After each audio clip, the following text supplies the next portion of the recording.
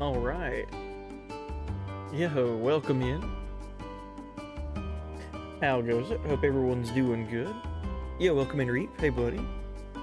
What's up? Hope you're doing good. Welcome. We're gonna be jamming out to stream tonight and tomorrow night. Dragon Quest III. I'm excited to hopefully be able to continue the story. I say hopefully because at the end of last stream, with continuing the story, I ran into my first kind of roadblock of a boss.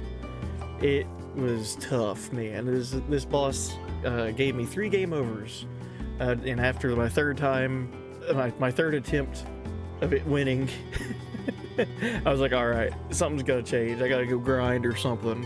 So between last stream and now, I did do a little bit of grinding. I didn't have a whole lot of time, but I did level up my characters just a little bit, so hopefully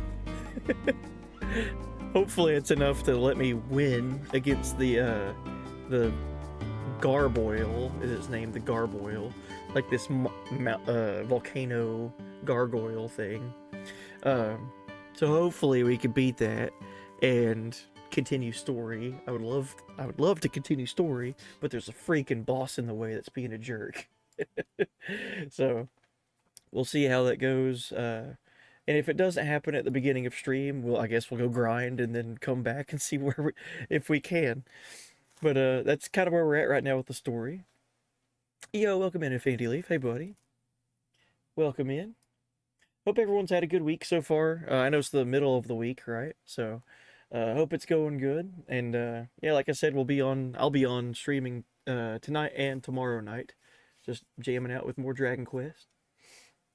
But without further ado, let's go ahead and run the intro and get into things, see what happens with Dragon Quest.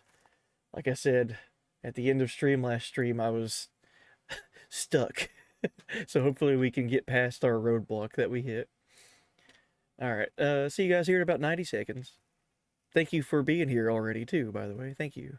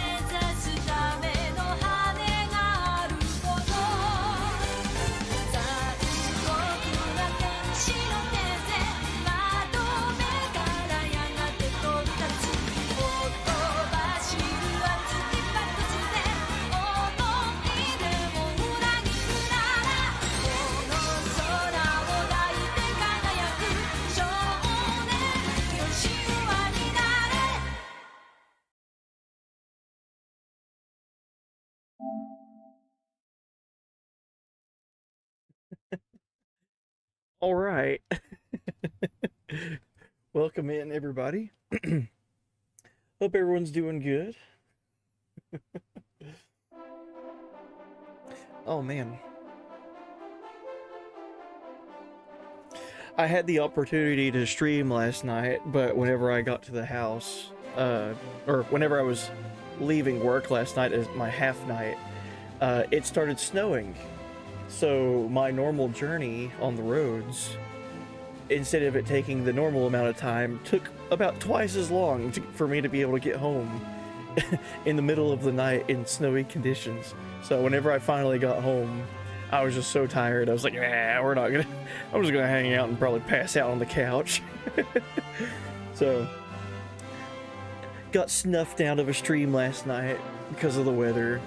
It's not the first time it's happened, but with power outages and things like that happening in the past. But we're here now, so we're gonna make the best of it. More Dragon Quest. Oh, and Affinity, you made some progress on DBZ Kai. Started season 2, which is about Gohan as a teenager. Oh yeah, okay. I know what you're seeing. Cool. Well, I hope you enjoy it. I hope you're liking what you're seeing so far. Yeah, the snow was, it wasn't like a heavy snow, but it was like slushy. It was not fun to drive in, I'll say that. Alright, let's venture forth.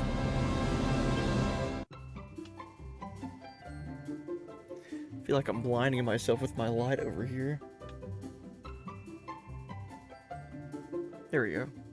Alright, venture forth. So, the last time we tried this boss fight with the gargoyle, I think all my characters were around like level, or at least Bobby Corwin here, my main character. He was like a level 34 or 35. So I leveled up like about 2 or 3 levels for everybody. I did learn one ability, but I haven't got to check it out yet because I wanted to do it on stream. My mage, Lydia, she leveled up and she learned this ability called Morph. And I just read the description of it and I was like, oh, I gotta check that out on stream, like as soon as possible. So we're gonna get into a fight really quick and see what Morph does. The description over there says, Morph, take on the form of a fellow party member. So like, what? Like, so your mage can just like transform or morph into like Bobby Corwin or Azra or Kid, for example? Like, how is that gonna work? Do they get all the abilities? And I'm assuming they would get all their stats and everything while they're in that morph mode. Let's do some science here. Alright, we're gonna defend with everyone except for Lydia. She's gonna use Morph. Take on the form of a fellow party member. Oh, cool. So you get to pick. Let's go with Bobby Corwin. Can one of your teammates or party members just duplicate another party member? Takes on the image of Bobby Corwin. Oh, look at that. I've got 2 Bobby Corwins, and they've got the same weapon and everything. What? Okay, the HP and MP are still unique to Lydia's stats. But Bobby Corwin has the abilities like Snooze, Poof, Full Heal, all these slashes like Gust Slash and so on. So I wonder if Lydia would have all of that.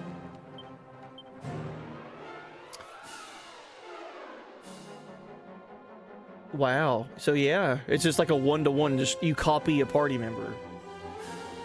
Whoa, it's kind of like a Ditto situation. That's insane. So I could do that with anybody. So wait, can she morph again?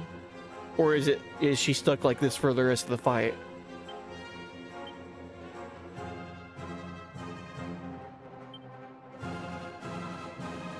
I don't see a way of unmorphing. Huh. That's so interesting. So for the rest of the fight, they morph and they stay as that party member. So it's not like round 1 you could turn into Bobby Corwin, and then round 5 you could turn into Azra or whatever, or revert back to Lydia. So there is some kind of give and take there. You have a duplicate of a party member, but you lose your mage for that fight.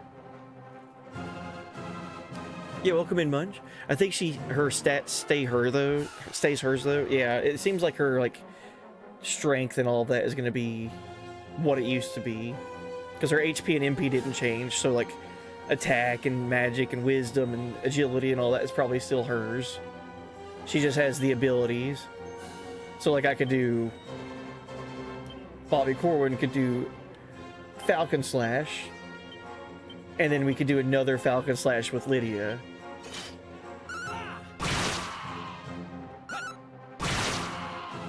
Wow. That's really cool. Wow, so you could go into a fight and be like, oh, I need another healer or whatever, and turn your mage into like whoever your healer class is. And now you got 2 of them.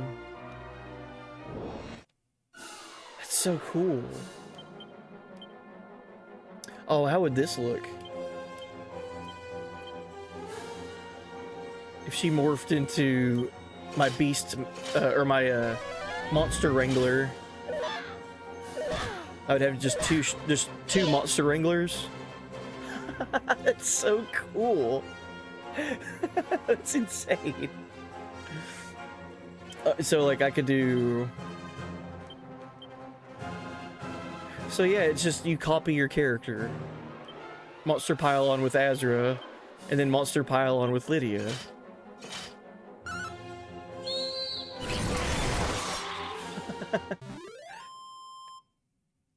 That adds a lot of strategy to that, because you could do that like later on into a fight too. Instead of turn 1, you could do that like halfway through the fight if you're starting to pick up on like strategies that the boss is doing or whatever. Okay. Alright, well, I guess what we should do is head straight towards the boss that I got hung up on last stream. We gotta go to the southwest region of the map. Here. I guess I could just zoom there. Mount Necrogond. So the story is right now we have this weapon, the Mountain Cleaver, I believe is what it was pronounced as. Yeah, the Mountain Cleaver. And we have to throw this weapon into this volcano. And by doing so, it should open up the path to where the big bad, where his lair is.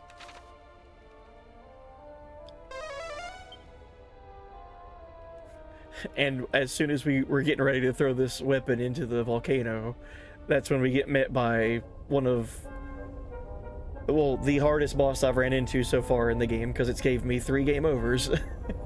The Garboil. Let me make sure everyone's equipped properly.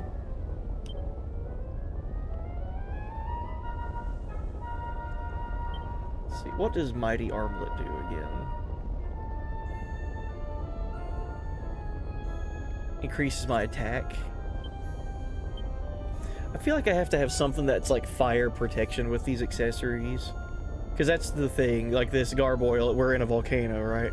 It does like a lot of fire damage. Frizz, or whatever it's called. Frizzle.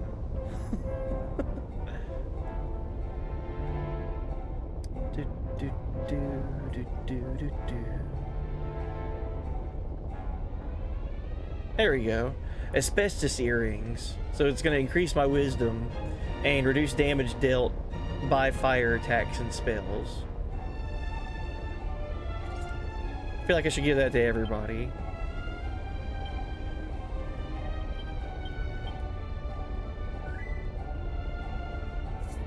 Oh, Munch, hey buddy. Hey, thank you for the 2-month resub. Thank you very much. Yeah, that also makes your character a paragon. So that was already Bobby Corwin's like innate personality that we got from the beginning of the game.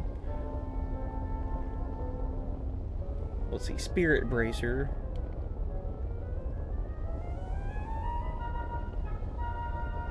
A beautiful bangle that boosts the defense of its wearer. And then we got Rousing Ring. Prevents the wearer from being sent to sleep. Yeah, we should replace that with the Asbestos Earring. Just give everyone fire protection with these accessories.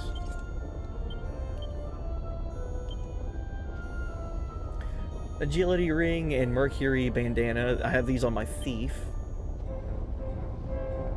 Allows the wearer to move like a bat out of hell. Vio Munch, thank you again for that resub. And the 25 stream watch streak. Jeez. That's insane. Thank you very much. So agility ring, I'm assuming, increases your agility. Mercury bandana does the same thing. So let's see. The bandana has more agility than the agility ring. And then sub-accessory, the asbestos earring.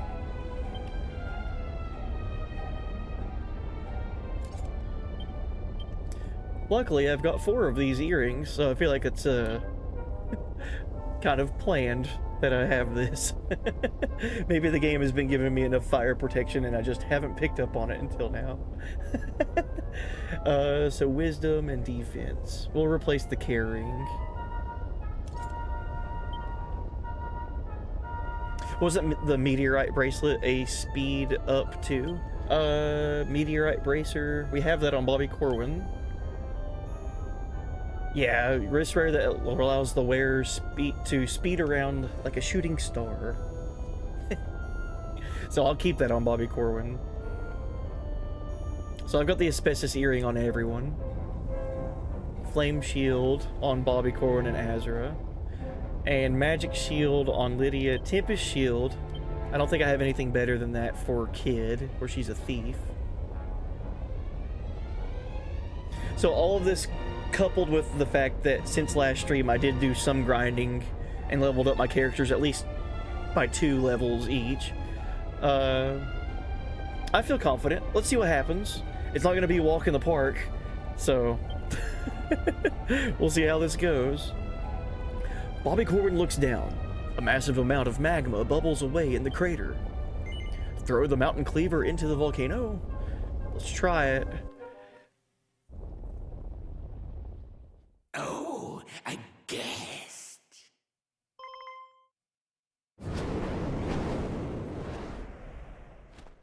My, it's been some time since one of your kind dared come here. Allow me to humbly suggest that you turn back if you value your life. I'm a stone-cold killer, as it happens. It's funny. Your gormless face reminds me of this fool I once sent for a dip in the magma. You should have heard how he wailed in agony as he fell.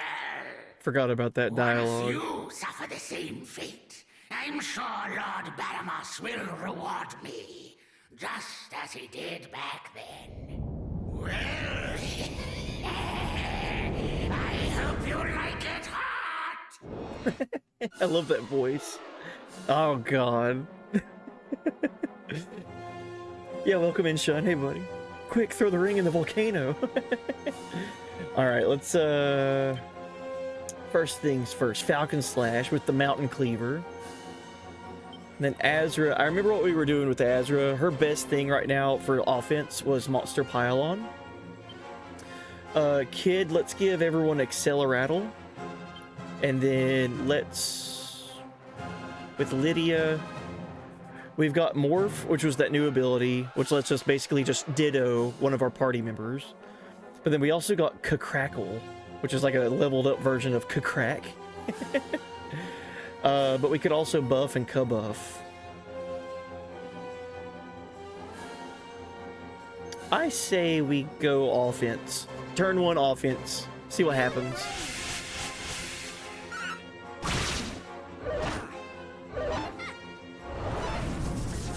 That's the thing with this fight, man. He goes so fast.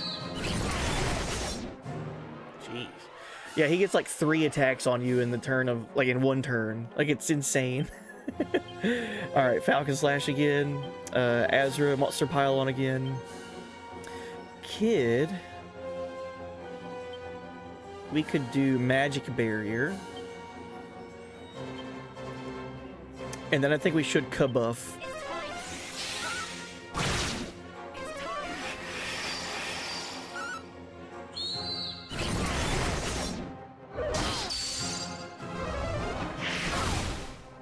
Okay. Just keep going. If it's working, it's working.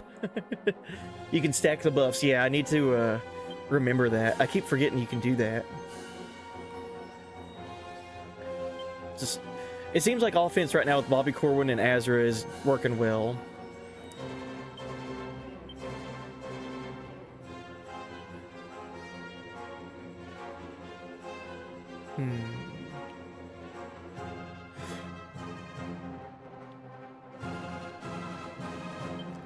Let's do a little bit of healing, since my characters have been taking damage. Let's kabuff again. I feel like I've got 2 offense and 2 support right now. Oh, this is great that his attacks are missing. For how long, though? Falcon Slash again. Let's heal Azra. I want to keep everyone as high HP value as I can. Nice crit.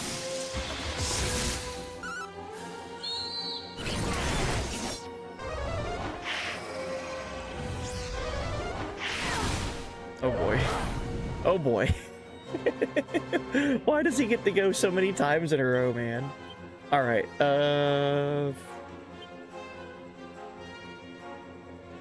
let's do some healing with Bobby Corwin here. Let's full heal Lydia. Keep Azra on the offense. Acceleratle. And offense with Lydia.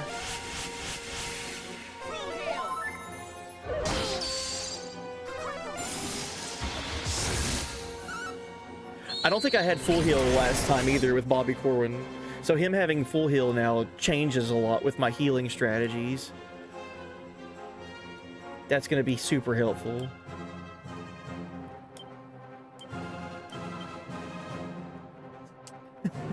Yeah, welcome in, Moss. Hey, buddy. Welcome, welcome. Hope you're doing good. Hope you're having a good week so far. Let's more heal on Kid.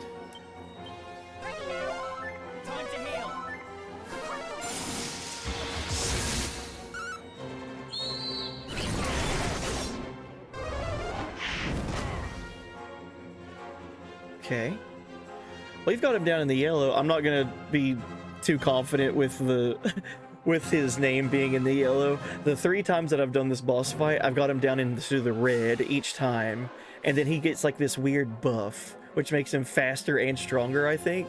And he just like turns the table and just completely destroys me. So hopefully that doesn't happen.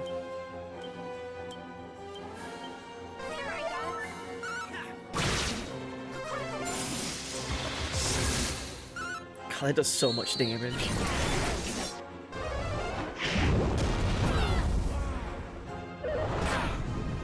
That Inferno attack is crazy, dude. Oh my god. In one turn, I'm like almost dead. Okay. Let's full heal Bobby Corwin. And more heal Kid. And kabuff everybody.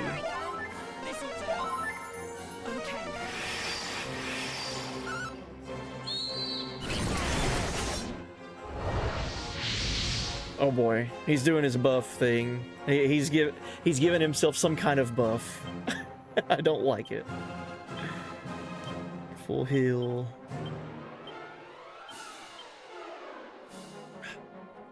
Yeah, welcome in, Bronai. Hey, buddy.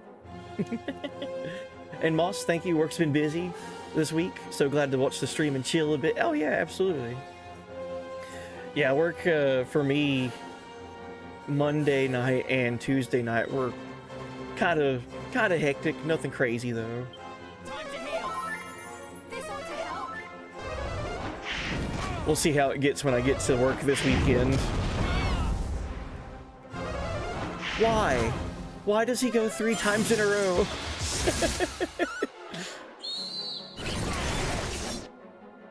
Oh my gosh. Alright, full heal again on Bobby Corwin. More heal. Just a moment. Full heal.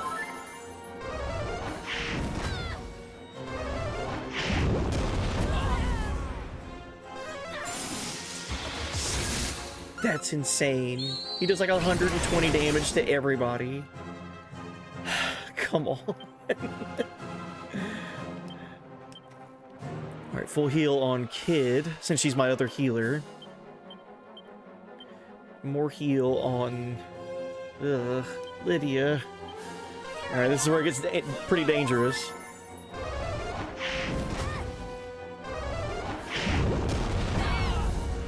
Okay, Azra died.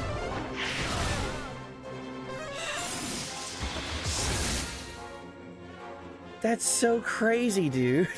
Why does he get to go so often?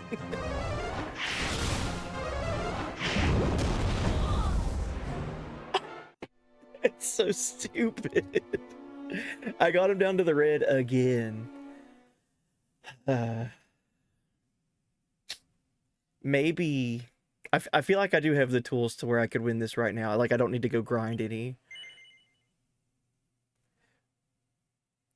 Maybe there near the end, I should have morphed Lydia into Kid or something, to where I had like another healer or something.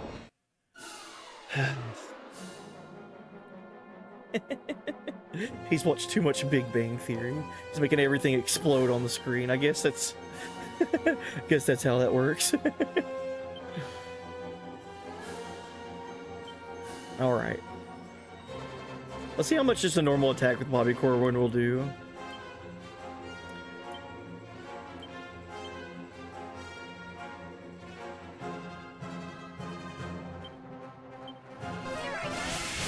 Oh, chat having the boss fight against Specchio. Nice. Good luck. Yeah, welcome in, Blue Nami. Hey, buddy. Welcome in. We will be beating this boss today. This is no joke, though. Ooh, maybe we should try to debuff him a little bit with attack, or like make his attacks not as ridiculous.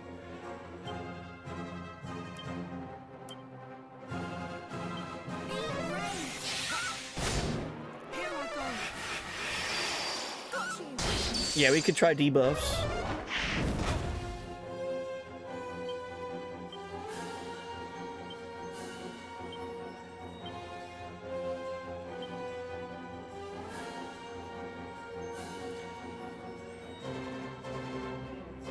Significantly reduce the defense of a single enemy with sap.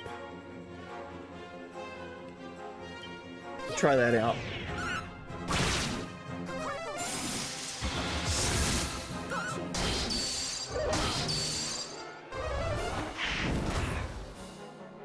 Bobby Corwin did like 450 damage. I wonder if that was because of sap or if it was because of something, like just it was a good roll.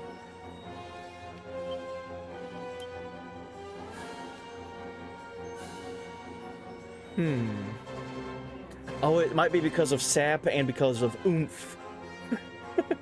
I love these spell names in this game.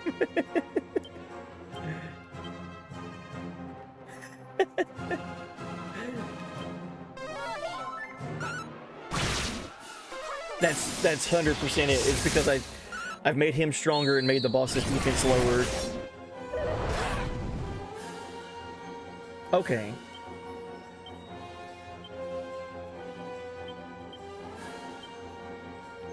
Let's try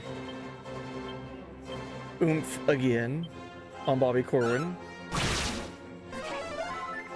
Ah, I see this now. Yeah, welcome in, Macy Train. Hey, buddy. Hopefully I got this turn.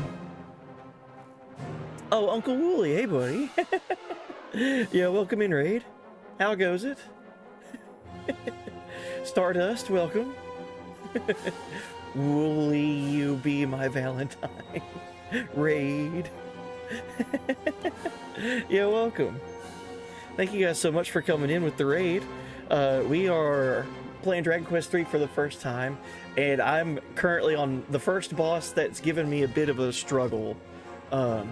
I say a bit of a struggle. I've died to this boss 4 times now. 3 times last stream and then once already today, so we've kind of hit a roadblock, but I think it's just strategy. I just need to figure it out. And I don't know.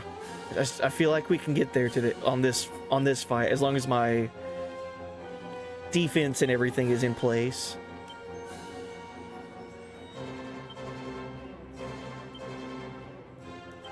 But yo, how was stream? Hope it was a good stream. What were you into? Welcome in, Hugh Jazz. Oh, doing some Clair Obscure Expedition 33. Nice. I've heard nothing but wonderful things about that game. Ooh. Decelerate. And magic, or drain magic. Oh man. I should probably try these out on this fight.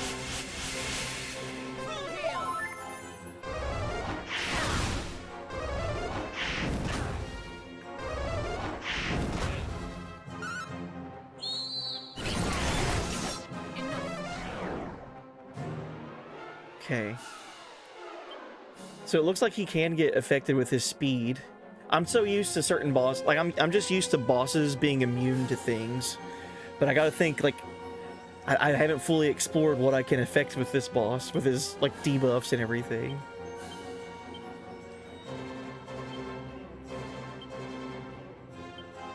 Let's try to magic sap. I think that would be fun. If we could just drain his magic completely and now he can't do any of his spells.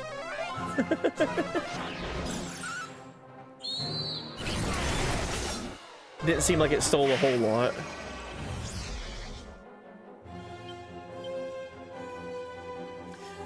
But you did some E33 cleanup and played some of the DLC. Would highly recommend. Thoroughly enjoyed my journey. Nice. Heck yeah. I know, besides everyone that I've talked to about that game, loving it and thinking it, like, super highly, like, singing its praises and everything. The only thing I know about that game is that the developers, it feels like they played the same games that I played growing up, and were, like, super, like, just wanted to play a game that they would play, like, back in the day. So a lot of influence from, like, the 90s and early 2000s JRPG category. That's the vibe I've picked up on it so far. And what does Kaklang do again? Kaklang turns all party members to steel for several turns, rendering them invulnerable but immobile. So you just big defensive wall, I guess?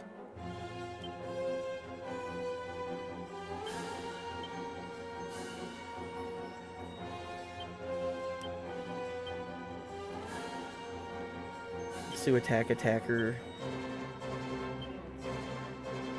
Buff our speed again. Or, let's give ourselves magic barrier again.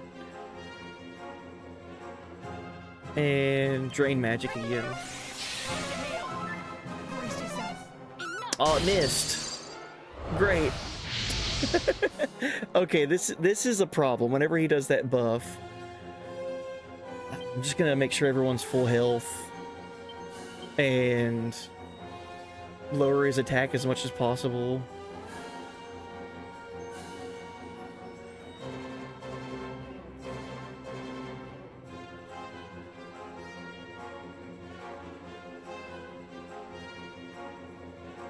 Well, we've got magic barrier still. I see the visual of that.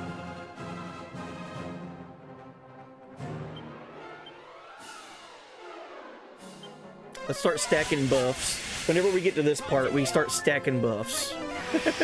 Maybe that's what I'm not doing right.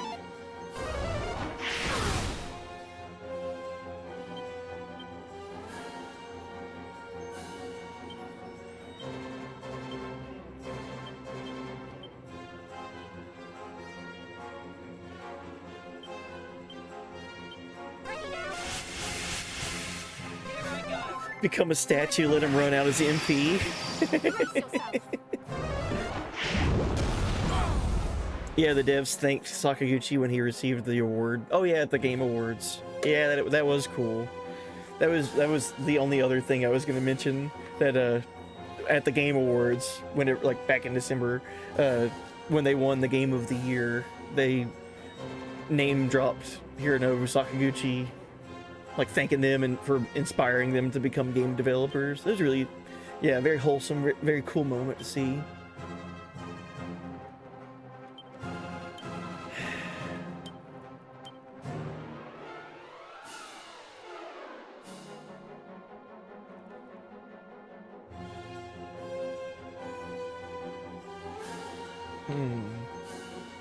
I wonder if I could paralyze him.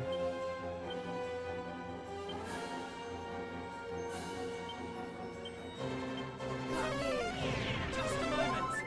Come on.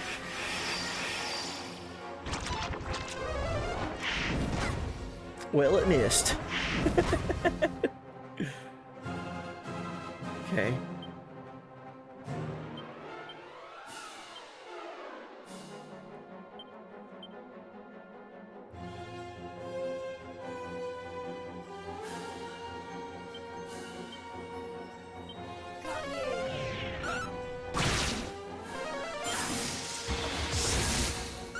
See what we get into with this turn.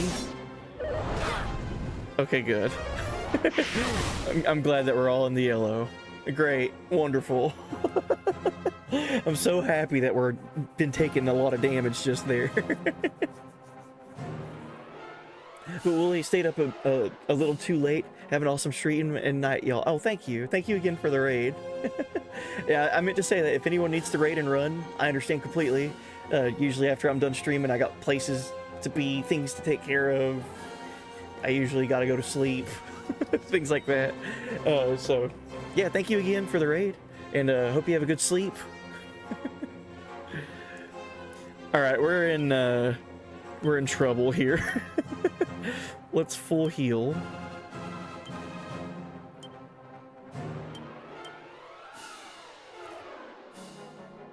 And more heal.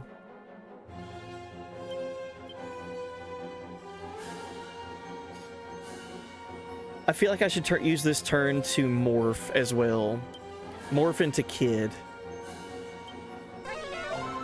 So maybe we'll have a better chance of surviving with another healer.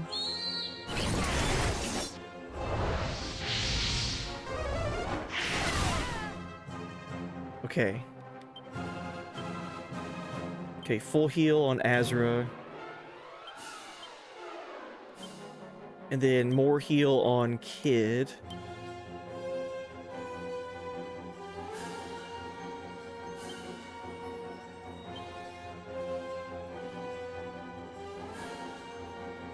And Acceleratle.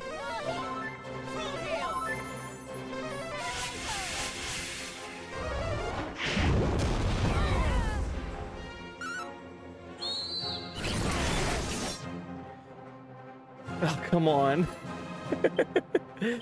Alright, full heal on Bobby Corwin. Maybe that's what I should have done. Maybe I should have morphed into Bobby Corwin because he's got full heal.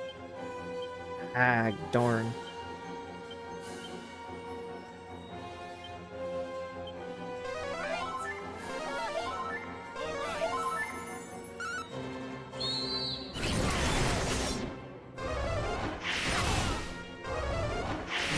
Don't go in again. Oh my god. Why does he get to go so often? Alright, full heal on Azra. Offense. And then more heal. Jeez.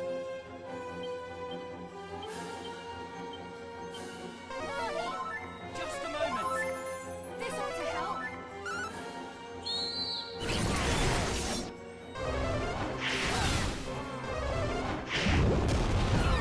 That move is crazy. Cassiz. Oh boy.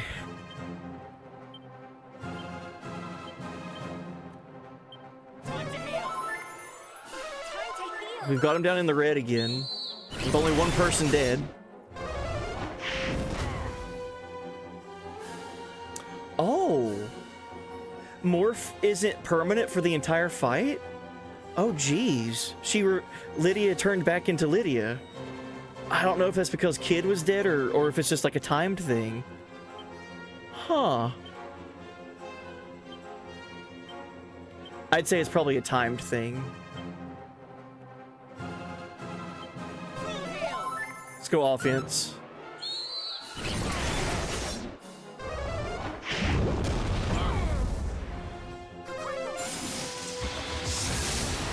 Oh, thank God.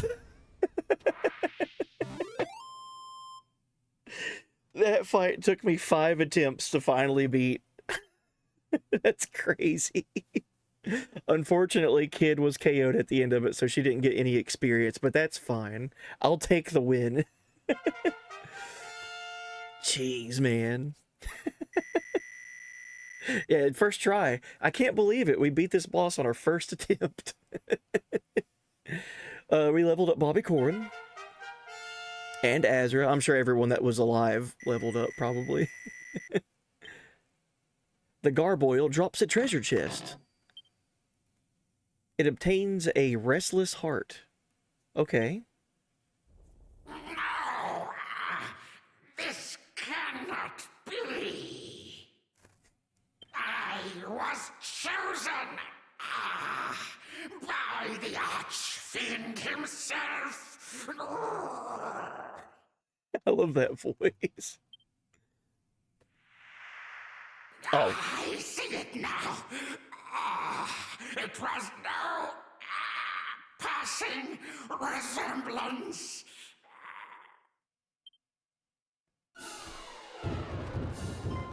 Oh, this is so cool. Look at this look at this flashback cutscene.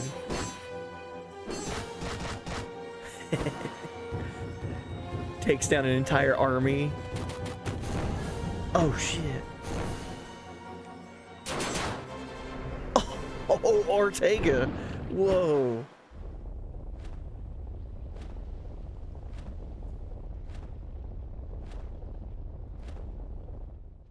Oh no.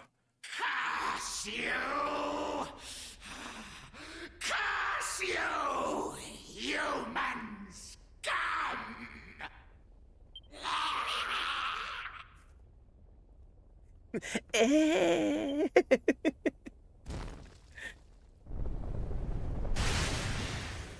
I'm so thankful that he exploded too. Oh, that makes it feel so much more victorious. All right, Kid, we're gonna revive you because you were clutch during that boss fight. I hate that she was dead at the end of it, so she didn't get any experience, but that's okay.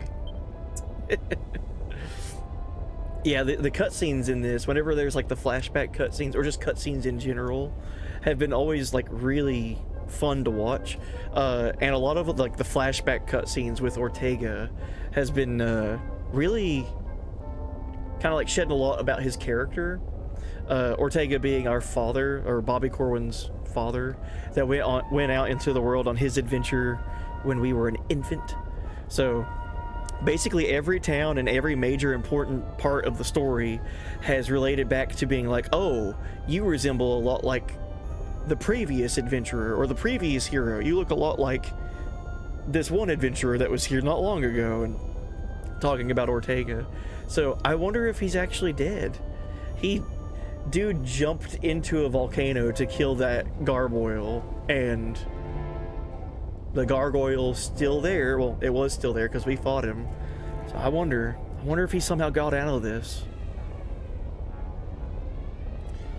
Bobby Corrin casts his gaze down. A massive amount of magma bubbles away in the crater.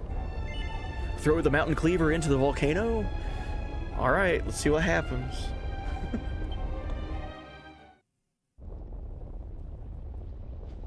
Everyone stand back. Oh, sick.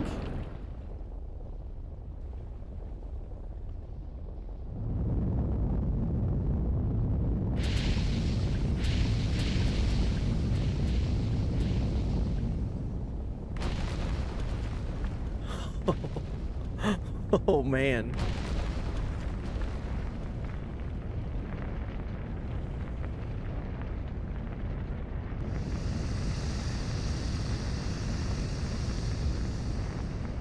go, dude. Alright. So it was told to us, the prophecy was, we throw the mountain cutter into... Oh, I found a friend.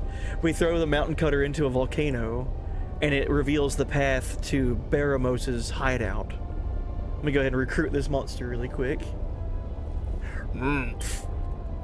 Bobby Corwin calms the monster with a soothing voice and tells it about Monty's monster menagerie.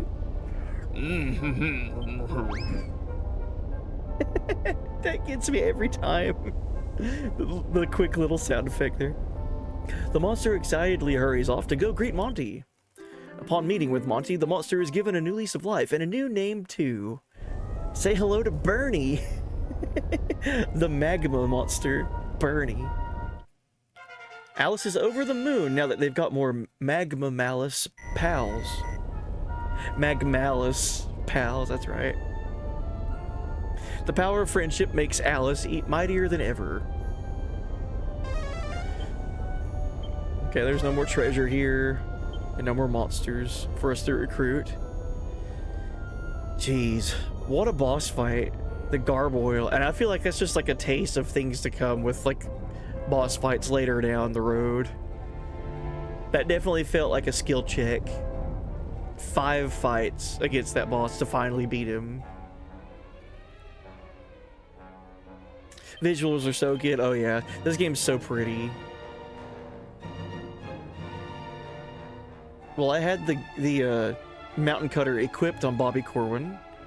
So what should we equip him? Zombie's Bane?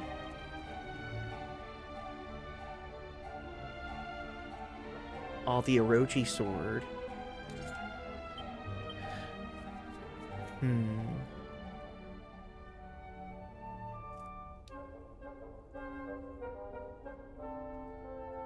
Yeah, welcome in, Twitchy Templar. Hey, buddy.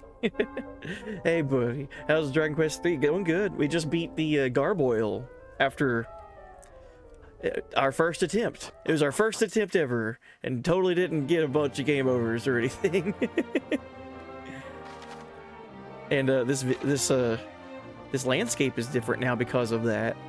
We threw the mountain cleaver into the volcano, creating this path.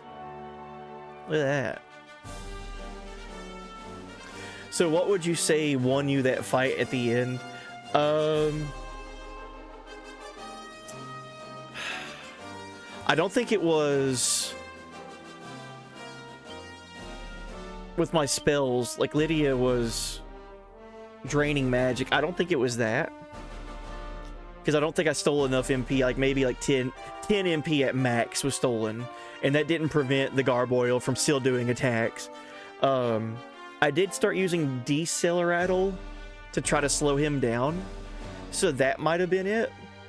Having Accelerate on all my team and Decelerate on the boss, maybe that was enough to let my characters heal before he was going 3 turns in a row. That might have been it. And then Lydia was able to morph. I tell you what it was. It was a combination of Lydia morphing into Kid to get her heal spells. And then also because I leveled up, like I went and grinded before stream, like from last stream to now, I grinded a little bit to get my characters just leveled up a little bit. I did not have this before. I did not have full heal on Bobby Corwin. So instead of just healing for like 75 HP with him throughout the fight, he was able to fully restore my characters. So him getting that, and then just kind of playing around with defense and offense, speed up, speed down, so on, between Kid and Lydia. The whole time Azra was just going crazy with monster pile on. So my offense kind of stayed the same as before, but because of just leveling up, I feel like that was the big game changer.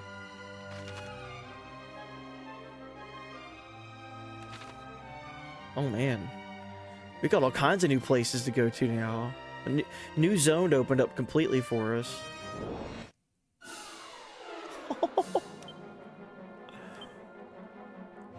Look at these trolls.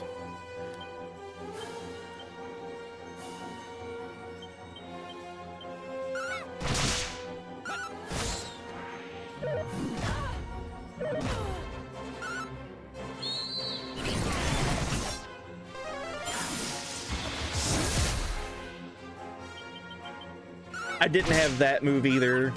Last stream, crackle. I wasn't high enough level to have crackle.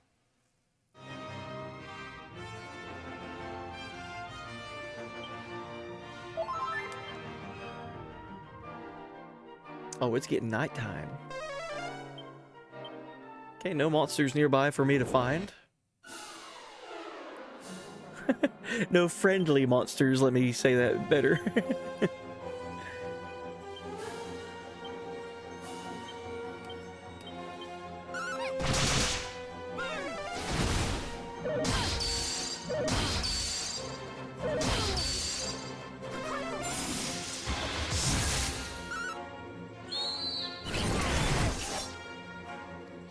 Still alive. All right.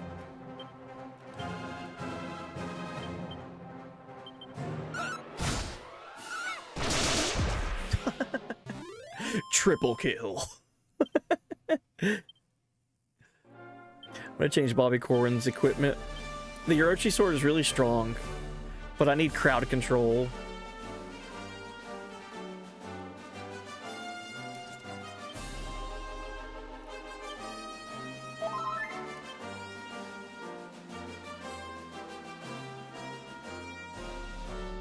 I'll switch that weapon out whenever like I'm in a 1v1 boss fight or something, or like a boss where it's just one target.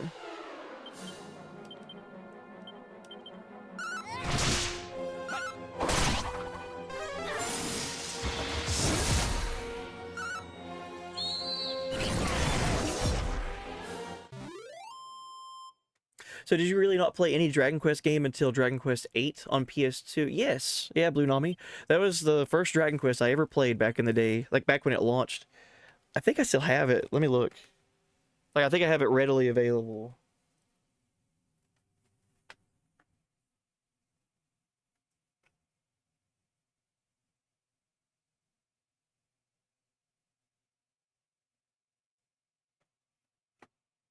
It's somewhere like super close to me. I know it. It's in this room, because I remember why we initially got it. Like, it was me and my brother that saved up and got it. We got it at launch because it included a demo of Final Fantasy 12. And we were like, "Oh, cool! What is this Dragon Quest? We've never had Dragon Quest before. Let's play that." And then also, it's got a demo disc for Final Fantasy 12 coming soon. Cool. So it was like a no-brainer at the time. And so yeah, that was my first experience with Dragon Quest. 2 decades ago or so. That was like mid 2000s, right? 2005 or 2006, I think.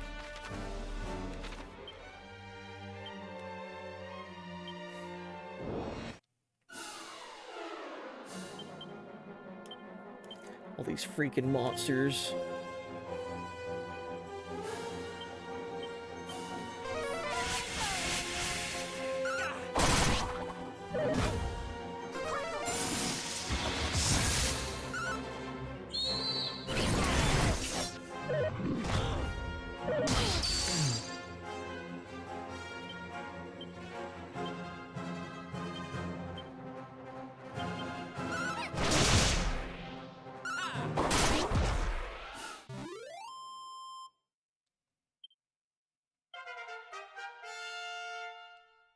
Lydia leveled up. I wonder if she gets any new spells or abilities. She learned Puff. Alright. Let's look at that. Puff with an exclamation point. Puff. Transform into a fire-breathing dragon that can drown all enemies in a sea of flames. Excuse me. What? That sounds rad.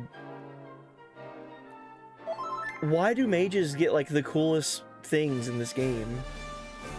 That's insane. Just transform into a dragon, you know, nothing big. No big deal. Oh, we gotta see that. That name is very misleading. Puff. Alright, let's watch this.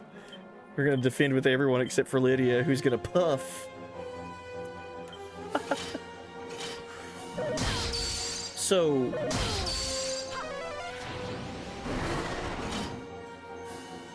Oh, shit! That's so cool!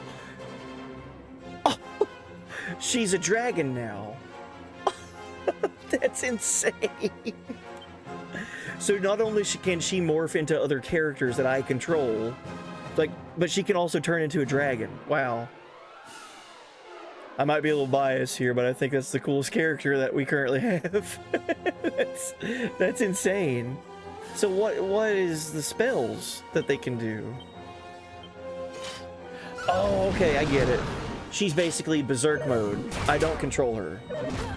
She goes into dragon state and then she does her own thing. Okay. Oh, that's so rad. I love that.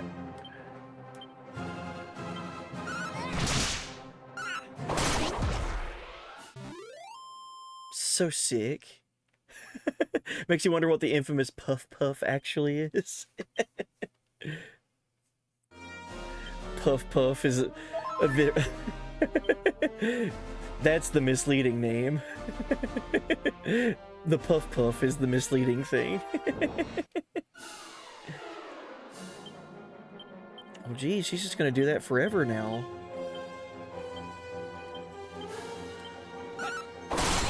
It's kind of expensive. It's like 24 MP.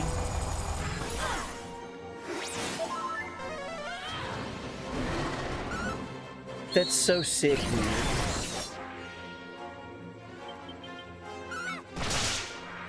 I don't even care that she didn't get to attack. She just transforms into a dragon. Good enough for me. Let's turn it to daytime.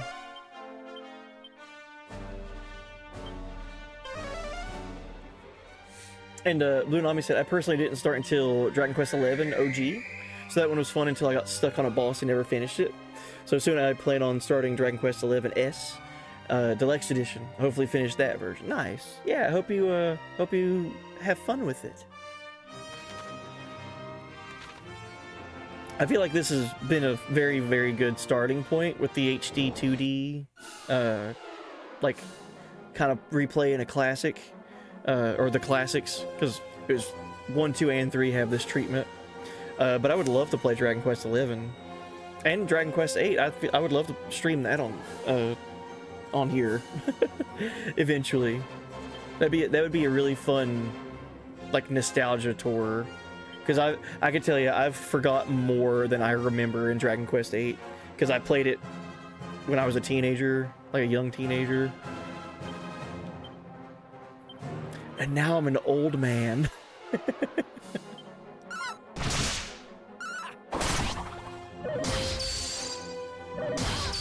Fun fact, in the original Game Boy Color... Oh, in the original and Game Boy Color version, Dragon Breath pierced metally and medable defense for an insta-kill. Oh, shoot. I wonder if that still works. So, like, metal enemies. That'd be cool to try.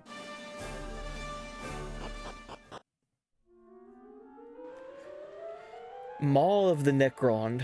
The effective safe passage has wore off. Alright. No treasures. And there's a monster not too far away to be wrangled. I wonder if we could find it pretty easy. Or if it's hiding from us. Whoa. Well, this bridge.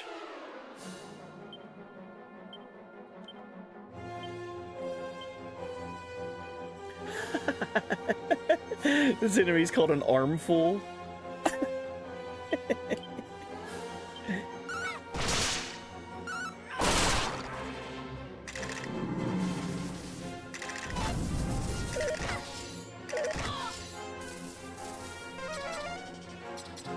Well, this is no good. Being paralyzed and have this big shroud happening.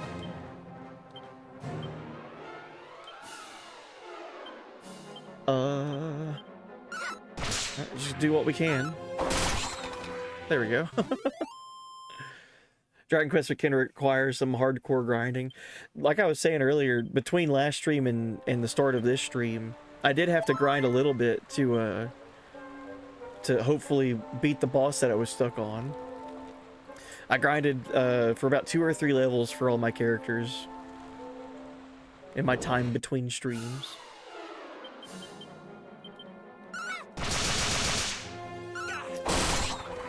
Oh, okay, I get what you're saying. So the dragon's breath could potentially insta-kill metal slimes. Right. Or liquid metal slimes.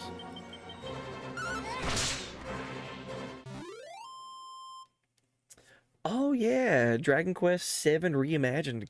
Did that come out today? Oh geez.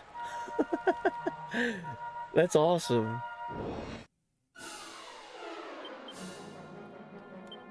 I hope those that have been looking forward to it are ready to go and having a blast with it already.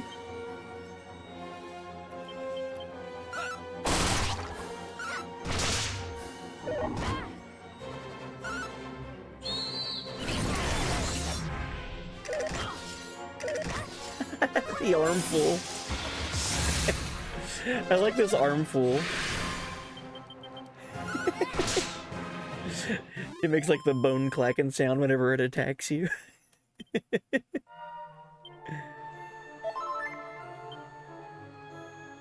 Oh, is there not a monster to find? Oh man, it might be on the next screen. This is a really cool cave though. Yeah, monster not far away, ready to be wrangled. Jeez. Big map. 4 treasures to find.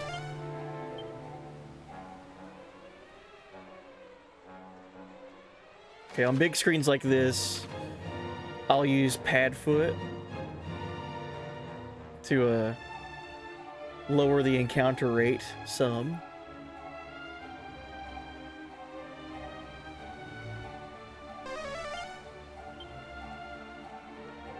Yeah, what up, Reap? So, just got sent the wildest article. Oh, geez. How wild. The wildest of all time?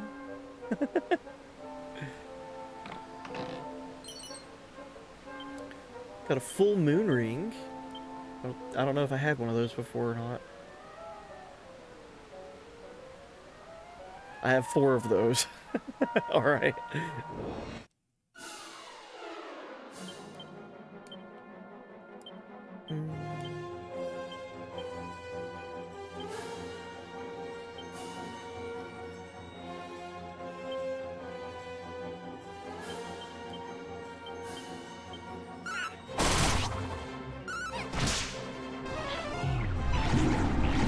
Oh no, these enemies can thwack.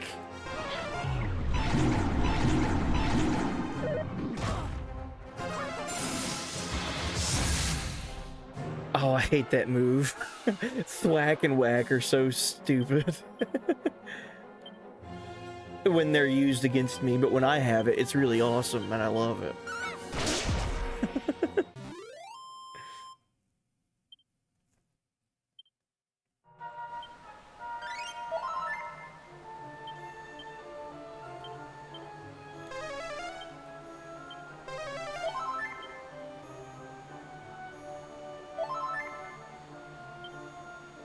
Yeah, welcome in, Neozimus.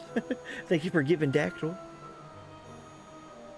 Apparently, so Reap said, apparently 10 years ago, one of my university professors was murdered, oh god, by his lawyer after asking the lawyer to put money in an offshore account while he was going through his divorce. I somehow never got notified that he dies as I was out of the class by then and had left university. The lawyer just got sentenced. Wow, a decade later? Jeez. That is a crazy article to just be sent and read about one day. God, man.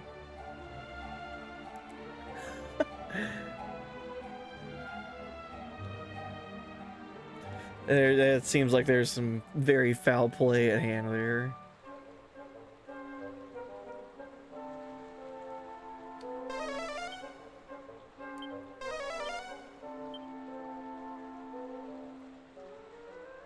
I'm gonna assume that there's a monster in this hallway for me to recruit. Because why is there such a long hallway here, out of the way? Oh, or a treasure. Yeah, that would make sense. A vial of Sage's elixir. Thank you, game. Restore some of my MP.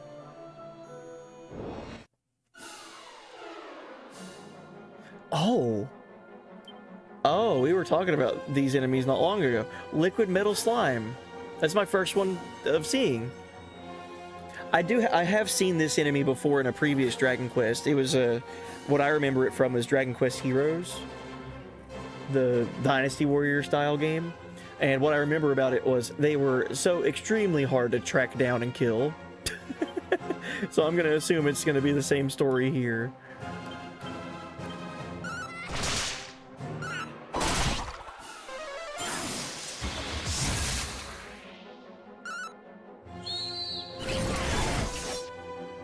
It'll probably run away too, if I were to assume.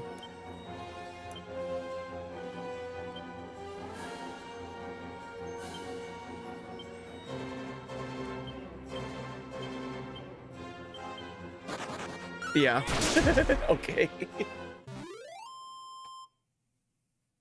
wonder how much experience you get for that.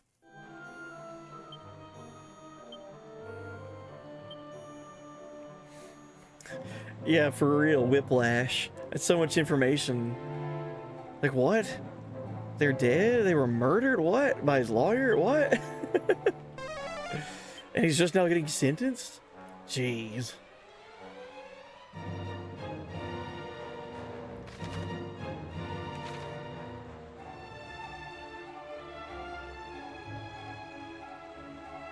Yeah, I feel like Whiplash is the appropriate term there.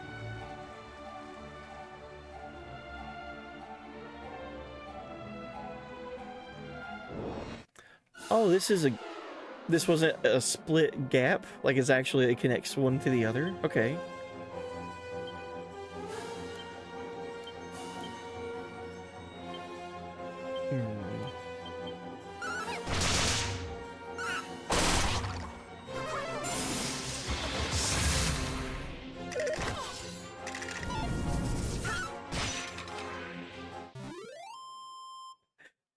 I really like these armful enemies. I hope that I can recruit one soon for my monster team. Yeah, looking at the map, I thought that was like two separate hallways that weren't connected, but they are. Good to know.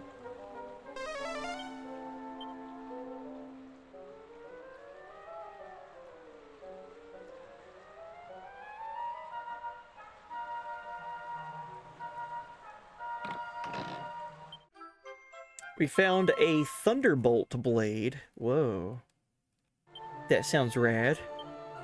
Thunderbolt blade. Unleashes booming blasts on all enemies when used as an item in battle. And the attack is a 339 for Bobby Corwin. I'm gonna go ahead and say yeah. We'll go ahead and give that to him. Sounds good to me.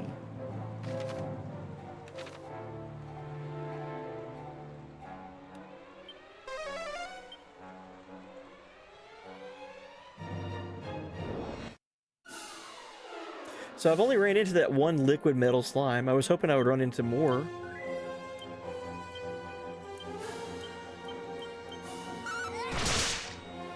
Oh yeah, welcome in, wizard.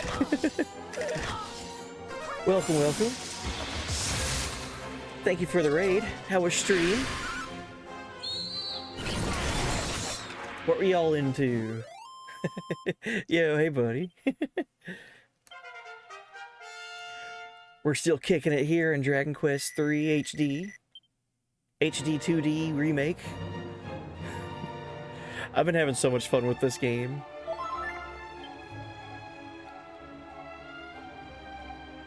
Oh, Reap, thank you for the shout out for Wizard. But yeah, welcome in. Thank you so much. And welcome in, Raiders.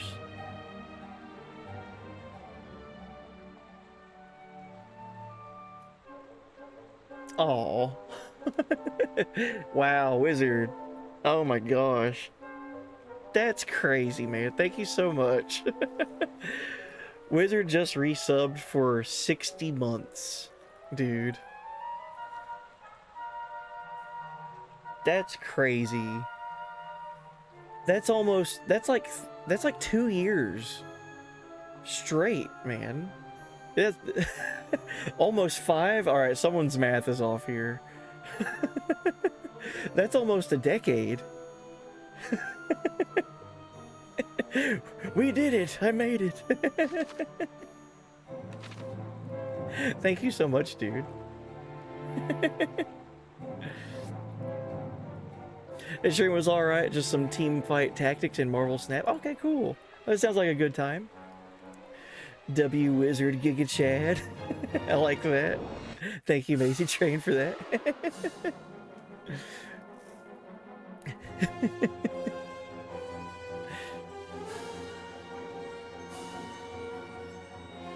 And it was my 5-year stream / affiliate a couple weeks back.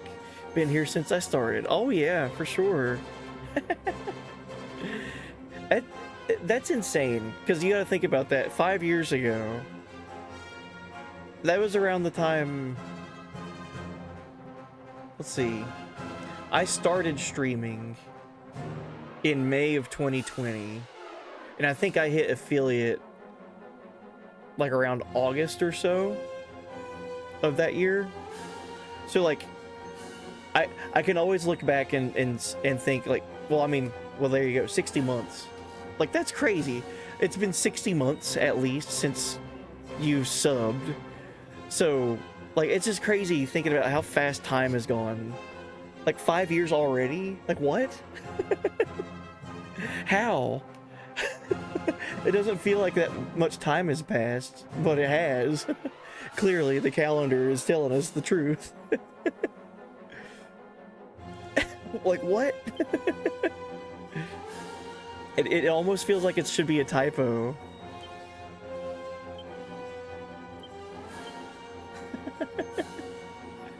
Yeah, it doesn't feel like it. Time flies when you're having fun. That's the saying.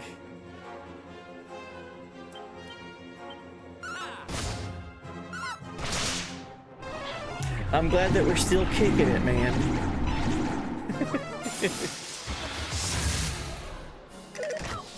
That thwack skill, thwack and whack, man. Bunch of thwackers killing my teammates in one turn.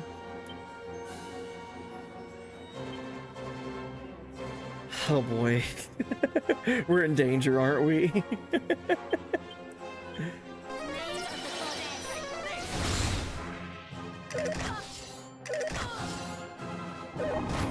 Oh boy. Oh boy. All right, here we go. This is how it's gonna happen, isn't it?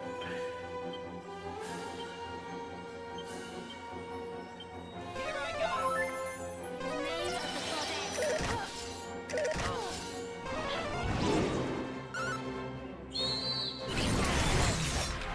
Good. Jeez, man. Get out of here. I think I need to change my gear really quick, because there are some accessories that I have that are like prevent insta-kill. I just can't remember the names of them. But how's Dragon Quest 3 been? It's been wonderful. This game has been a treat, for sure. I'm super happy to finally be playing it. Holy Talisman? A ring that's been blessed to help the wearer avert insta-death. Yes. Let's give that to my 2 healers.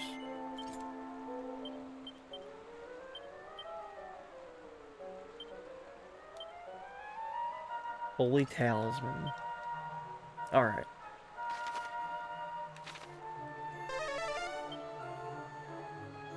We just got past a boss that took me 5 attempts to beat. So it was a fight that happens at a volcano against a gargoyle named Gargoyle. So I was glad to finally get past him. But now this first cave that we've been exploring in has already been giving me trouble.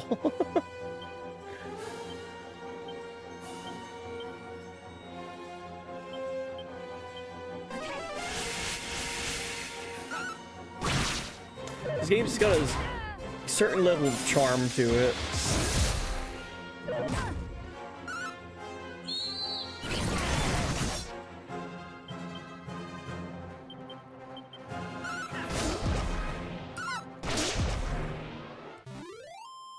It's been kind of tough for me to adjust because I'm so used to like other RPGs like Final Fantasies and Chrono Trigger, Chrono Cross. Like when it comes to like spell names and accessories and like status effects and like item names and things like that, none of it is the same in Dragon Quest. Like there are no like potions or like Phoenix Downs. Like it's just a different naming scheme. So trying to remember all of that has been new to me. But it's been fun. The spell names have been wonderful to see. Like instead of fire or ice, it's called like frizz and frazzle and kafrizz. There's a spell that we learned just a moment ago called puff. Puff with an exclamation point. And I was like, oh, what does this little spell do? And I read the description of it and it's like, oh, it turns you into a dragon. You breathe fire on your enemies. Oh. Rad. We just got a spiked suit of armor. Let's see who could use that.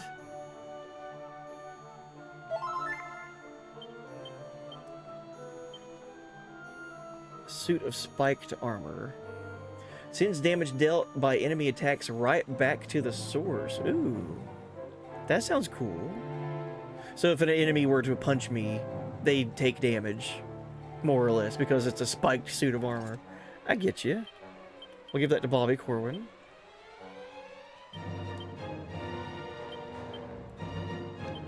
Can anyone else use the earthenware that I've found? Doesn't look like it.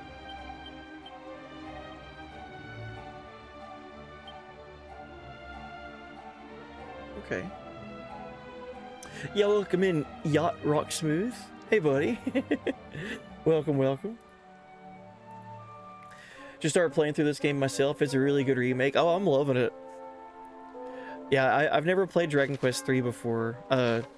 One thing I would love to do is go back and like play the original or play like an older version, just to compare and contrast like the differences. I feel like that would be really fun. Is there not a monster for me to find here?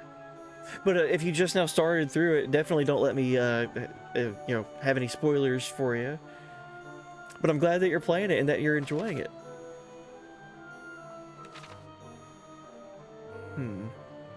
So there was no monster. I checked all of the hallways here. Monster not too far away, ready to be wrangled. Oh boy. More dungeon.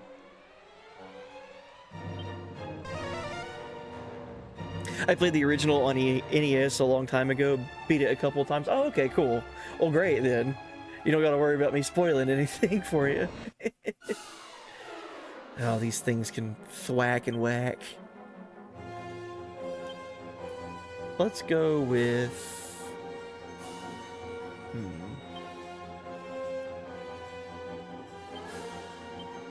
as many multi-hits as I can.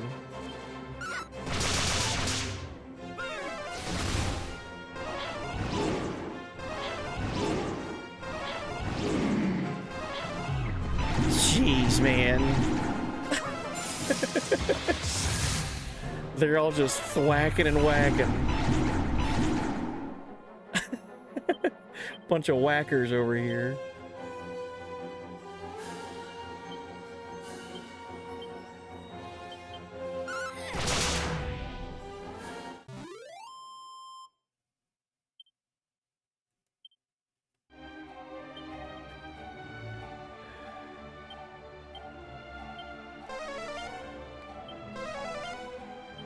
God, I do miss spells that revive your party members just working. I do miss that. Like, I'm so spoiled to, like, revive or life just, like, working. The chance that it misses and it draining your MP is a decision.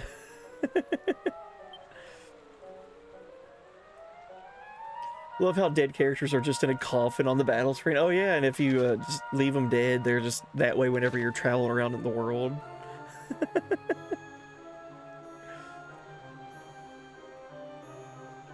So is there any items on this screen? One treasure to find. Okay.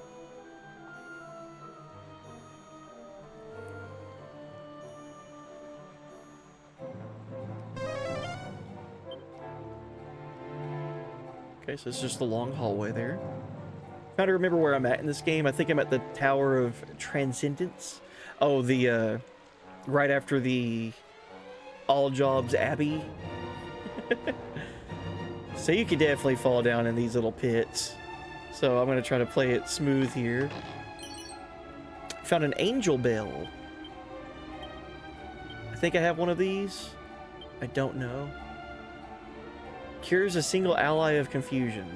Huh. Something I have multiple of. Wonder why that's in such a spot in this dungeon.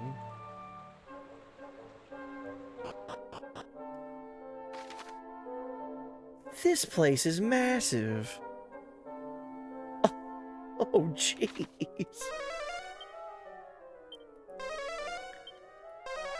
Okay, there's a monster ready to be wrangled nearby versus the text on the previous screen.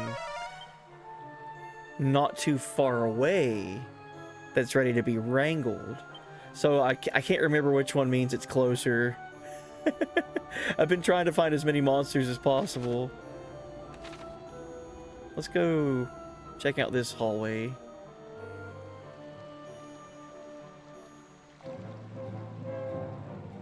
And that's where you're at, or around there. Oh, the Tower of Transcendence. That's where I grinded at. That's where I went to go level up a bunch, between last stream and today's stream. Uh-oh, a mimic. Good. I'm glad.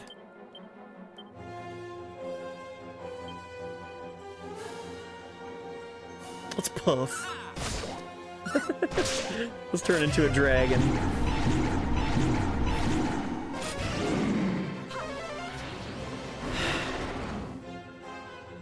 Such a cool spell, dude.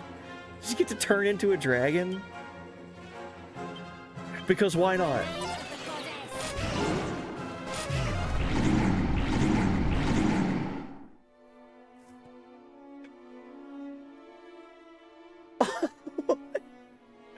Excuse me.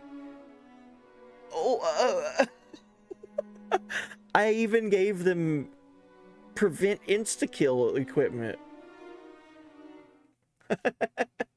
Okay. Thank God for autosave. Literally just lost 1 minute there. Still though, what? Does that not that doesn't count as insta-kill? Or insta-death? A ring that has been blessed to help its wearer avert insta-death. So it's not you're immune. It just raises your probability of not getting hit by it. He triple killed me. What a jerk. Alright, time for some payback. I think I'm allowed to call him a jerk after that, right? That was a real jerk move. Pardon my French. It's a real jerk thing to do.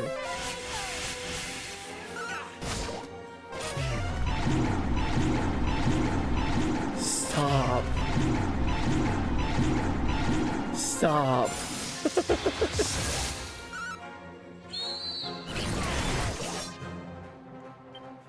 This freaking mimic. We're just gonna kill it. Come on. Thank God. That mimic woke up and chose violence today. Unfortunately, he didn't wipe my team again. I'm sorry. I know you guys wanted to see that.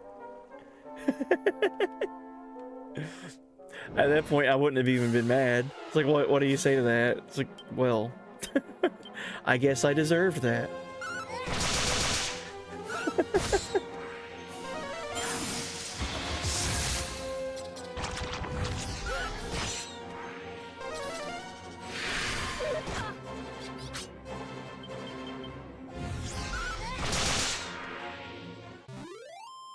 It would be awful, but it would be funny.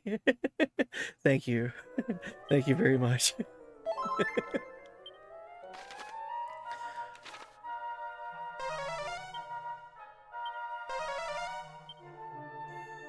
Spell animations in these new Dragon Quest remakes are so good. Everything has been a joy to watch and see play out. Hey, we found a monster that wants to be our friend. Huh? Who are you? Bobby Corwin calms the monster with a soothing voice and tells it all about Monty's monster menagerie. Grrr. The monster excitedly hurries off to go greet Monty. Upon meeting with Monty, the monster is given a new lease of life and a new name too. Trevor. Trevor the Troll, I guess. Where am I going? Okay, there's no monsters. Oh wait, there is a monster. There's no treasure, but there's a monster nearby. What?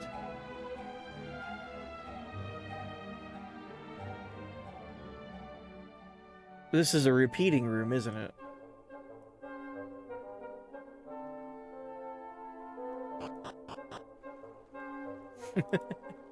It sure is. We're just gonna keep going until we find something different.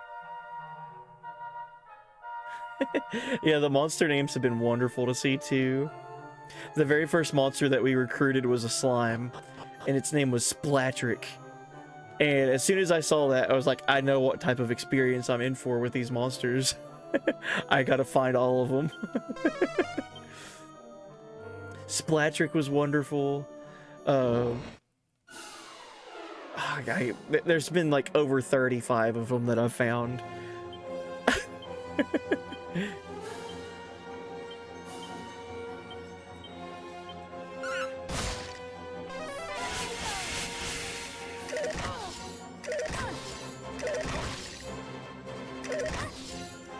Jeez, man. Even with Acceleratal, these enemies are going like 5 turns before I get a turn. Jeez.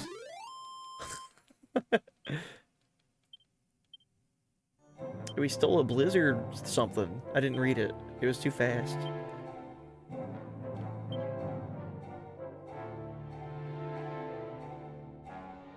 Blizzard Blade. Assaults a group of enemies with razor-sharp icicles when used as an item. Okay.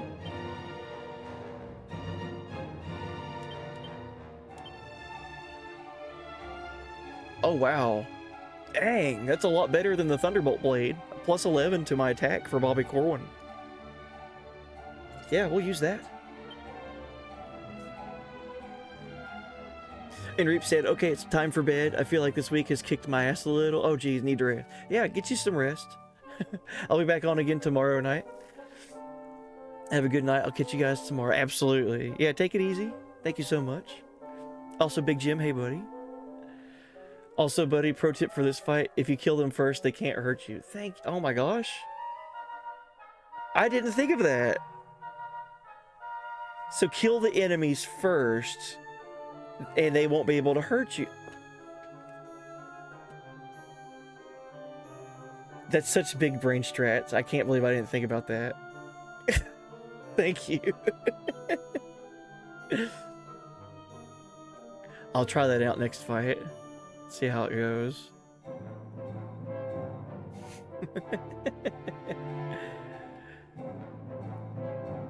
The boomerangs in this game really only useful early on, but still great. Oh, I still use them on some of my characters.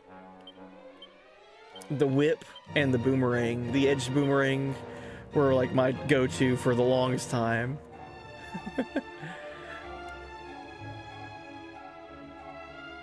I was trying to find.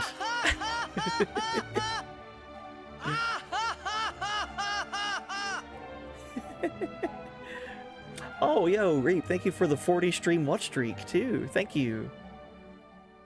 I love that Twitch lets that happen now for the channel, so you guys can share that, and like that's such a cool thing.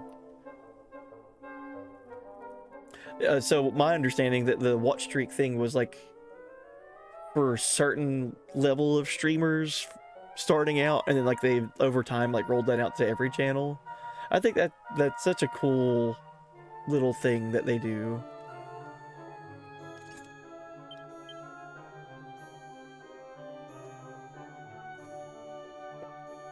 Yeah, whips are good.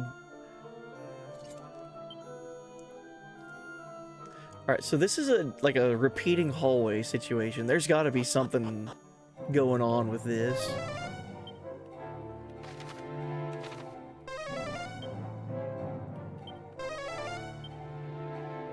Monster not too far away.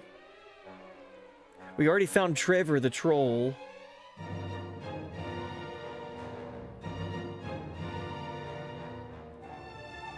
I think this is my like third or fourth time through the hallway.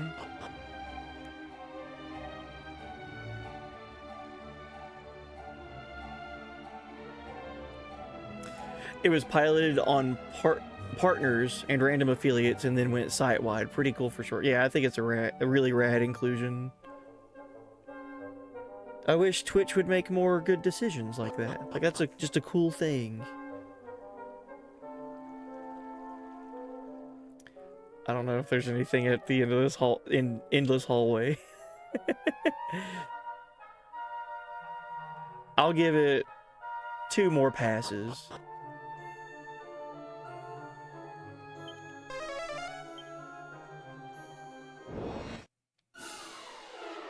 But I didn't even do anything? Oh, because you won the Battle Royale? Your avatar won. That's what you did.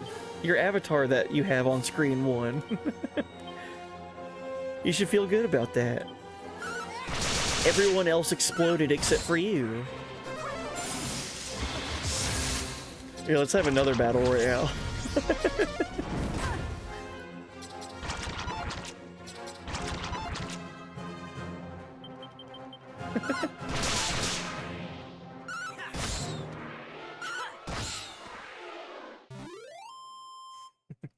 Yeah, you're Moogle. Everybody else blew up. Except for you.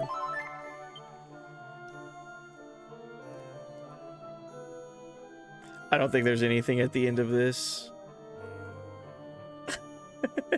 Maybe just the finding of Trevor there was supposed to be the big reward. Trevor the troll.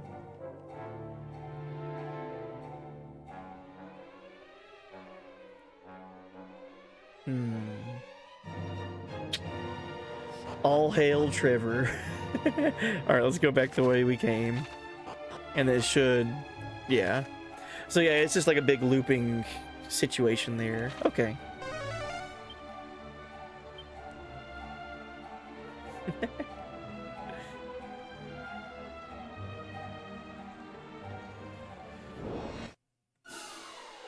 What is this thing?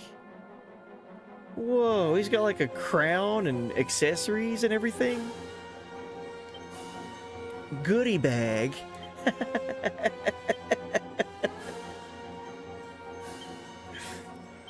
Oh yes, the goodie bag. Let's kill it.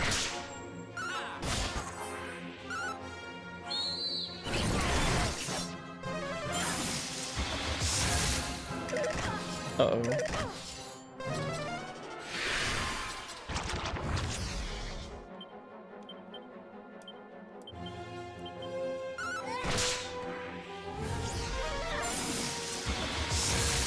Oh, and it looks like Loney won the Battle Royale just then. GG.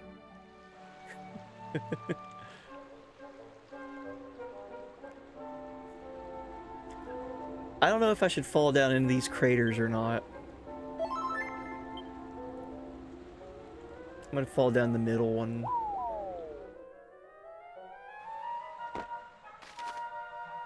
Okay. So the middle one brought me here. I wonder if all of them bring you right there.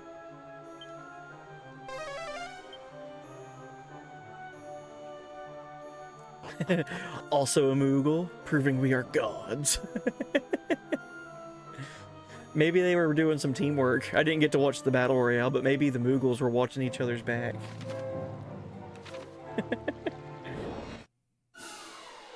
Oh. Jeez, a bunch of liquid metal slimes in one fight. Let's see how this goes.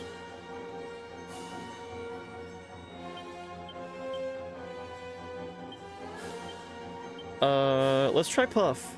Yeah, Dragon time. Let's see what happens.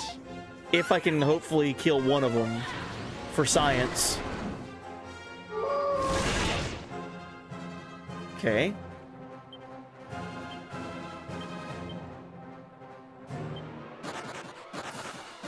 Of course. Who would want to see that anyway? Not me. I'm glad they ran away. Because, you know, that would have been murder if we killed them.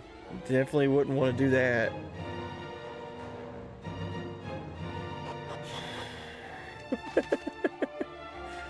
They saw the dragon and were like, no.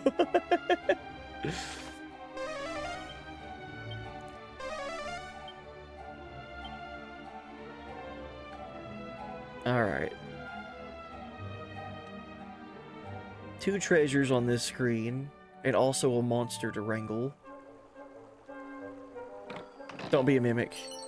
Get good. 3,000 gold. That's more than what I had before.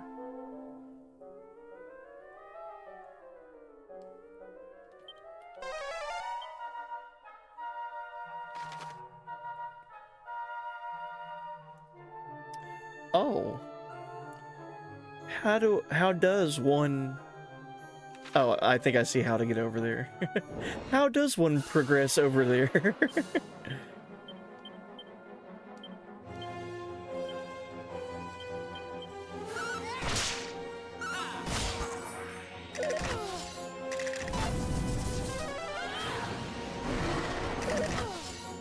They went to rob you with a gun and you pulled out a dragon. Somebody call an ambulance, but not for me.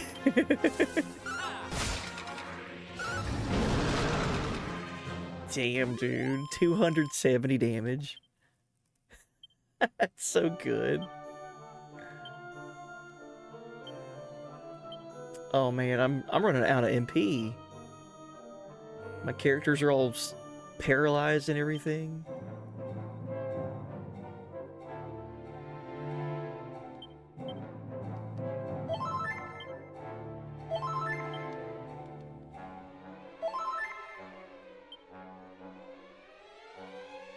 Oh, and chat, you're fighting against Gilgamesh. Nice. Good luck. Hey, we found a mimic. Clack, clack. Bobby Corwin calms the monster with a soothing voice and tells it about Monty's monster menagerie. Clackety click. The monster excitedly hurries off to go greet Monty. Yeah, a very apt name. Upon meeting with Monty, the monster is given a new lease of life and a new name too. Death. It's so cheery. Death is your friend. All right. I'm glad that we found Death.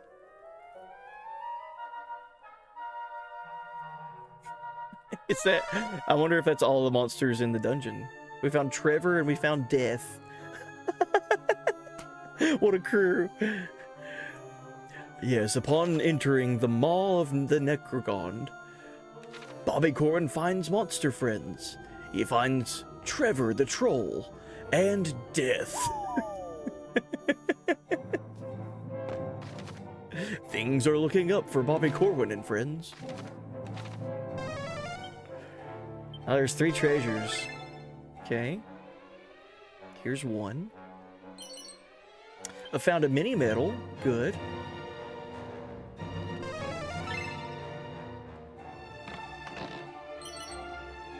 A black bandana. I think I already have one of those. Yeah, I've got 3 of those now. What is this thing? 6-legged lion griffin? Infanticore. Okay.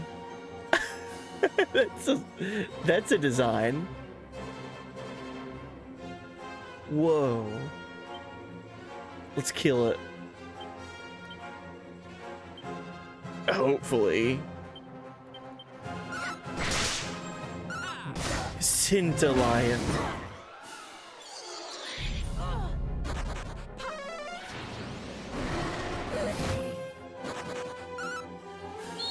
Huh.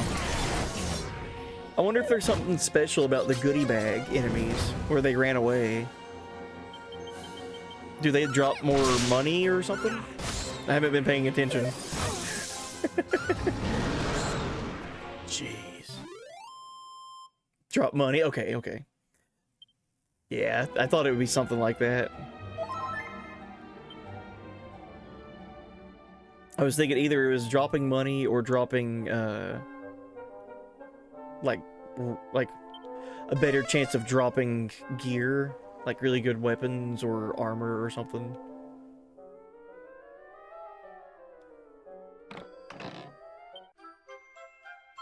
Hey, we found an assassin dagger. Let's look at that.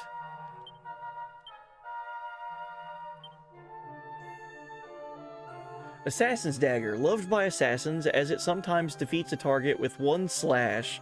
Some wish it were more consistent though. Yeah, that's kind of like the poison needle, right?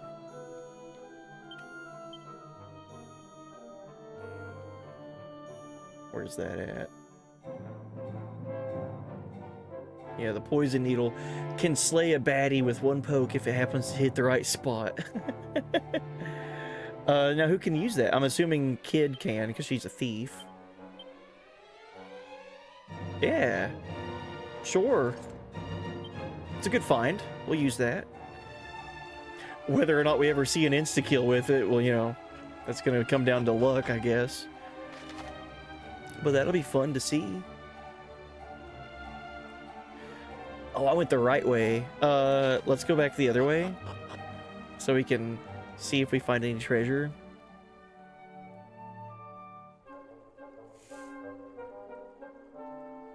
I've always been that way with RPGs, especially if it's a first playthrough. If I accidentally progress and make the right decision, I'll be like, nope, we gotta turn around and go the wrong way, because there's gonna be that 1 treasure chest that's worth like 1,000,000 gold or whatever. Case in point, what are we gonna find? A mithril helm. I think it's the first mithril anything I've seen in this game.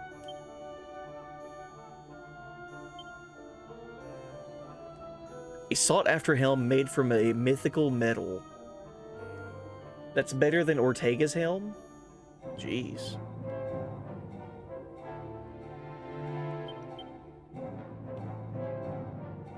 Alright, who can use it? Okay, so my thief can use it. We're gonna give it to Kid. So, for lore reasons, Bobby Corwin will keep Ortega's helm, and then the mithril helm will go to my thief. because I said so. Alright. Now we progress and go to the correct way. See? If I didn't spend like 2 minutes going back, we wouldn't have got that mithril helm. I am running short on all of my resources. My MP is like drastically low right now. Oh, thank God. All right. So that means there's possibly a boss fight around the corner. If we're going through this big dungeon... Oh my God. This place is massive.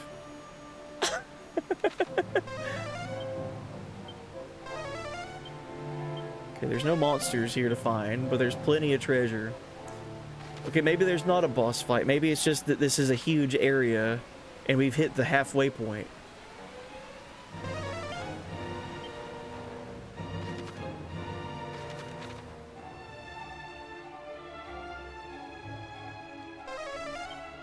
Is this just a dead end right here?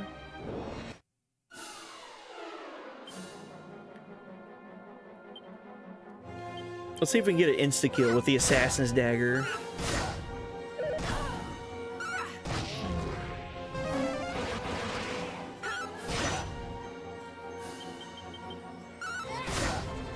Nope.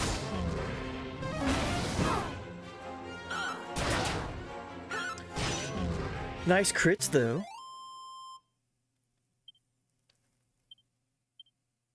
We stole a shield of shame? Is that what that was?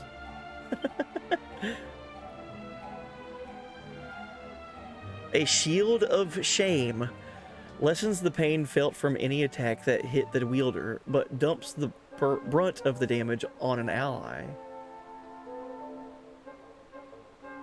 I like that. It's a fun idea.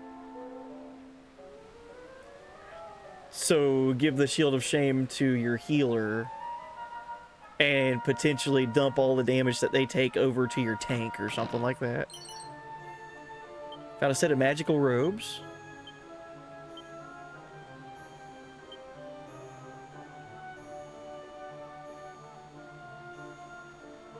Can my mage not wear magical robes?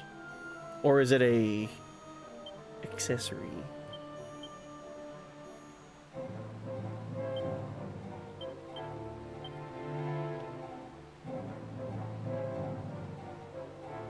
Who can use that?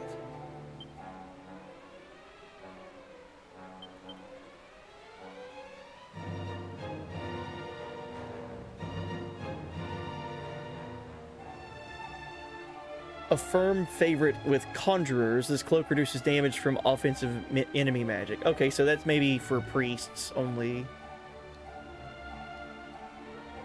Because my mage couldn't use it. Odd that a mage can't use magical robes.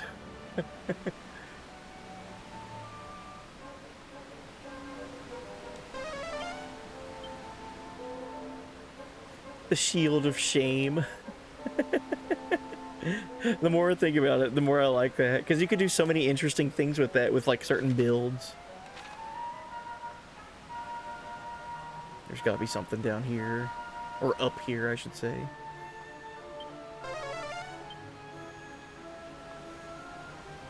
Oh yeah. Found a magical shield. Okay, so my mage already has that equipped. Just want to confirm that is the same type of magic shield.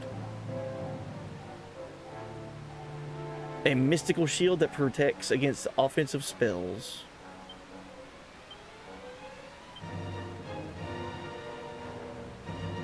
Yes, that's the same thing she has equipped. Okay.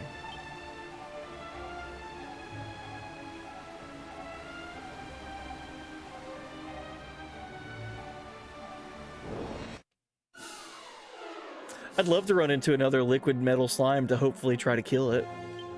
Just for knowing how much experience that it could potentially give me.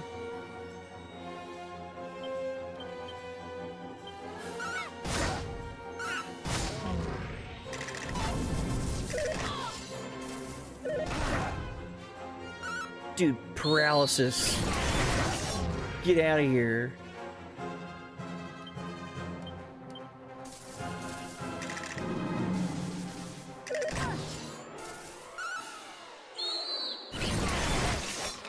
Oh, I just picked up on that reference with that spell that the enemy did. The shrouding the arena or the battlefield in that darkness. That's the same type of energy that happens whenever you're in the pyramid, like the basement of the pyramid.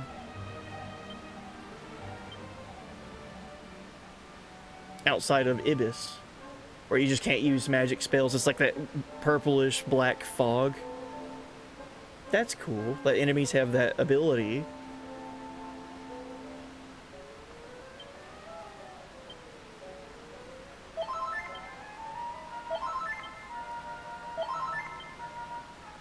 Glad I got a bunch of these moonwort bulbs.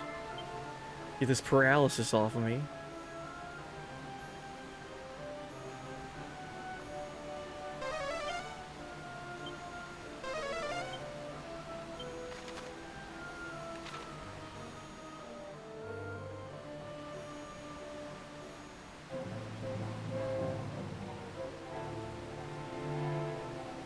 Oh, dead end. An actual just dead end.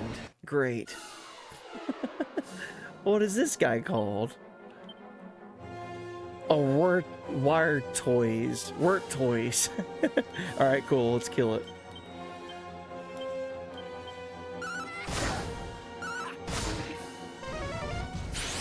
Oh no.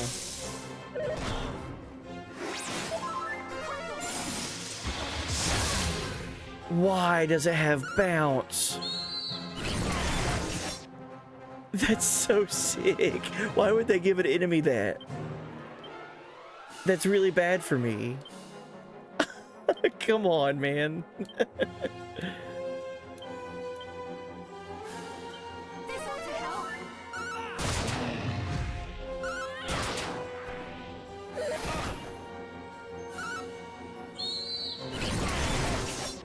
Lydia almost killed herself with K-Frizz, or K-Crack. That's what it was.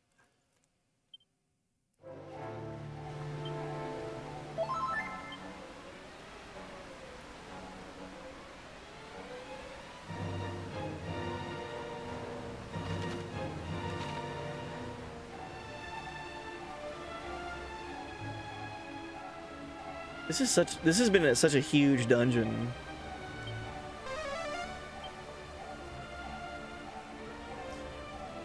Half of it's coming from that there's been items and monsters to recruit. So I'm trying to like cover every corner. But this is like floor 4 or 5. Oh boy. Alright. Don't get hit with the bounce trap here.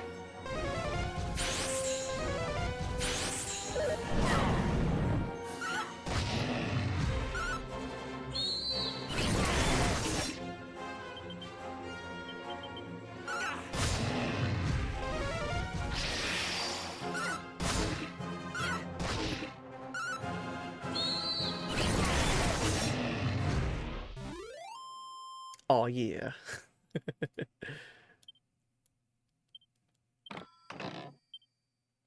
Hey, they had a seed of defense. Cool. I need to check on my seeds. I don't think I've used... I've either not used a lot of them lately, or I haven't been finding a lot of them here lately. So seed of defense, life, magic, and strength. Okay. Let's go ahead and use these. Lydia is lacking in defense at the moment. Life, Lydia is also lacking in HP, comparing to everyone else. Magic, it doesn't matter, I'm just giving that to Lydia, since she's my mage.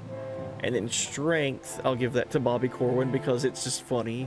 His strength stat is at 249 right now, and we're gonna raise that up to 251. An absurd strength value right now. Jeez, this place is such a huge hallway. Just like hallway after hallway.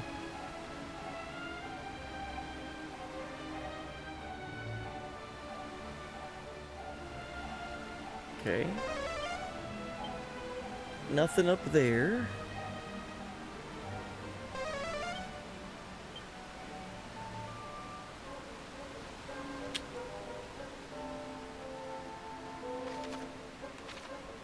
Alright, let's go ahead and turn back. Right? Such a big place.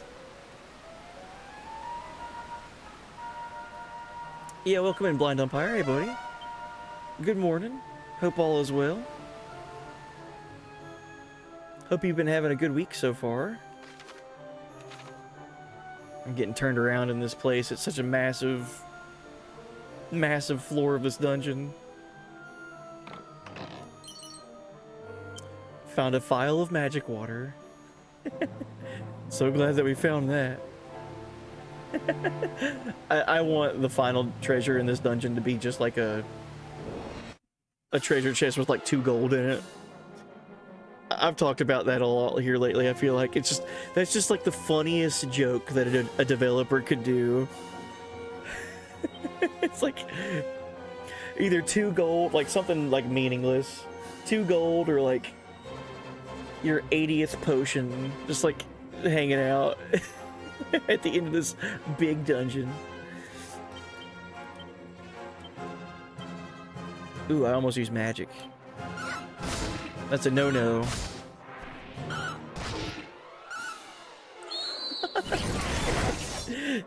As opposed to long range Farkin War?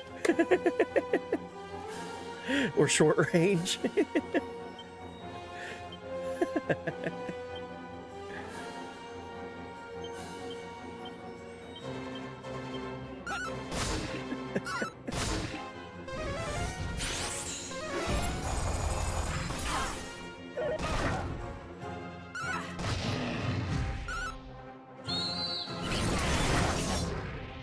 Now I can finally use magic, but everything's almost dead. Yeah. Yeah, the Moogle Village in 5.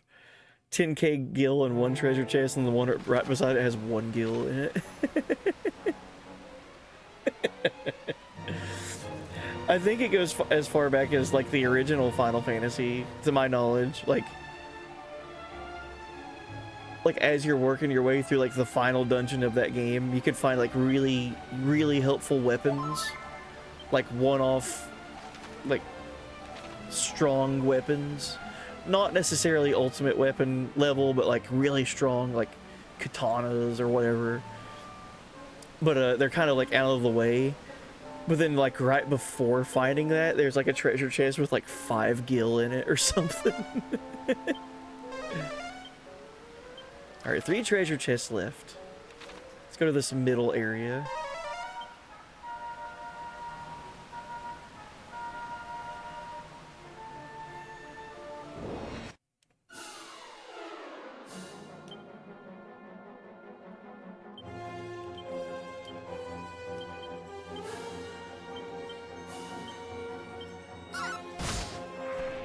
Hey, I think it was an insta-kill from Kid. The Assassin's Dagger. Already getting 1-hit KOs.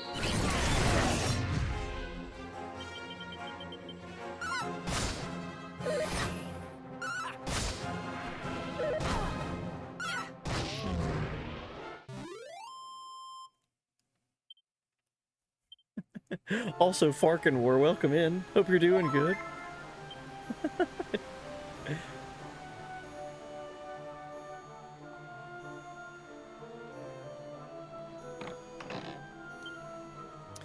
Oh boy. Oh no. A mimic. And I don't think yeah, autosave would have worked whenever we first got here. Okay. All right. If it's gonna happen, it's gonna happen. I can't stop it. But please don't one-shot my entire team.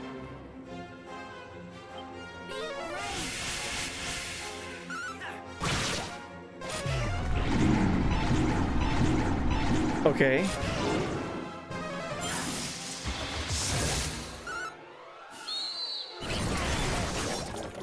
Okay. Poor Bobby Corwin was the only victim. If you're just tuning in, the last mimic that we fought against actually one-shot my entire team. Like, I just got like the worst luck with that fight.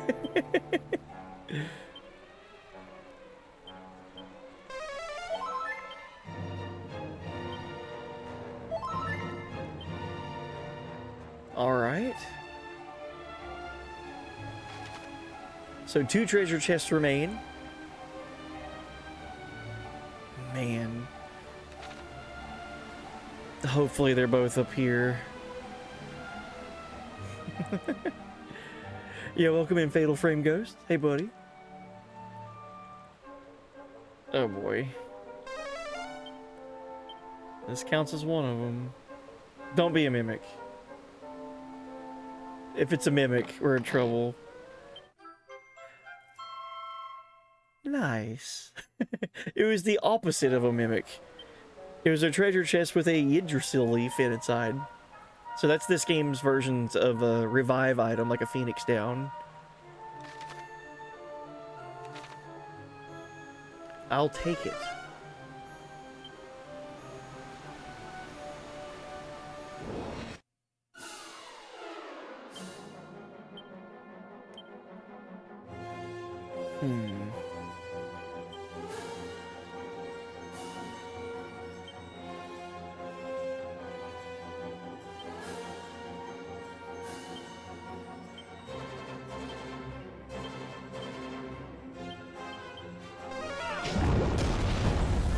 It's such a crazy explosion.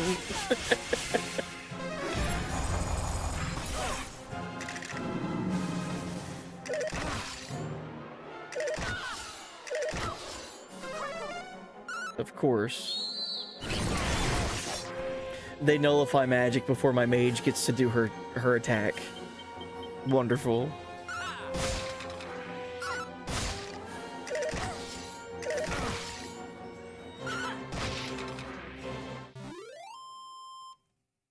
I need more of those spiked suits of armor.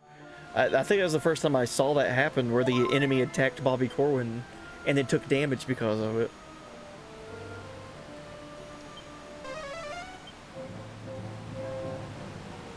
Thank God.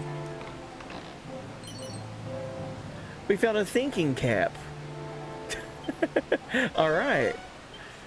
Who can use that? A curious crown said to improve the intelligence of anyone who wears it. Alright, we'll see if Lydia can use that.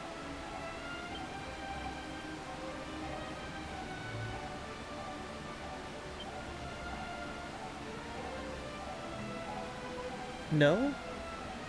Can my mage not use the thinking cap? Darn.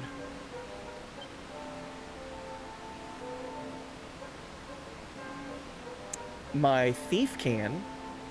That would raise defense by 7 and wisdom by 40.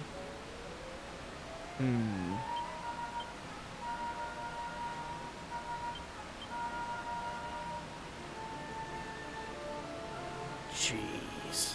I think the thinking cap is supposed to go to the main character. Or take his helm. A great helm given to a great hero just before the day of his departure. Or I could raise my defense to 321 and my wisdom to 127. Okay. Ortega's helm did great up to this point, but now we're replacing it.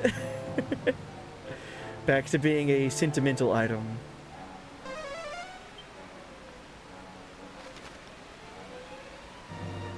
I have to go so far to just make it back here. Down and around.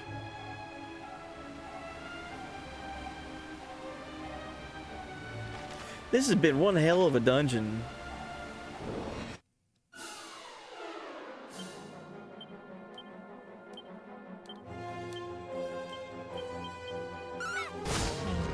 Insta-kill. Assassin's Dagger is already coming in clutch by like giving me some insta-kills. I wonder if it works on everything, or if it's only on like random mobs. Because if you could insta-kill like the final boss, that'd be crazy. I feel like Dragon Quest would be the type of game that would let that happen. Right? Like, oh, you just had the right thing equipped and you got lucky. I feel like this game would totally let you one-shot the final boss. Whatever it may be.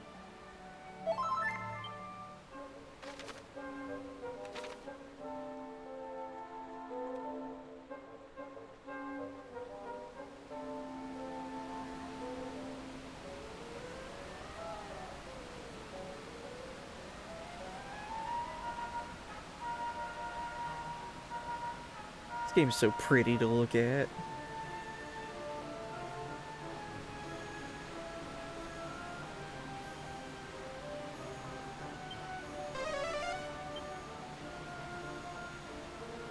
So this is my first experience with playing a game with the HD-2D like visual styling, and I've talked about it before on stream. I feel like the last game that Square has in their catalog from like retro era, besides like if they were to do more of these Dragon Quest games and potentially any other like Final Fantasies that were around this time era, I feel like Chrono Trigger is the last game to have a proper like remaster, re-release, HD-ified, whatever, like a visual change happen to it. Like I feel like Chrono Trigger's the last one, right? And it's just not been touched, and I feel like that's on purpose. Because either A, they would want to make sure that they did it right and it's not rushed, or B, they felt like we shouldn't touch perfection, right? Like it's already, you're like, Chrono Trigger doesn't need any kind of change to it, so why change it? The more I'm playing this game and the more I'm like seeing these environments and everything, because it's still like the HD, like it's still like the sprite work is still there. The more I feel like I would be okay if they did a game like this, like an HD-2D style of Chrono Trigger. Like how cool would it be to see like the environments with like this, but in Chrono Trigger, you know? Like I think that would be really cool. If they were to do that though, I would want them to do kind of like a definitive version of Chrono Trigger, to where you have the old game with it still, so you could just kind of like select your version, because the old version of Chrono Trigger is just like barely any storage space. It's like less than it's less than 100 megabytes for the entire game. So like if they were to do a Chrono Trigger HD 2D remake, I would want them to include the original game too. That way you could play it how you want to.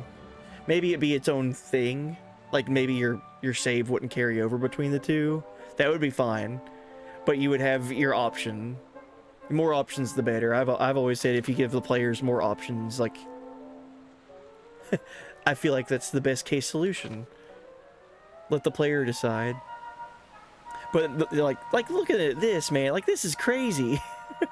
The light, like the lighting of the fire bouncing off of these giant statues.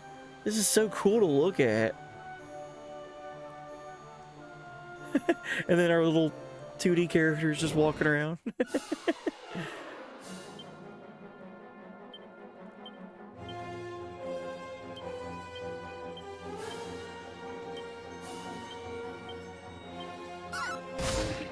Oh, I wasn't thinking. Hopefully that thing doesn't use bounce. It used bounce. Of course.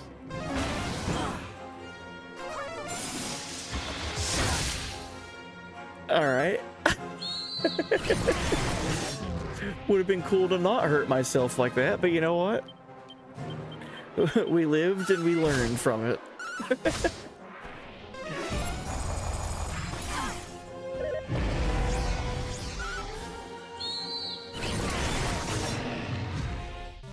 Rad. I was my biggest threat in that fight. Jeez, we got 71,000 gold? I gotta find somewhere to use that. Or what is after this long hallway?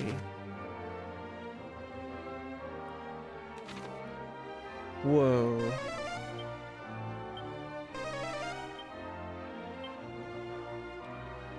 Whoa. What is that over there? Is that Monster Town? Bad Guyville?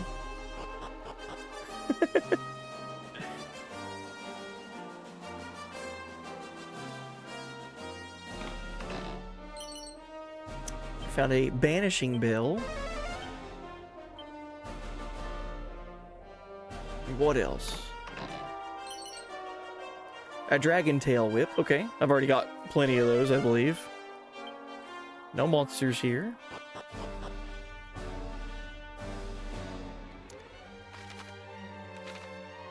Oh, there's so much going on in this little tiny zone. Alright, what's in this? The Necrogond Shrine. Necrogond Shrine. Hello, Princess. Tell me, have you ever heard of these spots that are home to more slimes than one could count? Normally, I would shirk from visiting anywhere home to a multitude of monsters, but slimes do not scare me.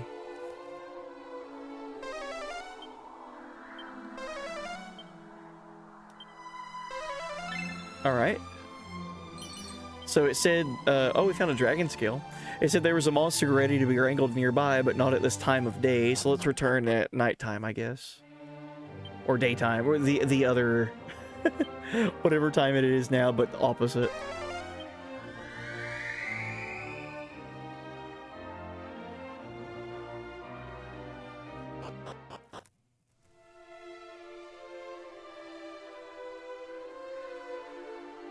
Is there a monster here? Monster ready to be wrangled nearby. Hey, we found him. Slurp? Bobby Corwin calms the monster with a soothing voice and tells it about Monty's monster menagerie.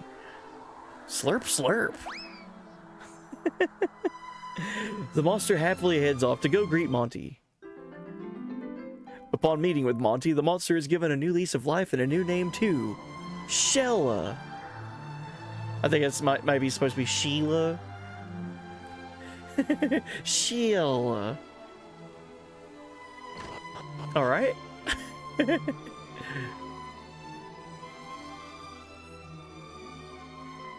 Incredible! For there to be one capable of making it so far. May this mystical orb serve to commemorate this momentous day. Oh, is it the silver orb? Yeah, dude, that was the last one we needed.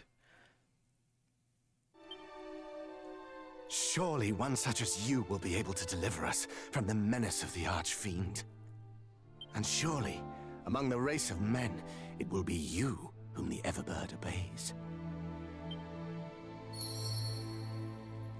Story objective has been updated. Place all of the orbs on their pedestals. Okay. Oh, man. This feels like mega progress. What is she talking about slimes, by the way? Have you ever heard of these spots that are home to more slimes than one could count? Huh.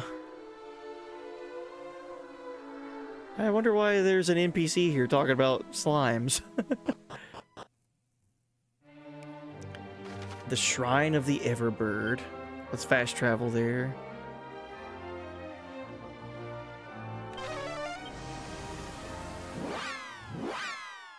So surely we are the one that the Everbird will obey. That feels very...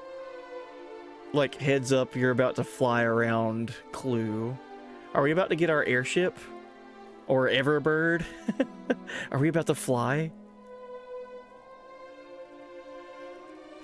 A silver emblem emblazoned on the pedestal. Offer up the silver orb? Yes.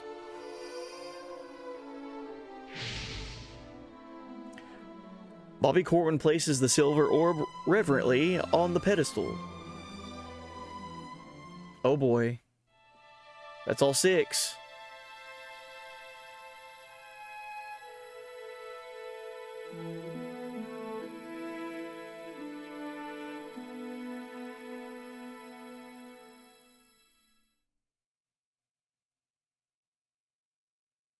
Long, long have we waited. So long have we waited for this day. Ramia, blessed servant of the goddess, only the pure of heart. Only such souls will she suffer to ride upon her back. Aw, sick. It is our last, airship. She awakens. Let us pray. In nomine Patre Spiritus Sancte. The time is nigh. The hour of awakening. How the skies long to embrace you. Fly, soar higher than ever.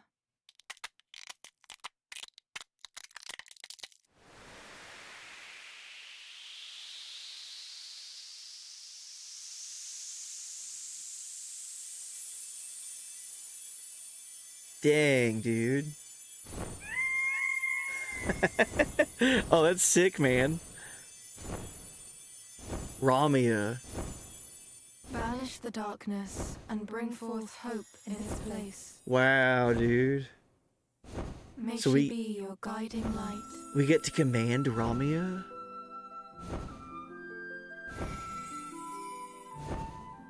The time of departure is upon us. Venture forth and do what must be done.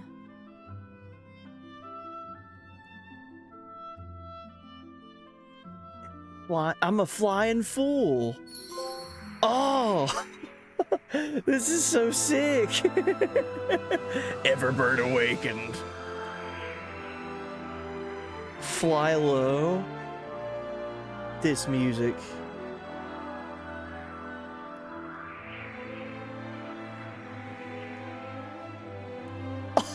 Oh shit. This music too, man.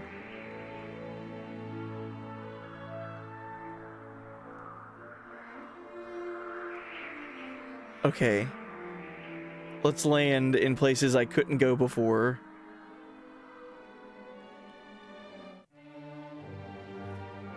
This is so sick. Alright, we found 400 and 800 gold coins. A set of magical robes. Oh man, this... I mean, I didn't know there was going to be air travel in the game, honestly.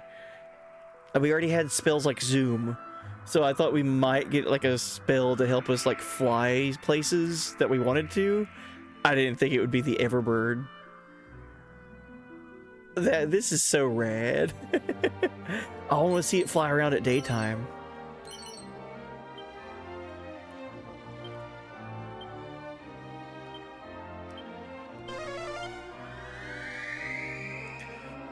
We've got our golden chocobo.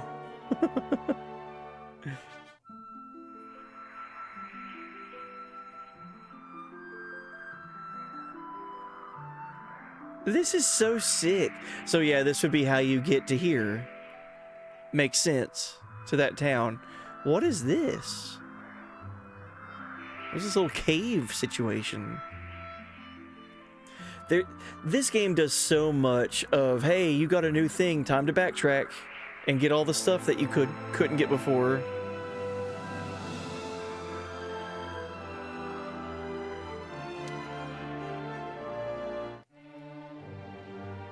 There's so much exploring to do.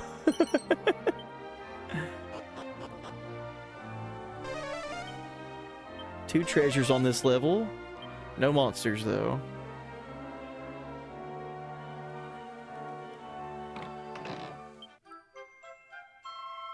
We found a stealth suit. I think I have one of those already. So just more equipment to maybe sell, or if I recruited other characters. Thief's turban.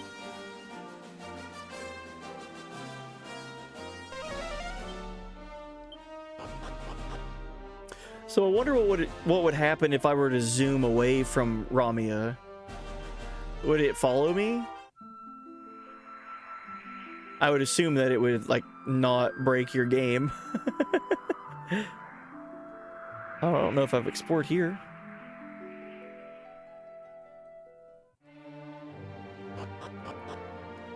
Oh, I guess pour one out for our pirate ship. You have been effectively replaced.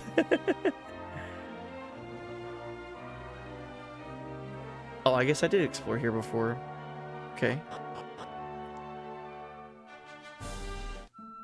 The SS Bobby Corwin. No longer gonna be used, I guess.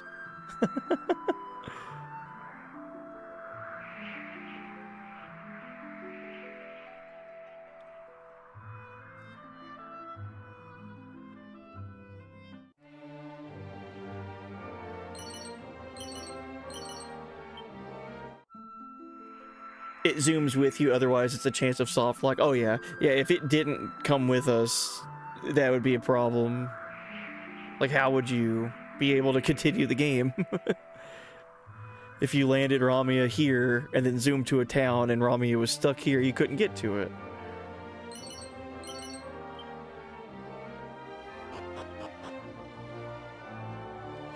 Does that make it a good pirate ship? I like that. Yes, the pirate ship is now a good pirate ship.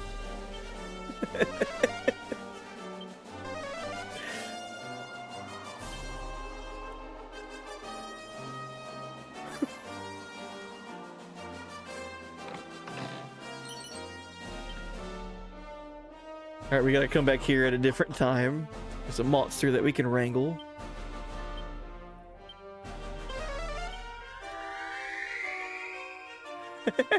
I was ready to disown that joke so fast y'all's heads would have spun. I would take credit for that. That's pretty good.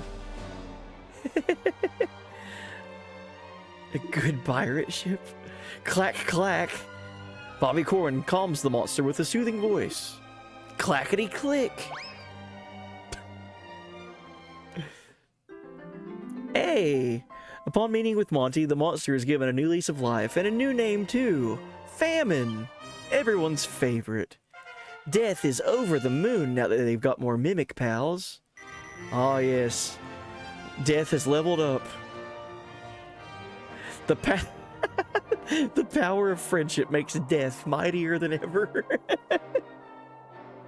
I'm gonna quote that. Add quote.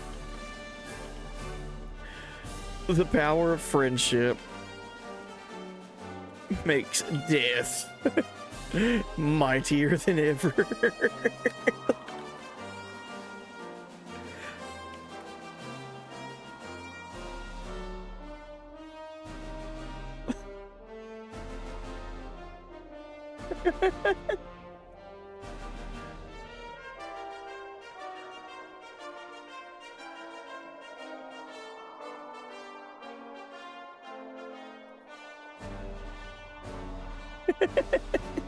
Wish that was quote 666. That goes so hard, it's so funny. There's another monster that we have that's like the undead, like zombie looking guy. He's got like the big poofy white hair, like zombie looking like undead guy. And the first one that we recruited, his name was Hell, but it was just like H-E-L, Hell. And so then whenever we recruited the second version of that type of monster, I can't remember what its name was, but it said the same thing. It said, the power of friendship makes hell mightier than ever.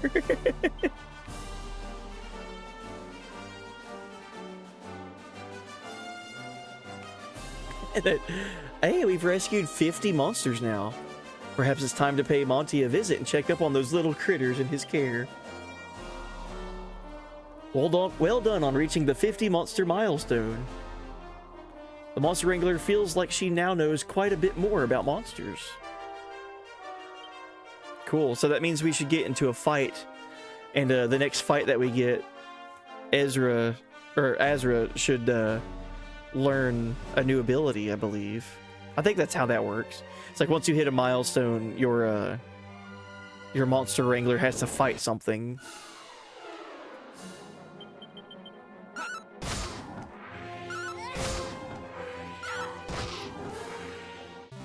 Let's see if we learn something.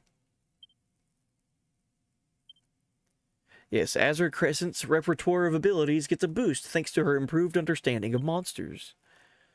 Learns a new ability, Wild Side. Cool.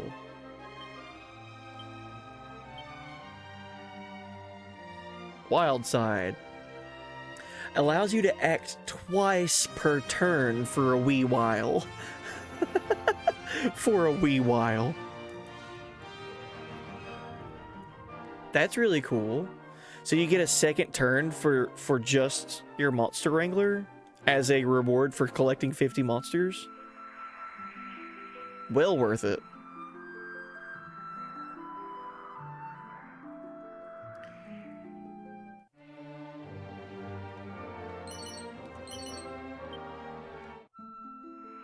Let's go check on Monty. See what's going on with our monster friends. Look at this game. Oh, I just now noticed the sky. The skybox up here. Oh, jeez, man.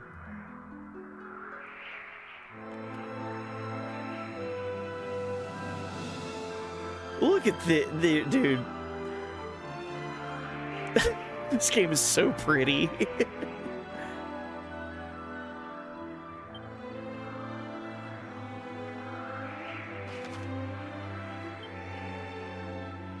Yeah, you can't use zoom while you're on. Let's see. Let's land and then zoom to test out that theory that it does zoom with us.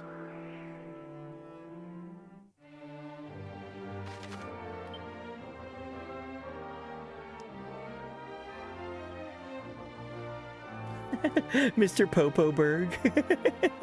We gotta check out Mr. Popoberg again here before too long.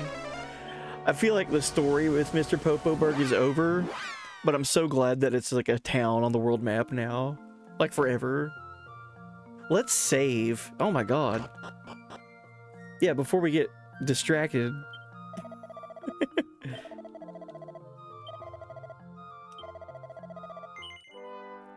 It's my favorite place. Dude, I would live in Mr. Popoberg. If I got to pick a town in this game to live at, it would be Mr. Popoberg.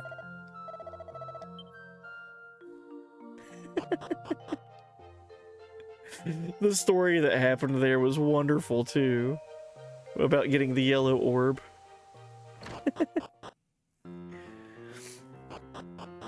Alright, we've recruited 50 monsters now. What's Monty gonna tell us? Just who I wanted to see. You've now sent a whopping 50 monsters our way. I consider them my own family, you know. They're really a lovely bunch. And I doubt anyone else out there could have helped to amass such a collection of cuddly critters. Allow me to give you something to express my heartfelt gratitude. Bobbycorn received 2 seeds of strength, 2 seeds of defense, stamina, wisdom, agility, and a goddess ring from Monty. Do come back soon now. The monsters love your little visits. What is this? Goddess ring. The magic ring that restores the wearer's MP while they walk. Dang. That's super good. So I think I have an accessory for health like that too. So I could give that to the same character and they just like over time just walking, like always enter battles at full health and full MP. Or after the fight's over with, like immediately start regenerating.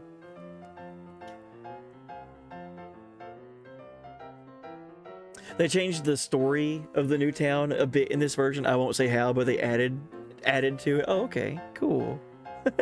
I really liked what they did with this, with the merchant town, where you have to leave a merchant behind and they create a town. That was probably my favorite orb.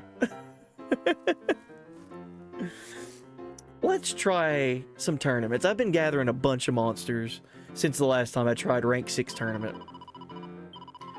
So my team, and it failed miserably, was Curie, Steely, and Smiley.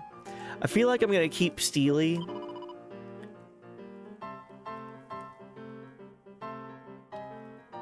Trevor the Troll, though. And Famine, Death.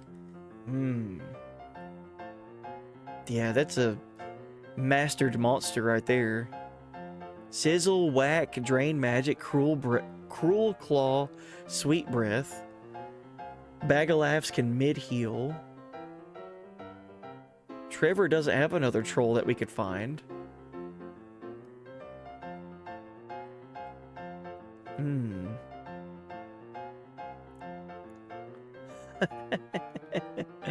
Bartholomew. There is another steel slime, or a metal slime that I could find. So maybe we'll take Steely out. Splatrick and Slimin. There's plenty of slimes for me to still find.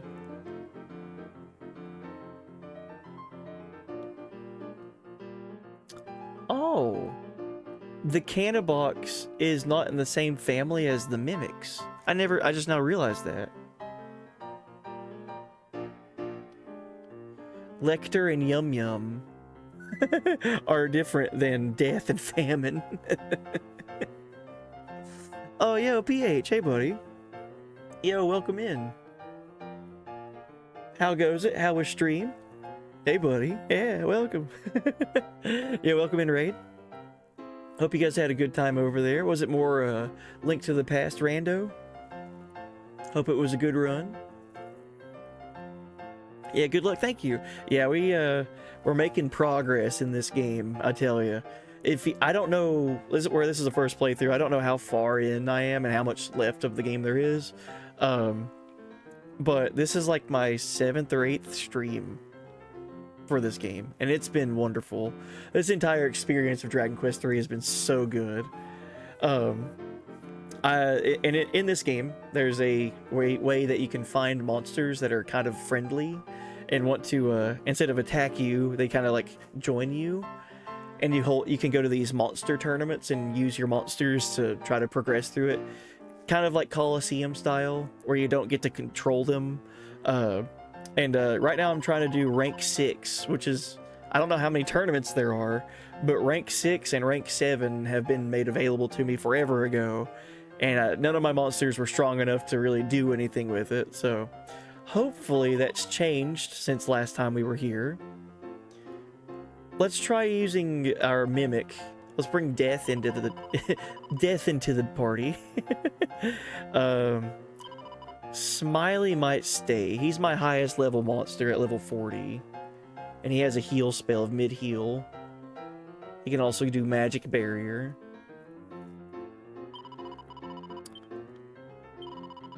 And we'll change out Steely. We'll bring... I feel like I need another heal.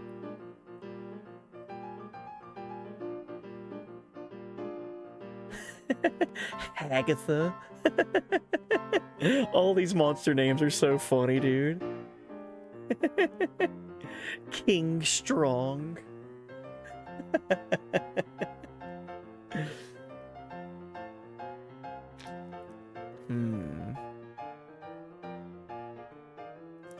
Sure, let's bring my top 3 level monsters: Mimic, Troll, and Bag of Laughs. So we've got Death, Trevor, and Smiley. Let's give it a shot. But yeah, progress. Been chilling a couple of times in the evenings. Looks very cool with the 2.5D. Yeah, I really like it. I was saying earlier, I've always flip-flopped back and forth with the idea of Chrono Trigger in this type of visual style. Because for me, Chrono Trigger is perfect, and it does not need any kind of change to it ever. But the more I'm playing this game, granted this is the first playthrough for me, so I don't know what old Dragon Quest III looks like, or like any of the other iterations. I don't know how it comparatively looks or plays. But I feel like I'm getting more and more comfortable with the idea, if Chrono Trigger ever would get like an HD-2D remake, strictly because of the environments. Like, we were just in a really long dungeon, really long cave with like such beautiful scenery and like rushing rivers through it and everything, and it just looks so cool. And you still have your pixel characters, like you still have your, the world is the 3D, and then your characters are the 2D. So that's, you know, I feel like Chrono Trigger would look fantastic because seeing the environments in that 3D realm would be, I feel like that would be magic. As long as the characters, you know, I feel like if they were to use this formula for Chrono Trigger, the more I'm playing this, the more comfortable I'm getting with that idea, is all I'm trying to say. But, and here's the little asterisk that I would want to put on that statement. If they were to do a Chrono Trigger HD-2D, I would want them to also include the original game, because that's not a whole lot of space. So you could have your remake, and you could have your like super high budget 2.5D new version, and then also in the same package deal, you could play the original version of Chrono Trigger as was, you know, in its original state. They don't have to make it to where it cross saves or your save file transitions from one to the other. It just be it two different experiences with their own save files. Just let people play it with how they want to play it, right? Like, I feel like that would be the big brain move if they were to make that. Yeah, welcome in, Dr. Ice. Hey, buddy. Yeah, welcome in. It's a way for them to modernize the game but keep the character of the game. I agree. I keep thinking of all the environments in Chrono Trigger and how well they're depicted in every version of it, just seeing it. And now I'm thinking about how it could look with this 2.5D, just the environments. Like all my favorite spaces in that game. Seeing it in a new way would be really interesting. I think it would be fun.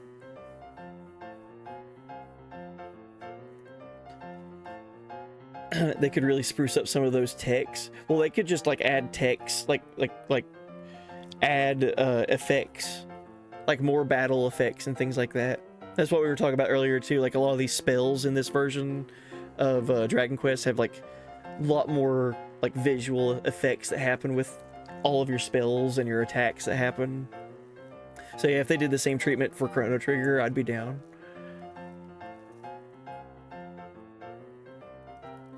How about like Diablo 2 or Halo 2? Let me press select and then bam, OG Chrono Trigger. Yeah, that was something in the Halo, what was it? Combat Evolved, I think, had that, and then Halo 2 had that, where mid-game you could press one button and you're going from the HD new version to the old version seamlessly. That's cool in shooters. Like I've not seen another like I've never played another game like that does that, but I remember Halo did that, and it did it really well. If they weren't able to pull that off with a Chrono Trigger, at least just have both games. Like have the new game, like give it like a start menu selection. Like, do you want to play the new version or do you want to play the old version? Final Fantasy Tactics did that not long ago when Tactics Evil East Chronicles came out. Like on the start screen of that game, it asked you, do you want to play the enhanced version with all these bells and whistles added to it, or do you want to play the nostalgic old version, which is exactly what you remember from back in the day? That's if ever Chrono Trigger got a remake, that's how it should be handled. So you preserve and keep and celebrate the original version, but then now you have your bells and whistles version. Anyway, let's see how this tournament goes. Let's see if we crash and burn in our very first fight. Rank 6 tournament to begin.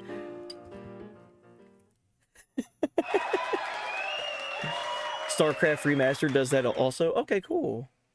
Oh, that's rad. Oh, Neozim is just do Command CT. Just CT for shorthand there. All right, let's see how this goes. First try, we win. Indeed, it has been 0 days since I last talked about Chrono Trigger. But PH and everyone else that came in with the raid, if anyone needs to raid and run, I understand completely. Thank you for coming in with the raid, but if you want to hang out and watch some Dragon Quest 3 with me, I'll be on for a couple more hours. Just making progress and seeing what we can backtrack and find. We got a new mode of travel on the world map, so that's exciting. This game gives you so much to do. It's wonderful.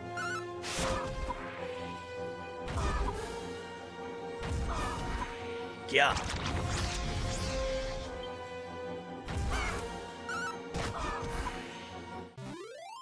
Big damage. What did you do to that metal slime? I like whenever this rank 6 tournament starts, it's always the same. The first fight's always the same. It's one metal slime. So as long as you can hit it, you win. So it's like rank 1 can be a joke, but it could also be dangerous if your accuracy is low. Appreciate you, Just Relax. Absolutely. Appreciate you. Thank you again for coming in with the raid. And for hanging out just in general.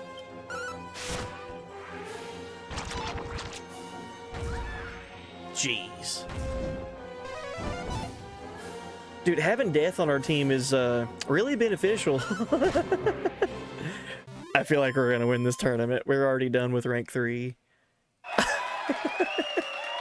Wait, what was the number of the quote that I just added? I think it was 196.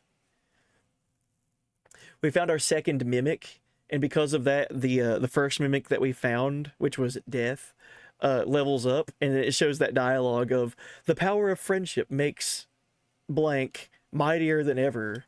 So the power of friendship makes death mightier than ever. All right, rank 6, the last battle of this tourneo is upon us. Both teams will surely bring their best to this fight. Combatants, por favor, take your places. This is it, the final battle of rank 6.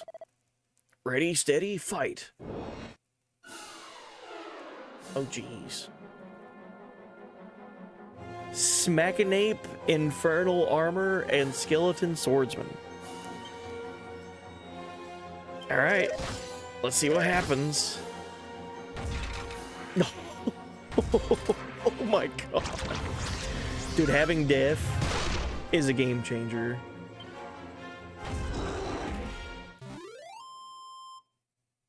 I never got to the final match in rank 6 here before. And then all we had to do is go make friends with death, and now it's over before it began. The fight is over. The winner of the rank 6 tornado is none other than the challenger.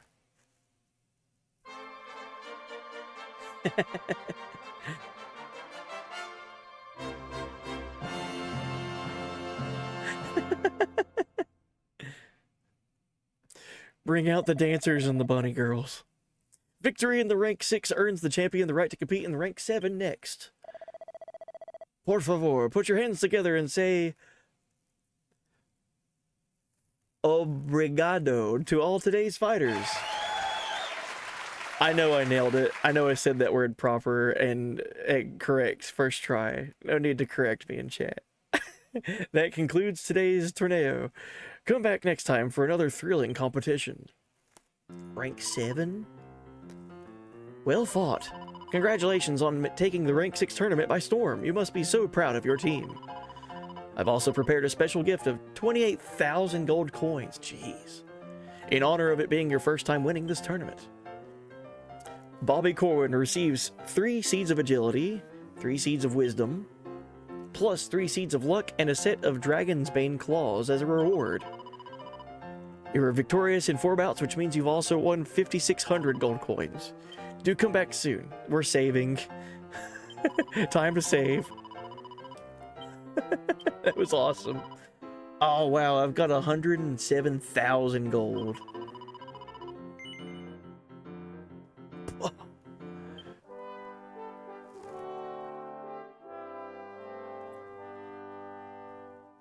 This game has been so fun.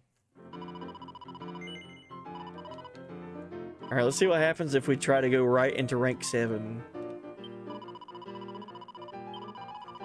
Same team. We could get books and a flowing dress. So the books we can get is the Champion's Code, the Eureka Moment, and Guns and Buns.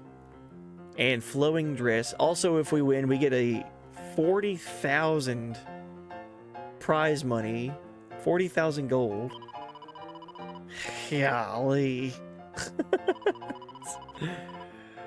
Alright, yeah, I'm happy with this team.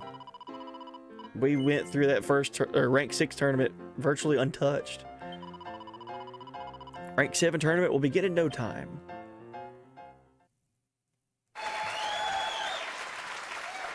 Bienvenido to the Monster Arena, where today the Rank 7 tornado will take place. Now it's time for match 1 to begin. Could both teams please take their places? Ready, steady, fight! A killer pillar.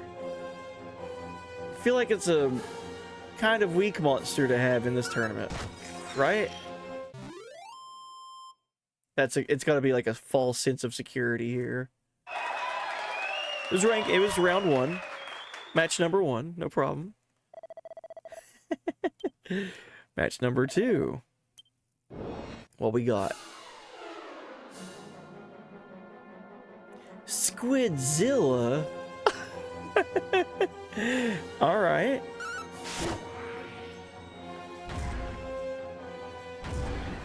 Jeez, man. Death is insane.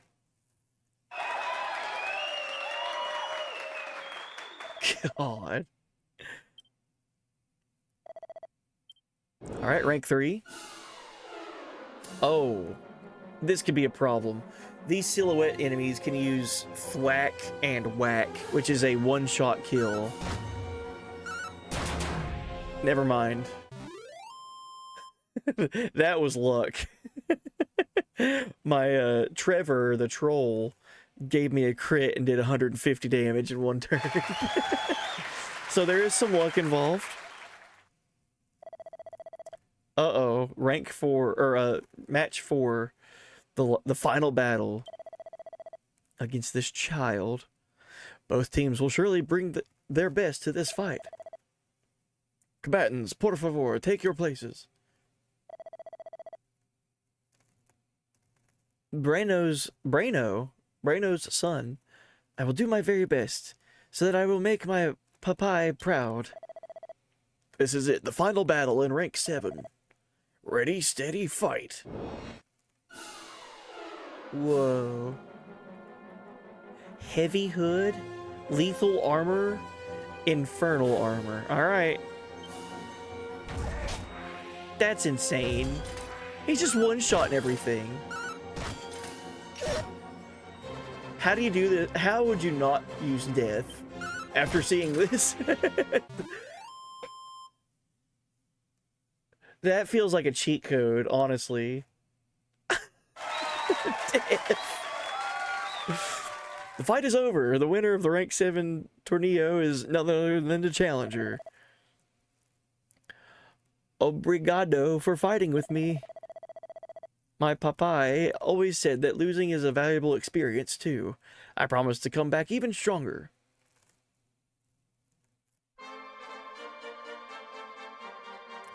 Big dubs.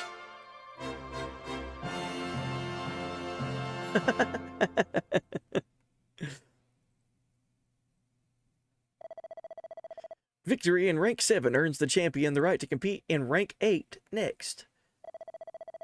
Por favor, put your hands together. Yes. We just got 40,000 gold for doing that. God. So we earned the Champion's Code, the Eureka Moment, Guns and Buns, and a flowing dress. 48,000 gold.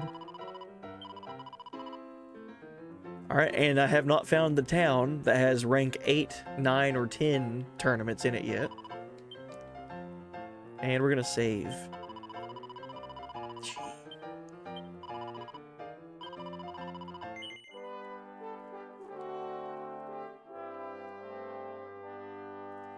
I'm glad I have a winning formula for these tournaments.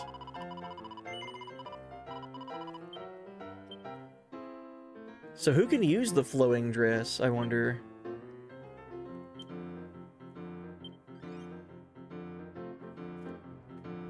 Oh, Shun, good luck with the waifu slots up there. Let's see who you get for your waifu.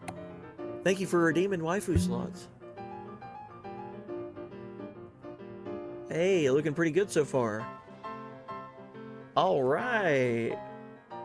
Hey, congratulations, your waifu. Queen Braun from Final Fantasy IX. Congratulations. it honestly doesn't get you. There is no better option than that. That's end game level stuff right there. GG.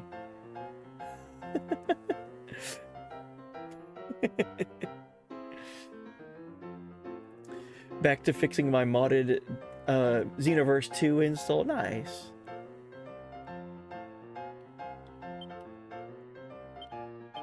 I missed out on Xenoverse. Whenever Xenoverse 1 came out, I got it, and I can't remember what happened. But I was really, really looking forward to playing Xenoverse, and I had it. And then I was like in a period where like either work was just like taking over, or like I just lost a lot of free time, and then days turned into weeks and weeks turned into months, and I just couldn't play anything. Like back when that first Xenoverse came out, when was it? Like 2015, I think.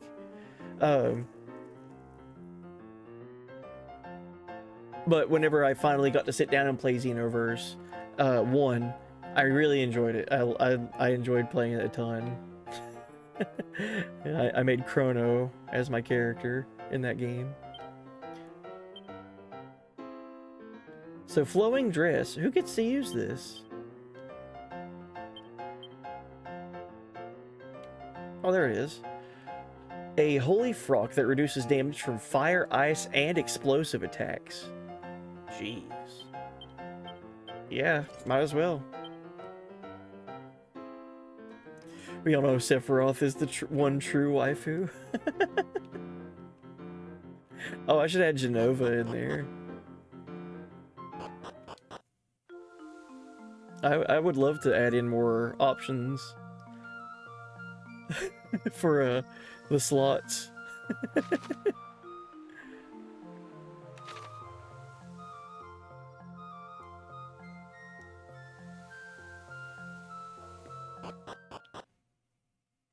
In 2015, when he finally got into the game, Xenoverse 2 got announced. Oh, for getting into playing Xenoverse 1, Xenoverse 2 got announced. It's crazy that game, Xenoverse 2 is still getting support, isn't it? Like, they're still adding DLC into it. And there's been multiple Dragon Ball games come out after that. But they weren't Xenoverse. Like, there was Dragon Ball FighterZ and then Sparking Zero. But I know, like, Dragon Ball Daima, which is, like, the last Dragon Ball story anime that was coming out, and it is out. Xenoverse got an update for that. And it's like, wow, that's, like, years after the fact of Xenoverse 2's launch.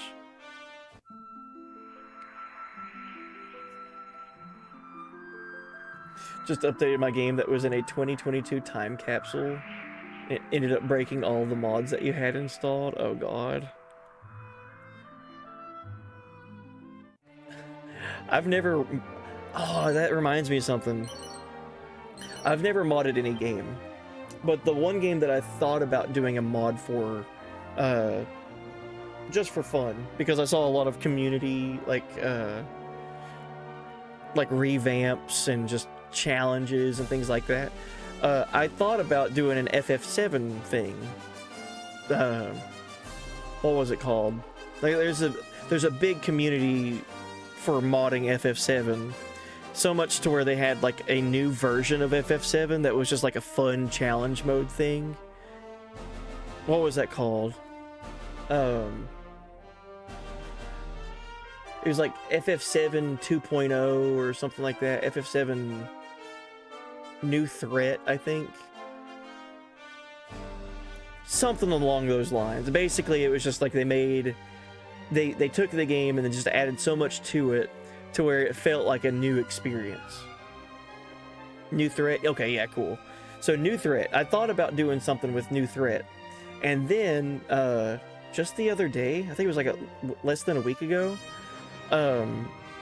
Square came out and was like, on Steam, FF7 is getting a new release. Not FF7 Remake, but FF7 on Steam. And basically what they were doing was the old version of FF7 isn't going to be listed anymore, and it's going to be this new version. And to my understanding, it's like the version that got updated for consoles, like FF7 digitally on PS4, Switch, and Xbox and all that, somehow was different than the Steam version. So they're bringing that version from consoles to Steam, and it's replacing what's been on Steam for all these years. And there's been a big, like I've seen online, just a lot of concern from the mod community, because if the original Steam version isn't available anymore, then it's not going to be as simple as just unplugging all of the mods on that version and trying to plug them into this new version. Like, everything would have to be rewired, basically, to make all of the mods working, continue to work. So it seems like it was like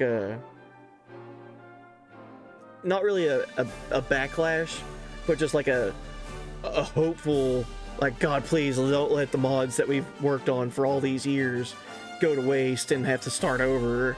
So I don't know how that's going to play out, but it's going to be an interesting time for whenever that happens. FF7, but you play as Zack. Yeah, new threat seems like, if you don't have FF7 and those mods installed already, like, I'm sure if you have it installed, like, they would still work.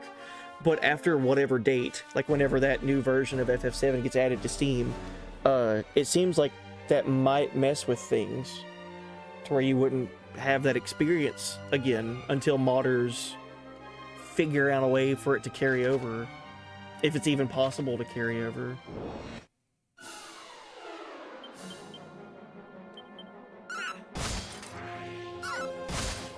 It's like every time Bethesda updates a game, it just breaks everything. Well, that's part of the Bethesda mentality, isn't it? I've only ever played one Bethesda game in my life. I played Skyrim back when it came out because, like, it was the big thing that winter. And I liked it. I enjoyed my playthrough of what I played of Skyrim, but I didn't get far. Like, I didn't go super far into the story or anything. For me, Skyrim was just a fun game to just explore around and find stuff and kill things until you get killed yourself.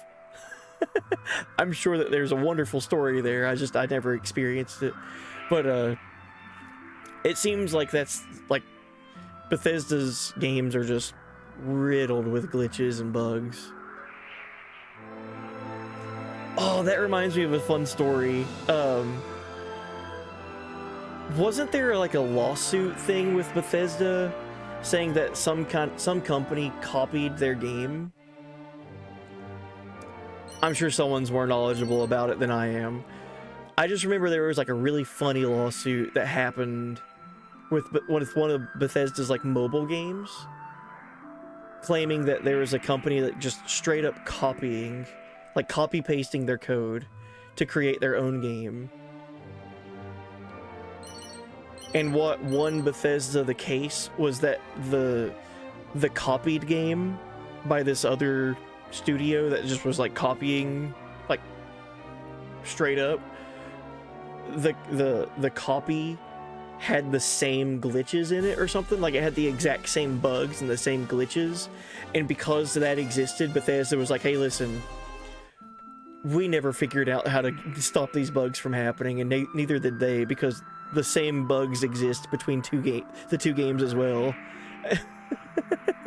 I'm pretty sure that was a legit story and not like a made-up thing. I remember reading about it, like, as it was happening.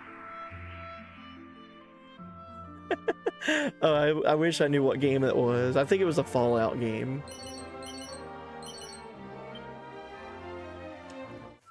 I want to say it was like Fallout Survival or something. Whatever Fallout game was a mobile game, like one of their first like phone games.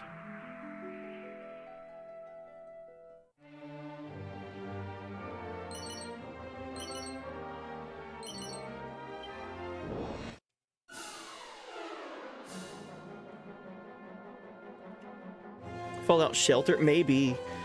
Oh, I want to look that up now and see if that was the case or not. I feel like that was a legit story and not just like a troll posting.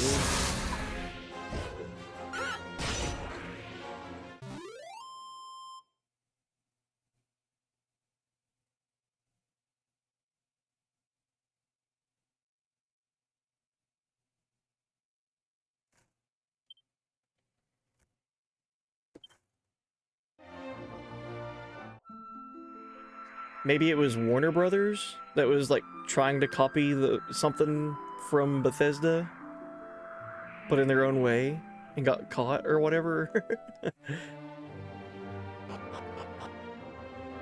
Hey, what is this place? There's a monster nearby, and there's treasure to be found. Found an iron axe. Cool, and I see the monster back here. It's not Robin Hood. What do you think you're looking at? Bobby Corwin calms the monster with a soothing voice and tells it about Monty's monster menagerie. You're all right, mate. The monster excitedly hurries off to go greet Monty.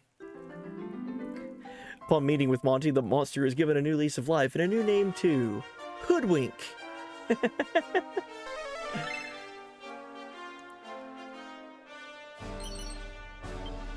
Hey, we found a mini medal.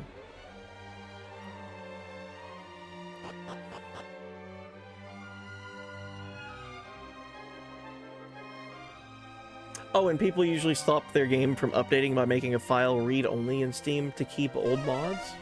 Interesting. I guess what I read online with the FF7 ordeal was like people were worried that it would mess with like the modding like infrastructure or something. I've never modded a game before in my life. I've always claimed that you gotta have a bigger brain than mine to be able to do it. So I don't know. I just feel like too intimidated to try to mod something. I would need a step-by-step guide and like someone standing over my shoulder, like telling me if I'm doing it right.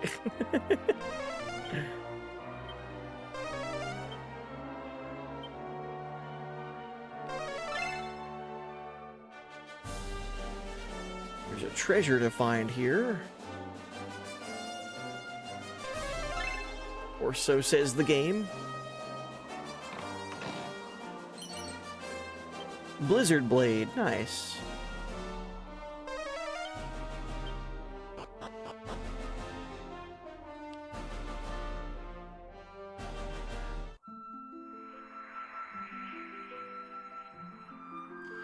This game is so pretty to look at, man.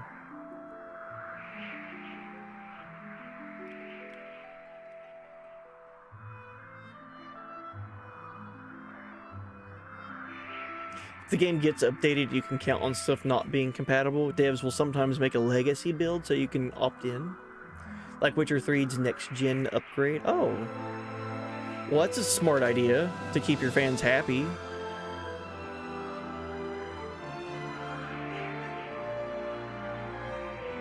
That feels very forward-thinking if a dev were to do that.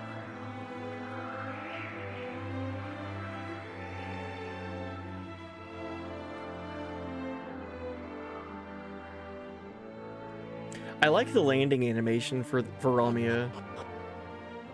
It's like it swoops in really fast to land. Alright, there's treasure and a monster to find. Alright. Cool. Who's this friendly little guy? Craw! Bobby Corwin calms the monster with a soothing voice and tells it about Monty's monster menagerie. Craw! That little sound effect, dude, it gets me every time. Beaker! We found Beaker. Alright.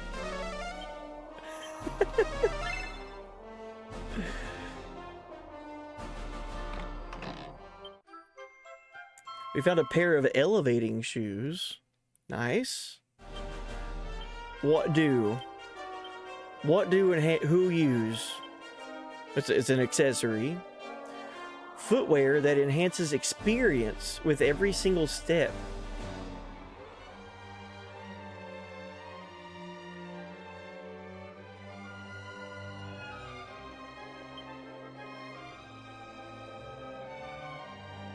And plus 50 to luck.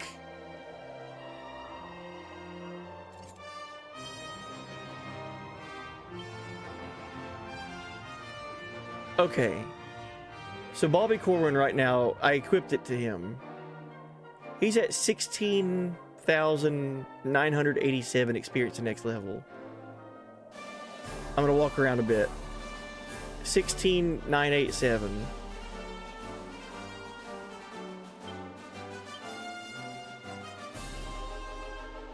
Every step you take, you gain 1 experience.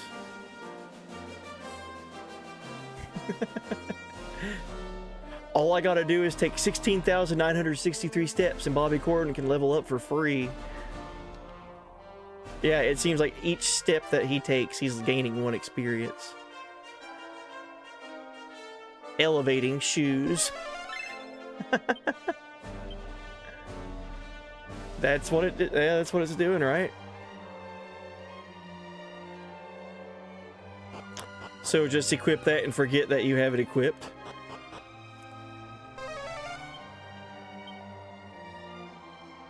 Where the heck is this other treasure?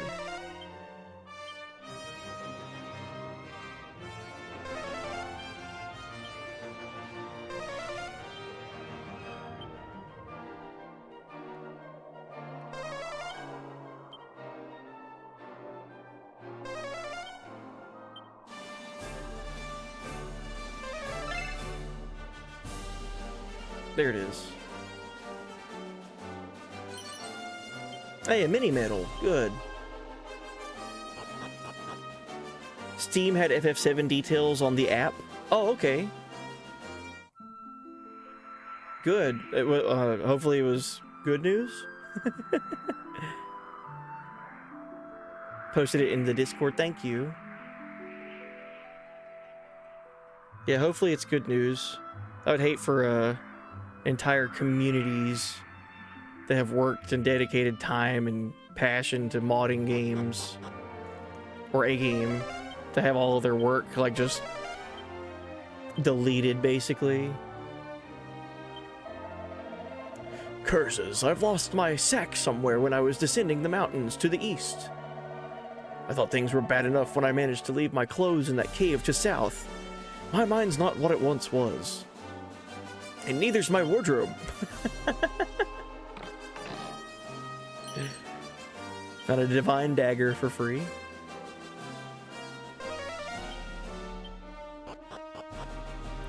It's mid news. Oh, okay. So take the good with the bad.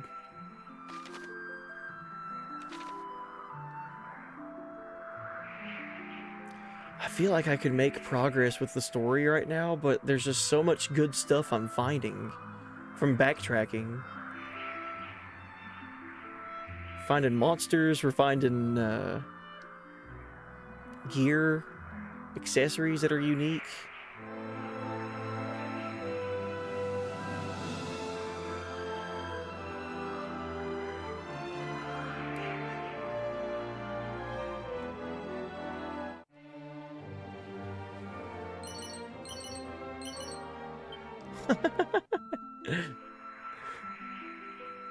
So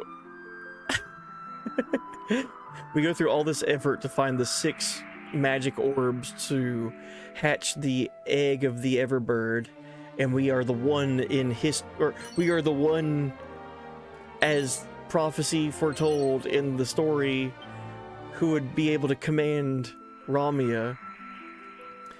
And by controlling Ramia, we're making sure that we pick up every divine dagger and deposit of 50 gold coins on the world map before saving the world. Hey, that was a good one. We found 2 defense seeds and 2 luck seeds.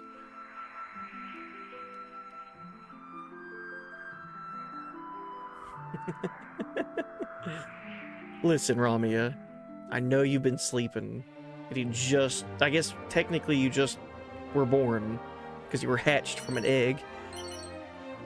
But we got stuff to find before we go and, like, rid the world of the Archfiend.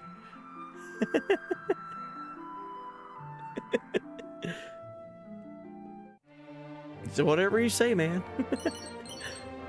2 boomerangs, 2 musk, and a diary of a hard man.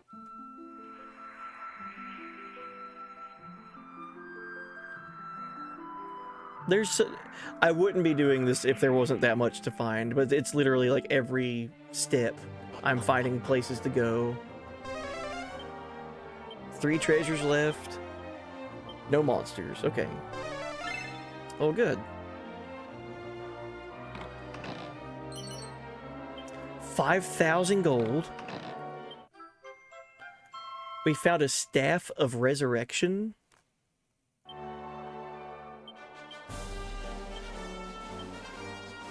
That sounds important, right?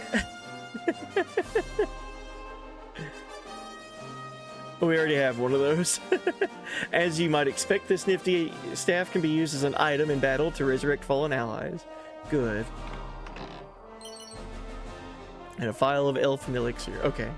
Whenever you open a treasure chest and you get anything and it plays that little jingle, I'm thinking it's the first time that we see it, but that's not always the case.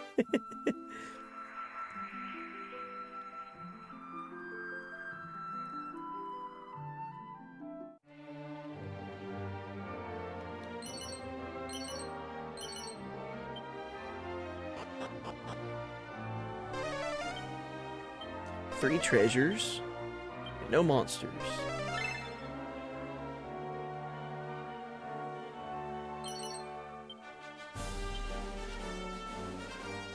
I probably have enough mini medals to go and get the next item from,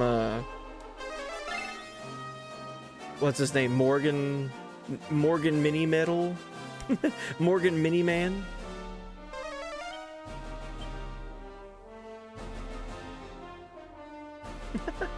I added him to stream avatars, by the way.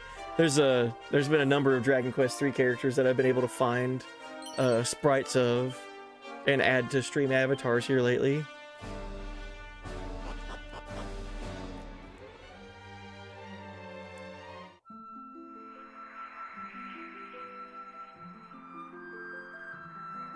Dude, Ramia is so cool looking, so majestic.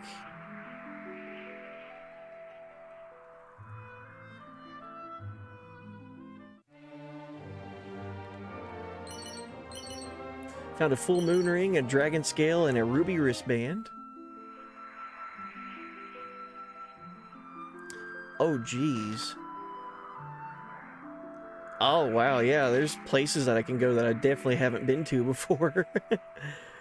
What is this place? Not this. This was on the way.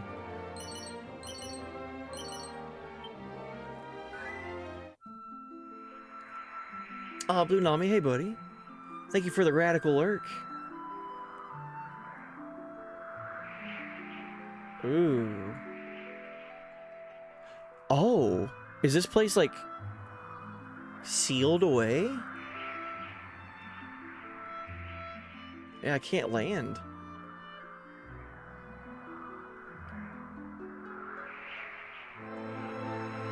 This is the northern crater, where Sephiroth is waiting on us.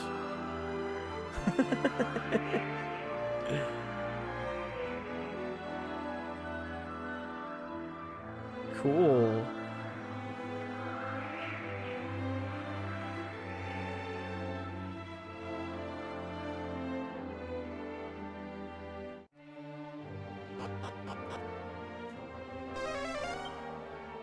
One treasure to find. And a monster to find, but not at this time of day.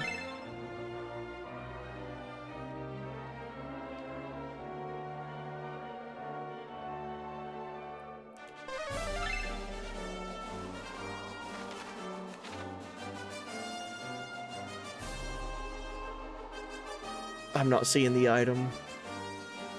There it is. Found a copy of the Eureka moment.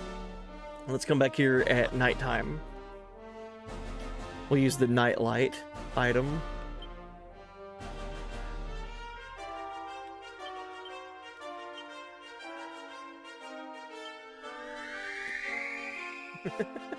What a fun item. A nightlight that just turns everything to nighttime. Alright, there's a monster nearby. Dang, yeah, there is. We've got a whole dragon on our team now.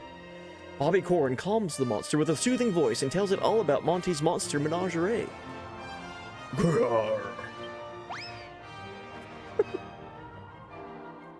The monster excitedly hurries off to go greet Monty. Upon meeting with Monty, the monster is given a new lease of life and a new name too. Boris. Blue Shinron. Oh, we got Blue Shinron now. Heck yeah.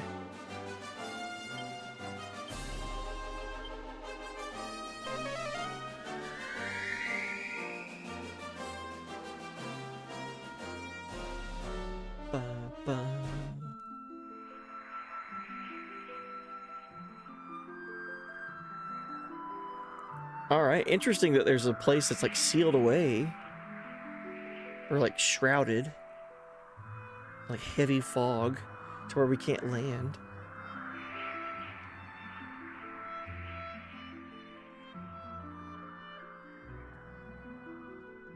Must be the one from Namek. Yeah, there we go.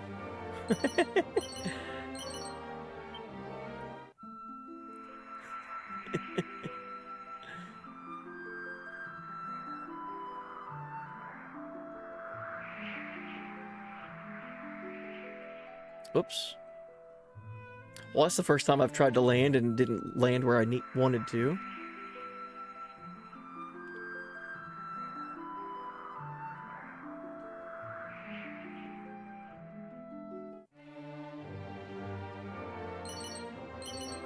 Found a Holy Lance, Vial of Sage's Elixir.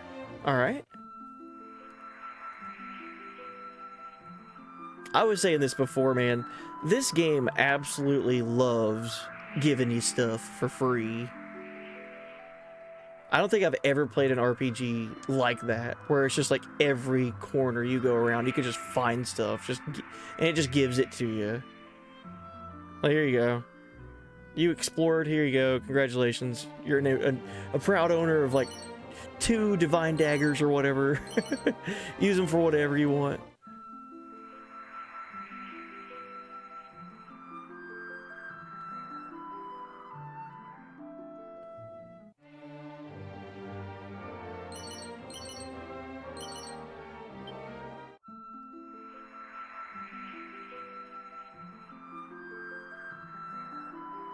There's just so much reward for adventuring in this game.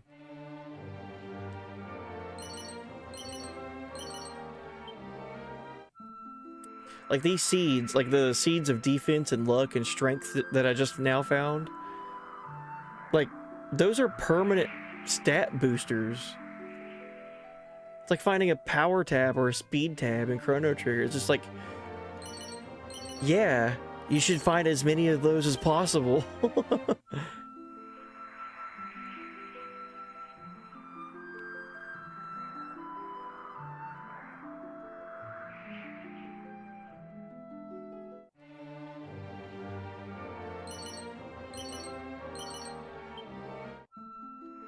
Wait a second. Have I not explored here?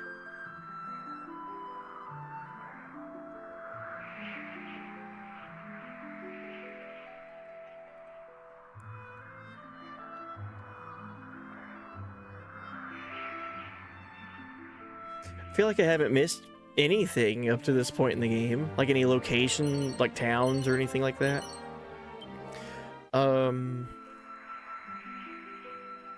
The flying music at night is wonderful. Oh, yeah. Oh, I could just watch this on loop. If someone took this and just made like a 10-hour loop YouTube video of it or whatever, yeah, I would fall asleep to that. Look at that.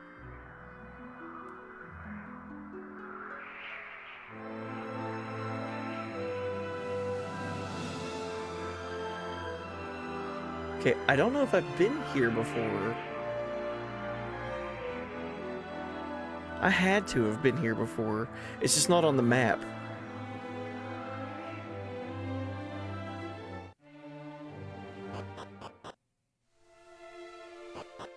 Yeah, that's the Romarian outpost.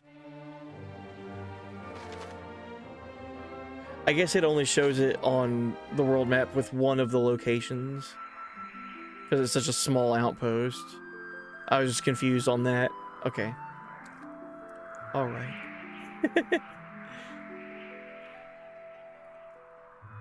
How about we make our way to progress with the story? We got to fly. And, you know, on our way, if we see anything interesting to find, we'll stop and pick it up.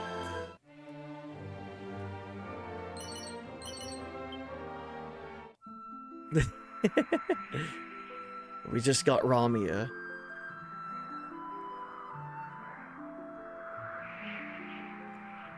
Oh man, look at all the places we've been.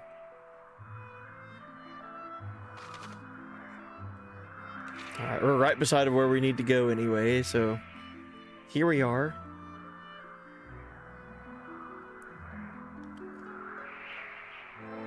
Oh geez.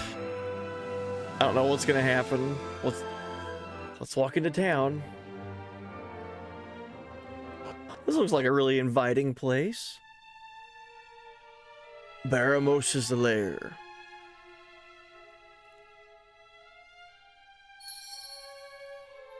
Story objective has been updated. Find Baramos within his lair and defeat him. Oh boy. Yeah, welcome in, Gamer Red. Hey buddy, welcome in.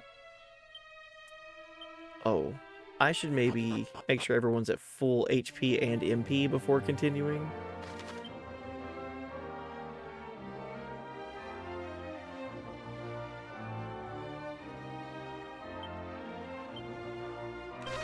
I got enough mini medals to get the next item too. Let's get our next mini medal item. Many thanks for dropping by. I'm trying to max out my collection of mini medals. Oh, you brought me some medals, have you? Well, hand them over, and I'll count how many there are.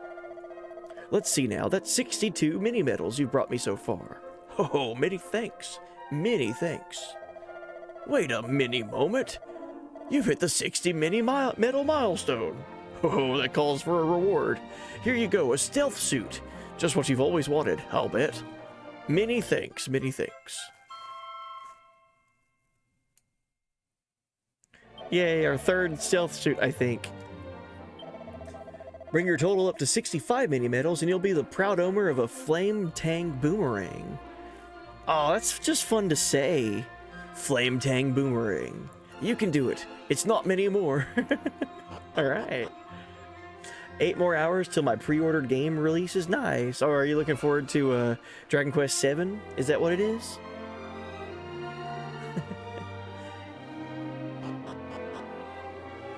Yeah? Oh, cool. I hope you have a blast with it. I've never played it. So I feel like whenever I get to it, that'll be my best choice of playing it would be the reimagined.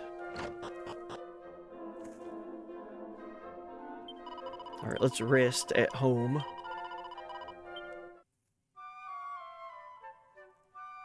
Already beat the demo for it, and love that the demo progress carries over. Oh, cool. Yeah, that's always a good call. I feel like that's how demos should be from now on. Free little demo, see if you're gonna like it, and if you really like it and you want to continue, you just carry your stuff over and just, yeah. There's a couple of games that I've played like that. What was it? Bravely Default 2, I think? Bravely Default 2 had 2 demos. I played both of those.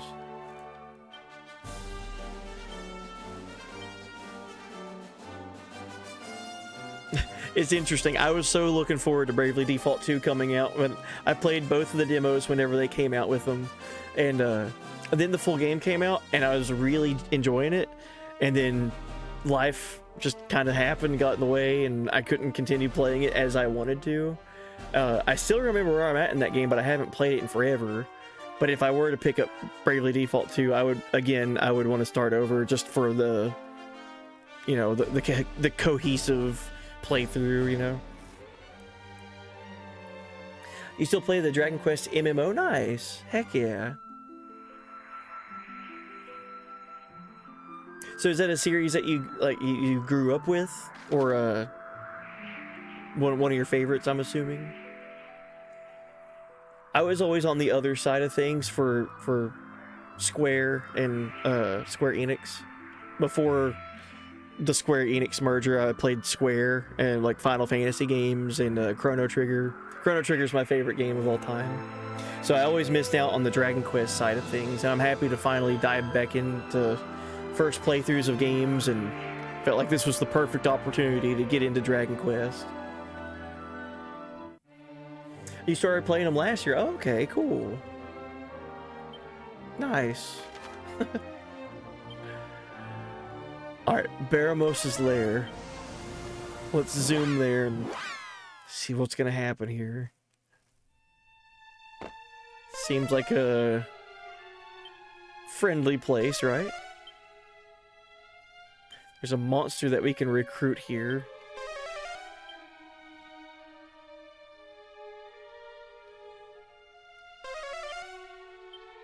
There's 2 treasures and a monster for me to find.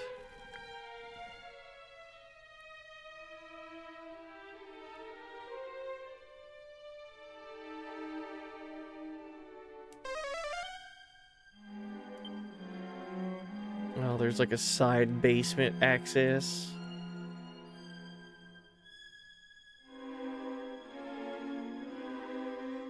This just screams like the most welcoming place, right? I think it's the big purple fog over everything. Who is this guy? Living statue. You don't say.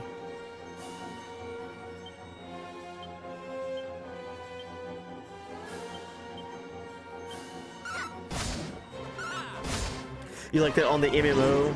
You can group with players and bots at once. Oh, that's cool.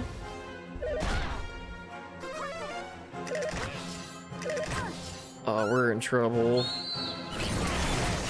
They got rid of my magic.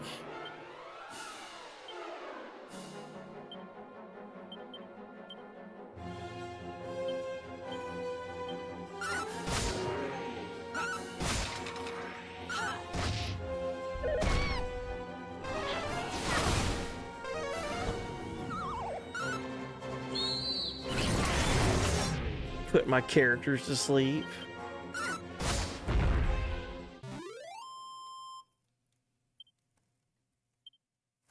Nice. Watch out, that statue's living. My first Dragon Quest game was Dragon Quest Builders 2. Okay, cool. I played the first one, Dragon Quest Builders. I got the Platinum Trophy in it. Loved that experience. And I played Dragon Quest Heroes. The World Trees Woe and the Blight Below. Gee, the Dynasty Warriors type game, the Musou game. I've played both of those like spin-off games. Got the Platinum Trophy in it as well. But as far as like numbered Dragon Quests, I played Dragon Quest 8 back when it came out. So like I'd be very rusty at it if I were to pick it up and play it. And I played a little bit of the DS game, Dragon Quest 9, Sentinel of the Starry Skies, I believe was the sub-name of it.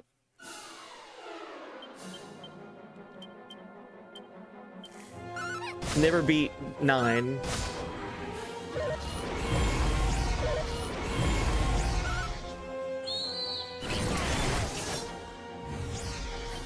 Love Musou games. Oh yeah, me too.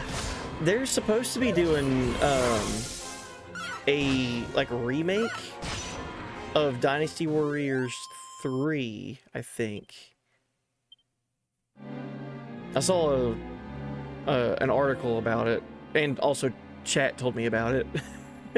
But I looked into it. It seems like it's coming along nicely. I don't know when it's coming out. Oh, I get a skeleton guy on my team? Bobby Corrin calms the monster with a soothing voice, tells it all about Monty's monster menagerie. Yeah. The monster hurriedly, excitedly hurries off to greet Monty.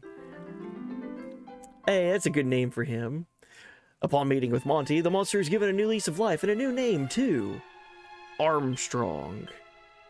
Like that. Alright, so there's no other monsters to find, right? Okay. So 2 treasures to find still. Is there one up here? Yeah, there is. Secrets. A flowing dress. Alright, well I already have that equipped to somebody. That was our reward for the rank 7 tournament that we completed. So good to know that there's another one that you can find.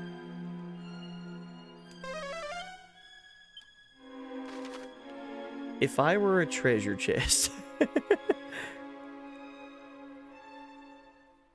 It's probably back there in that back left corner and I can't get to it yet or something. Oh, and Dragon Quest X is your favorite one so far? The only downside about Dragon Quest X is I had to mod it to make it English. Right, that's the MMO, right? 10.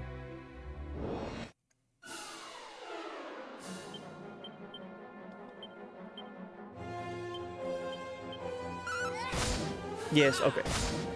I thought so.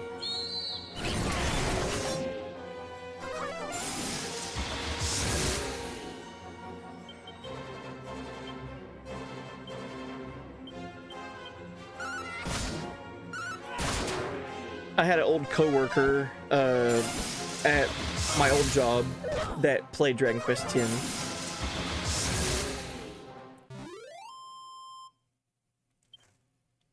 I don't know if they still do or not. I should check in with them and ask them.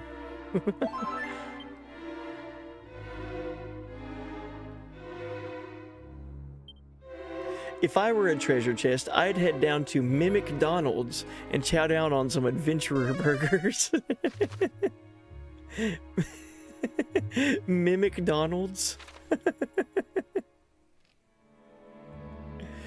Mimic D's?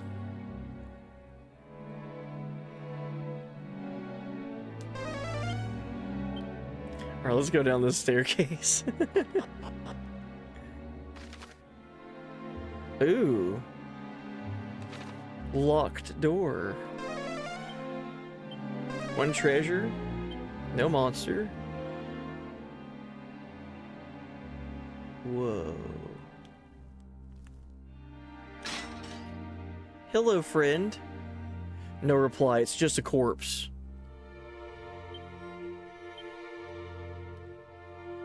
Why? Oh, don't be some super sad story.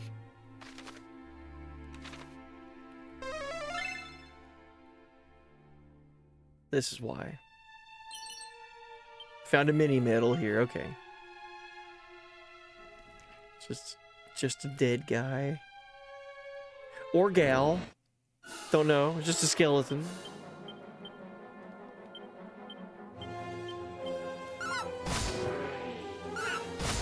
Sadly, until I pay the sub, I can only play the content in the first 4 updates, now 7. Oh yeah, right, it is an MMO, right? Yeah, if I were a treasure chest, I'd head down to Mimic Donald's. No, that's very helpful, thank you.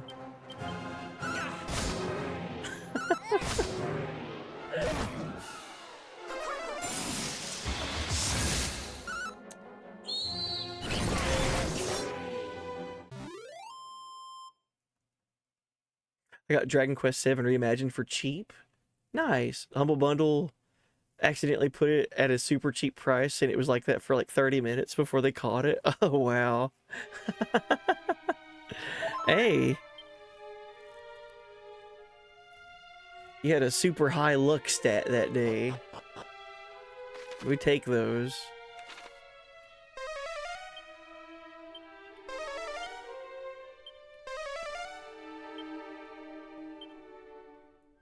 Oh my god, you got it for 20 bucks. That's awesome. And that's good that they're like keeping true to it.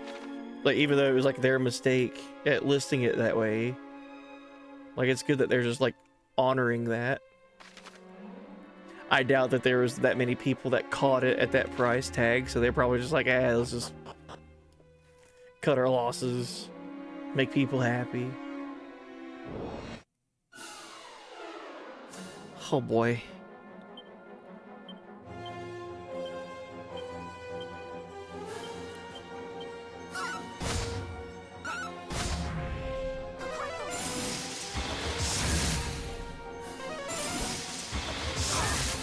Oh, that's cool. They can use crackle too.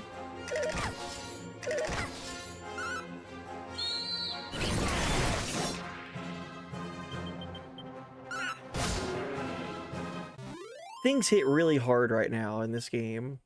And I don't know if it's because I'm like under-leveled or if it's just that I don't know. I've been getting new gear and equipping it. Hey, I found the treasure chest I was looking for. A prayer ring. Good. We've got a lot of those now, it seems.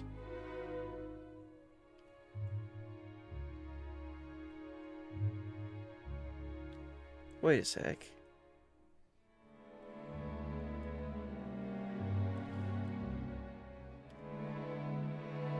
That was a net gain of no progress made. As far as exploration goes. I see where I need to go. Okay, okay. Walking in the front door like that is the red herring. That's just there for exploration's sake and finding items.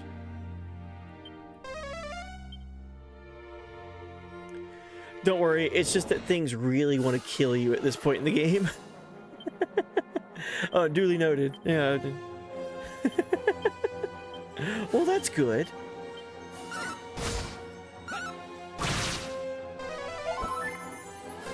Why? I did like 200 damage and then it gets full healed.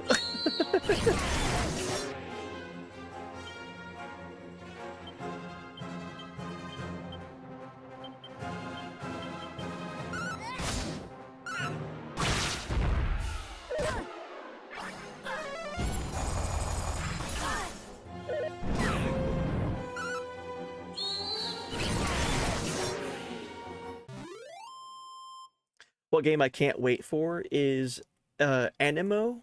I think that's how it's pronounced, Animo. I remember seeing that before. Remind me what that is. Oh, what was that game?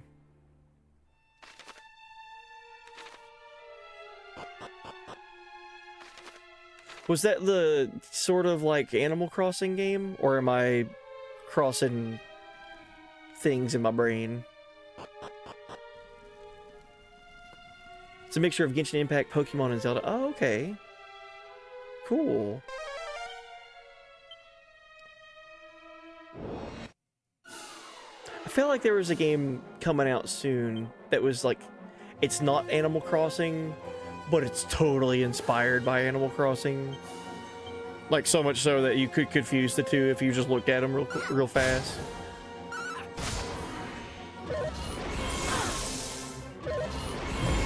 Speaking of which, isn't there supposed to be a Nintendo thing in a few hours? I think Nintendo's having a Nintendo Direct soon. Like very, very soon.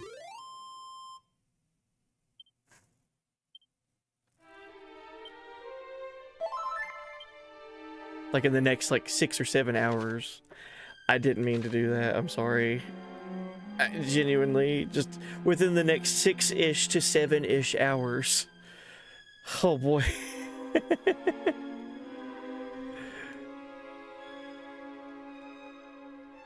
What are these statues doing?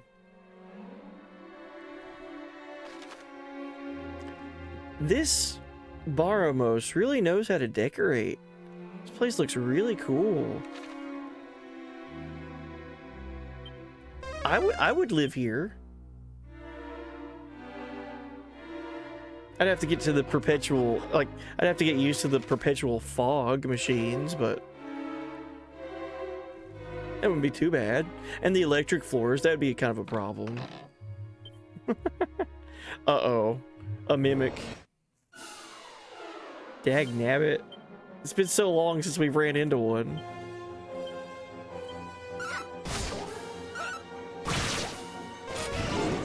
Don't kill anybody.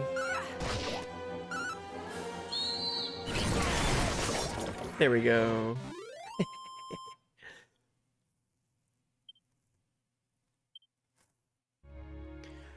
You get a choice playing as a human with an NPC animal ally, or you can play as the various animals. Oh, in Animo? Cool. Imagine this guy's electric bill. Jeez. What purpose would this serve? Like, realistically, other than being like a survey, like a security measure. Well, I hate to break it to him, but we have a safe passage, so we just walk right over it, no problem. Sorry, Baramos.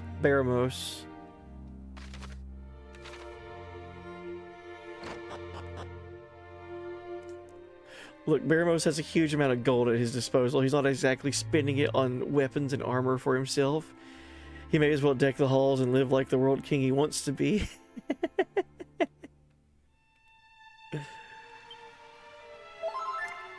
I dig what he's done with the place. It looks fantastic. That is missing its head.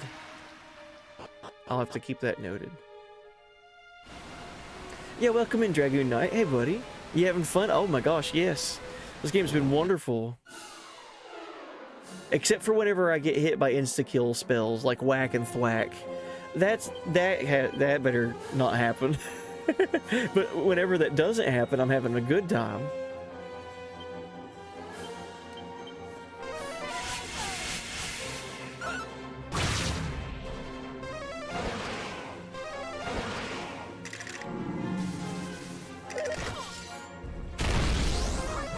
Of course.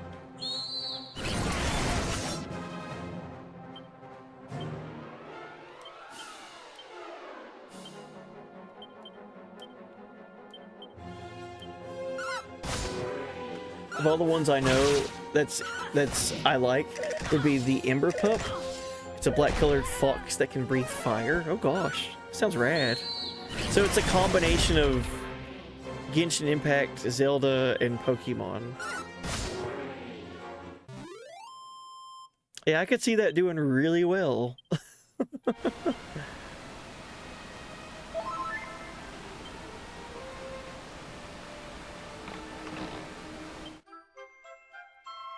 We found a hapless helm. Okay. Phial of Sage's Elixir. And the Headsman's Axe. Okay. So are these things for me to equip?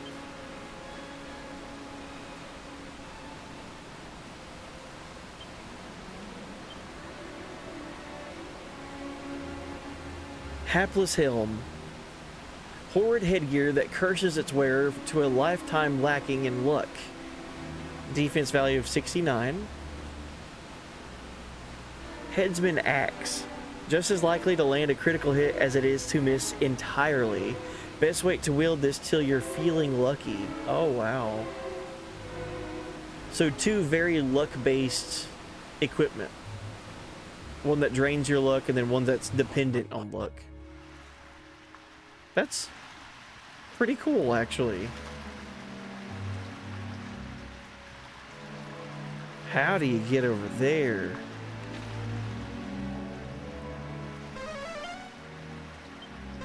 Yeah, it's basically crit or miss. I like that idea.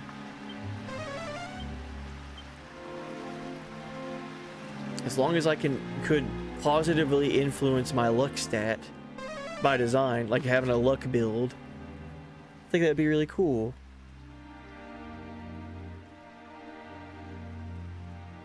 Okay, I'm missing something.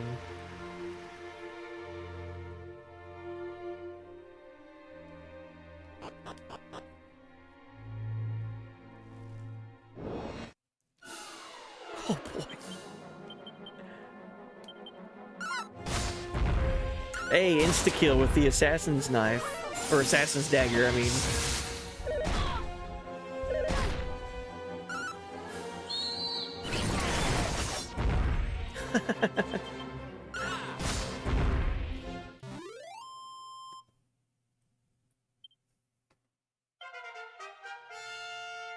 Reach level 38 with Azra. Almost at 300 health. So close.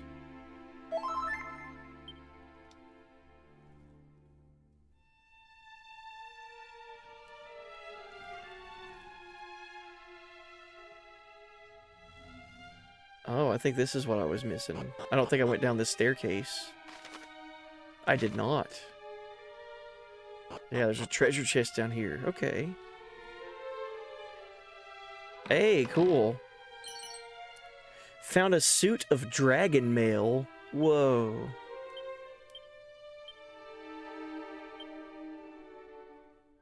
Crafted from countless dragon scales, this armor reduces damage taken from fire spells and breath attacks.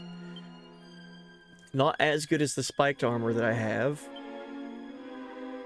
Better than the epic apron. Alright, we'll give that to Azra. Oh, that's such a cool idea of giving dragon mail to the monster wrangler. Heck yeah, man. That's so cool.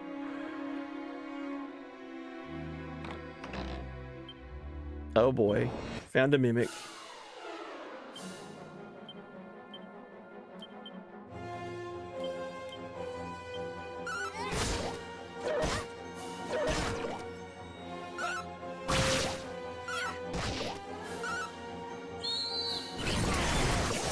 Okay, good.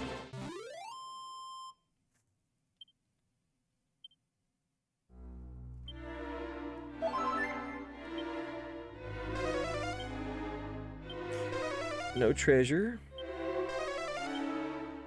No monsters.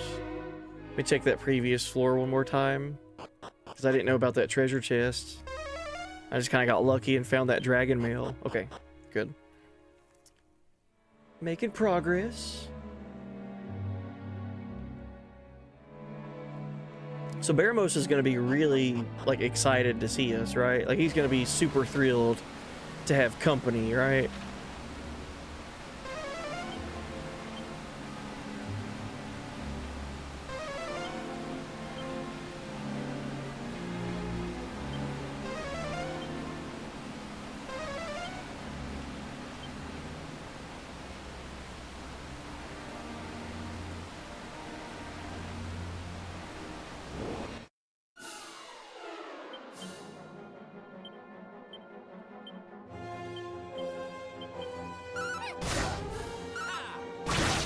Baramos has probably heard all about you from your daddy. Yeah, maybe. Well, the last thing that we've seen with Ortega was whenever he was battling the gargoyle at the volcano. The Necrogond, Mount Necrogond.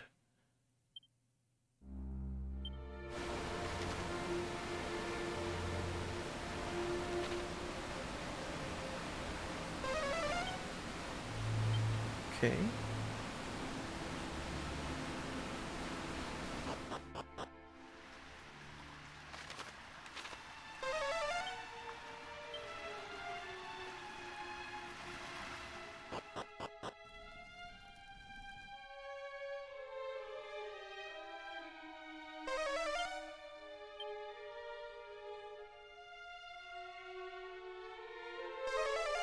There it is.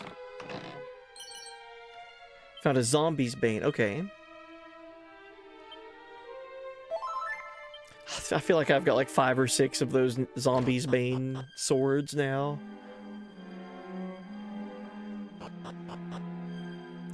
Dude, imagine... Imagine if Baramos couldn't, like, walk over these barricades. If he ever wanted to leave this place... He'd spend like 10 minutes going from like one end of his house to the other.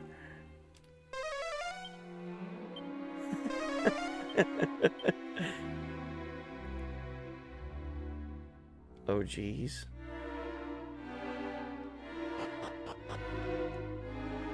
Okay. Oh boy. All right.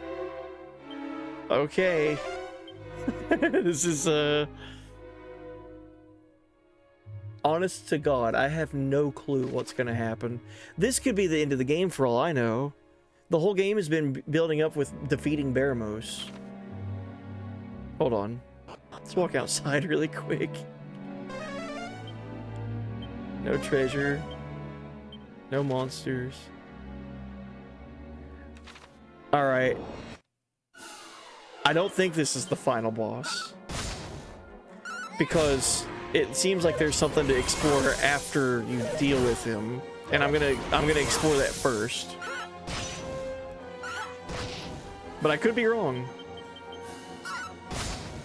I gotta keep telling myself this was an NES game, so like game design and map layout of things and all that was way different back then versus today's standards and like today's like mentality of game design. So what is over this way?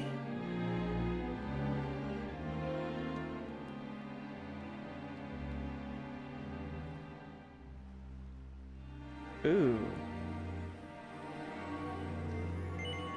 It seems you can go directly to the starting point of the area from here. Do you want to go? No. Fast travel to the beginning of the dungeon?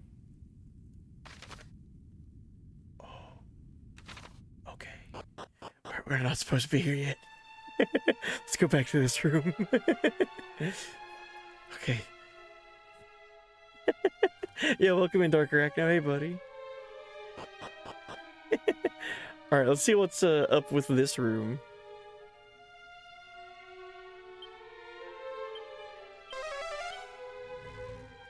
Oh, okay.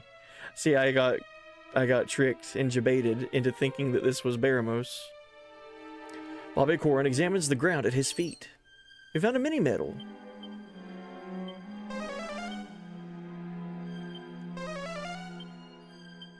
Okay, so we are where we're supposed to be going. Good to know.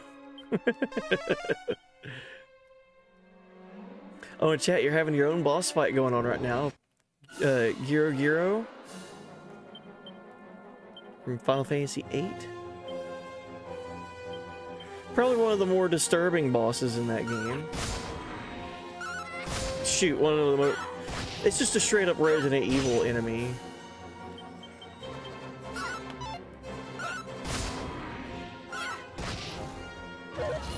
Baramos got that skeleton from eBay, only 24 gold. He got it from a Spirit Halloween store.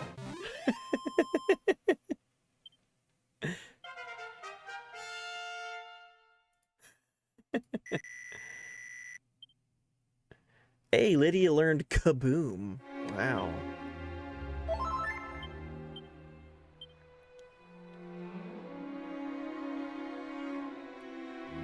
Blasts all enemies with an incredibly violent explosion. Sheesh.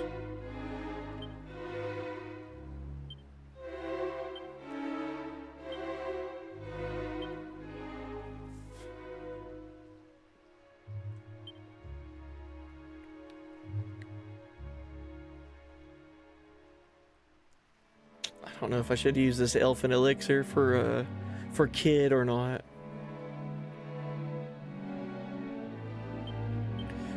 We'll use some magic water on her.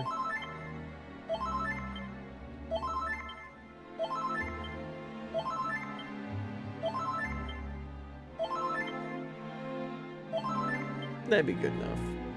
Alright. I do wonder why this undead is listening to the president. He's got his own jobs to do, right? Oh, the lack of music. A long winding hallway surrounded by torches. Cauldrons, you would even say. Oh. He's just cheesing. He's so happy to see us. So, you have found your way here at last. I love You him. know that to stand against mighty Barabas is to throw away your life. And yet you still came. A decision you will come to regret. Oh. Unique But boss not music? for long, for I shall rend you asunder and devour your innards. Ew. Oh boy. I have no idea if this is the final boss or not, so I'm gonna treat it like it is. All right, let's buff ourselves. Ka-buff. Not my innards.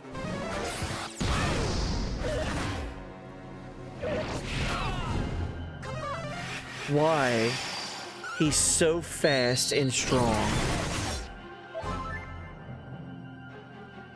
And he can regen? Okay.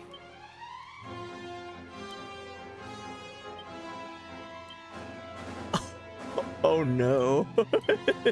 This music is really ominous, I guess you would say. Let's go.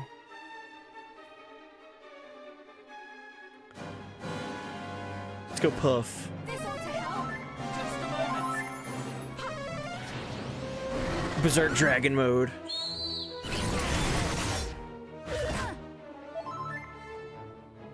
So cool.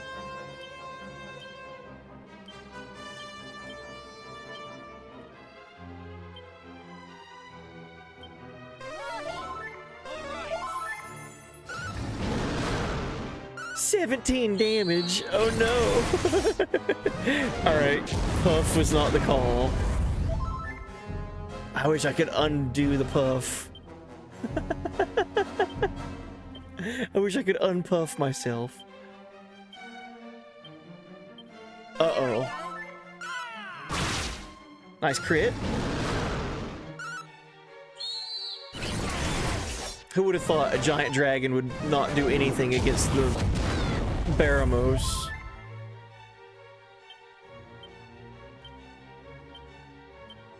I guess now we're gonna see how long Puff lasts for.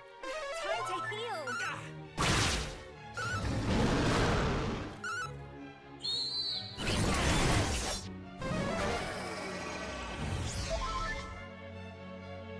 Okay, so it lasts like 3-ish turns.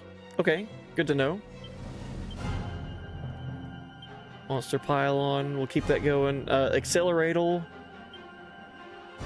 And let's try Kabuff again. Nice crit.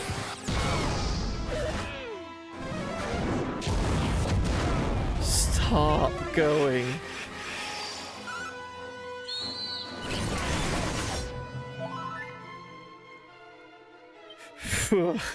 Alright, full heal. Attack. More heal.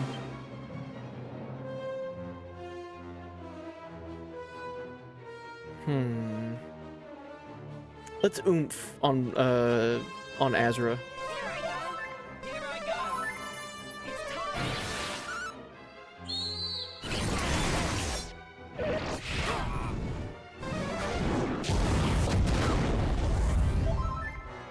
It does so much damage. The actual final boss is Dark Helmet on Spaceball 1. This guy looks old. Like he's at least 120 years old in human years. He does look... He looks aged. You know, with age comes wisdom.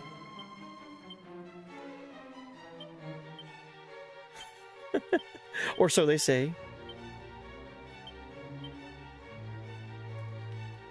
Let's, I see, I'm afraid to use magic on him because Puff wasn't doing anything, so fire-breathing attacks weren't doing anything. So let's try ice. Crackle. Just a moment. That's a lot more damage. Alright, ice is the way to go.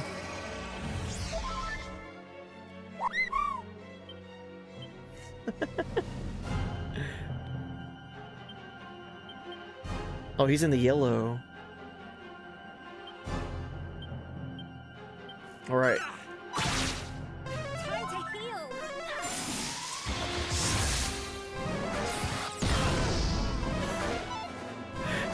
Oh, jeez. What is that? What is that? That's crazy. Back-to-back kabooms. Thanks, game. Really felt like I earned that one. Just a moment.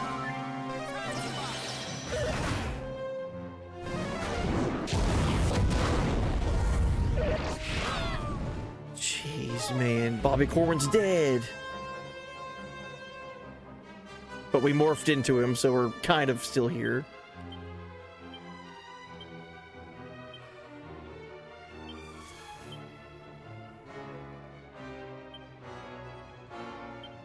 Where's my full heal? There it is.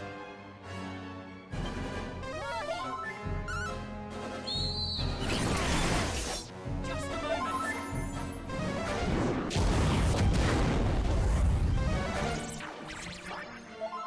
Don't confuse my party.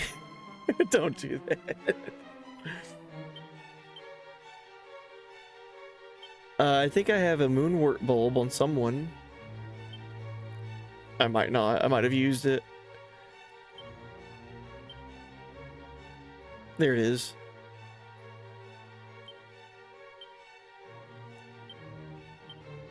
Right. Oh, that's for paralyze. That might have cost me the fight. I don't know the terms fully, like the back of my hand yet. After I selected it, I was like, wait a second.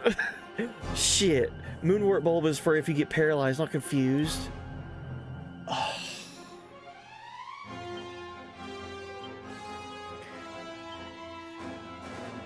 Angel Bell. That's what I should have used. Alright, time to make the most epic comeback in gaming history here.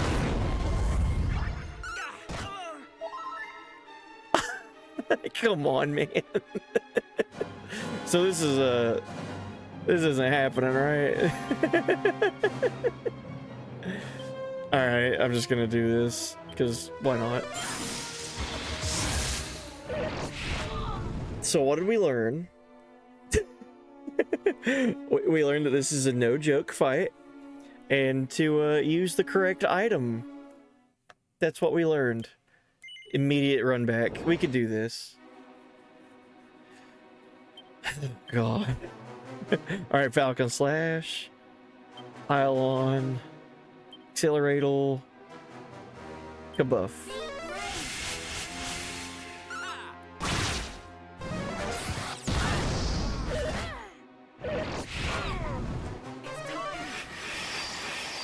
The fact that he gets to go so often. And he gets health back after every turn. Alright, full heal. Attack. More heal. And kabuff again. Here I go. Here I go.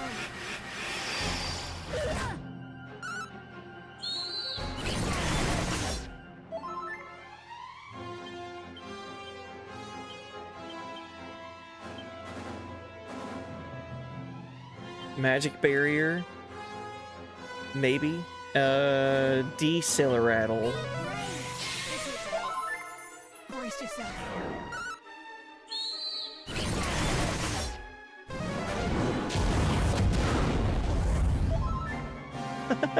Okay. Let's try that again. I think Decelerate might be my best friend in this fight.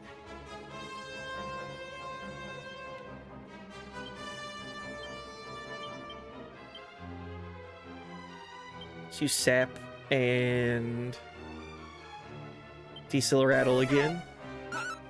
Oh, Sap didn't work.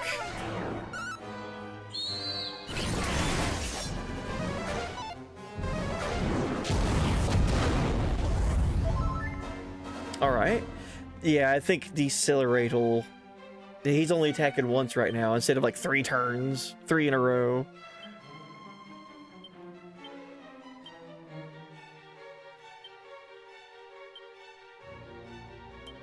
Here I go.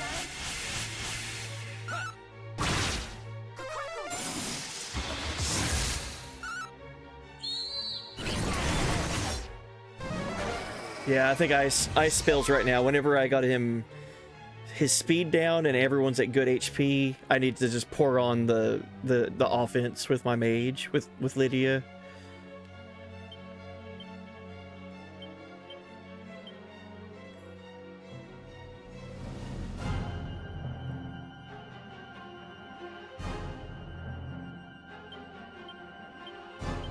Ready now. All right. Come on. Stop missing.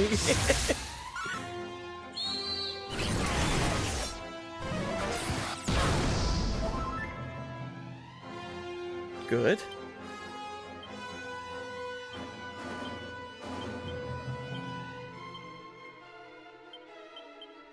I go.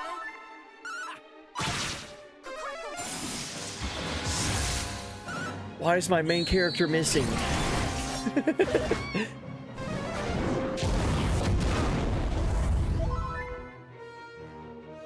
Okay, his speed returned to normal. For now. Because I'm going to immediately debuff him again. Here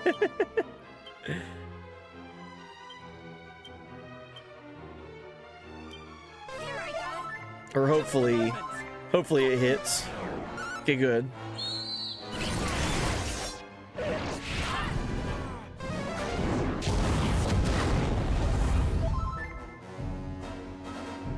It's crazy how fast he gets. Okay, full heal on Kid. Keep the offense going with Azra. More heal on Bobby Corwin. And Kabuff. Ready now. Time to heal. It's time.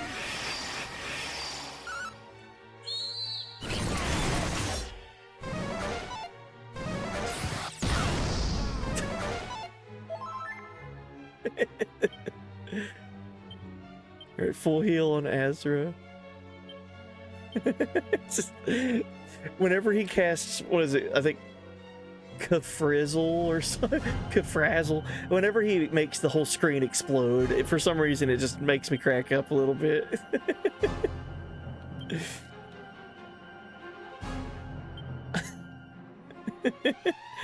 Alright, let's accelerate again. And ice him.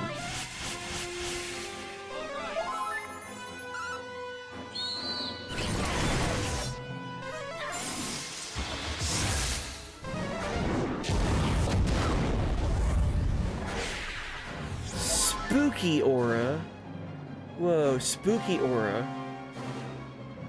Also, did he move forward? Did he, like, charge at me a little bit just there? Is the camera different? It is, right?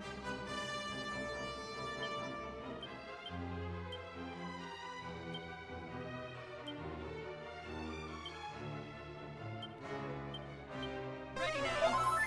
Yeah, he's like not standing in front of the throne anymore. Huh. Oh, maybe his strategy's different whenever he gets closer. That's a cool idea. Like a visual change in the fight. Magic barrier. Now.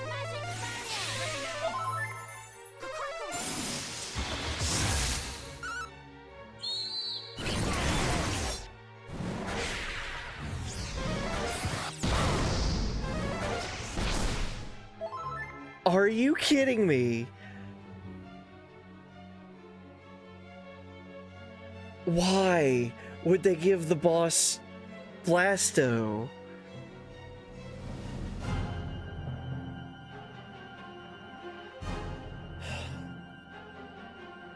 Imagine that it was like your last character that was alive and they just get blasted out of the fight. That sucks.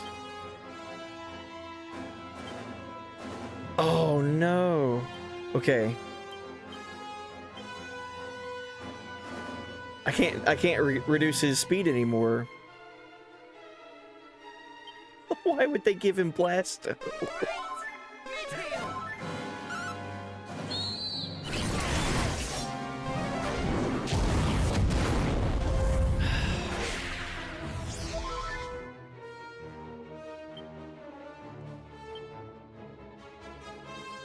Alright, let's do some offense with Bobby Corwin. Let's just attack. Monster Pylon. We got Magic Barrier and Acceleratal. And we're kind of okay on HP at the moment. I don't expect it staying that way for long. Let's just attack.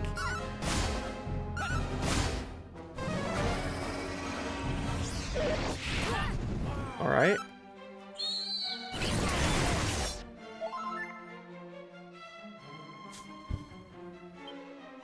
Okay. We need to heal. Get Bobby close to full health. Offense with Azra. And more heal on Kid. This is the recovery phase right here.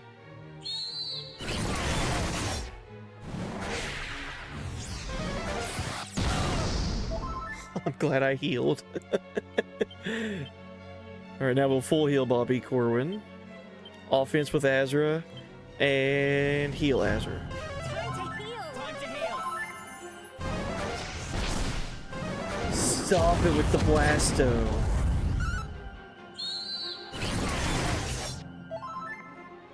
Why can he do it again? I know it missed, but why can he do it? Why is that an option?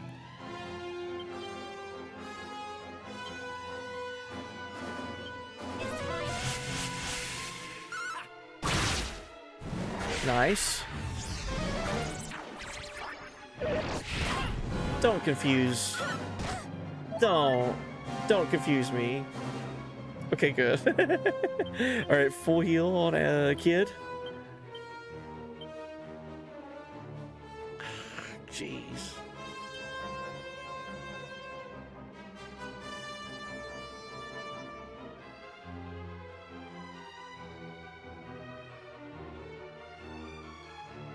Just attack like normal with Kid, I guess.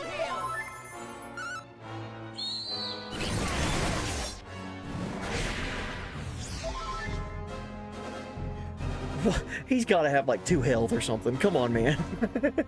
He's been in the red forever. I'm running out of MP with Bobby Corwin. Just attack.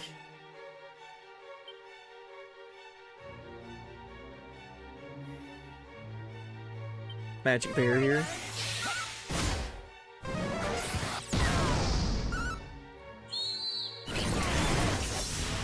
Thank God that killed. Yeah, we beat him. Baramos. I don't like that they gave him Blasto, man. That's the only thing about that boss fight. Like, why can't he get rid of your guys? GG. Alright. Well, we're gaining experience and leveling up, so I don't think that's the final boss. You... How?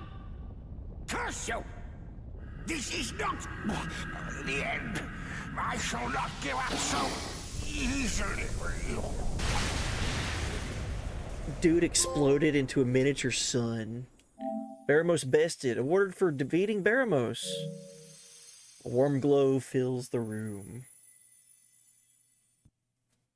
Right, GG? That's GG, right? Yes. Roll credits, game. A familiar voice calls out to your party. You have at last bested the Archfiend. You have done all that was asked of you. Be proud. Now return to them. Return to those who love you. They are waiting for you. Hear, feel, think.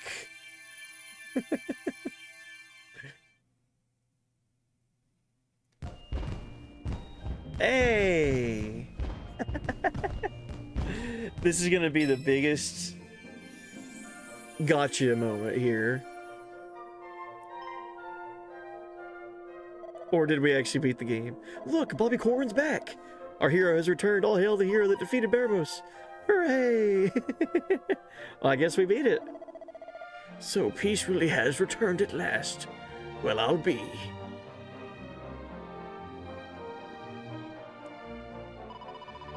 Thank you, Bobby Corwin.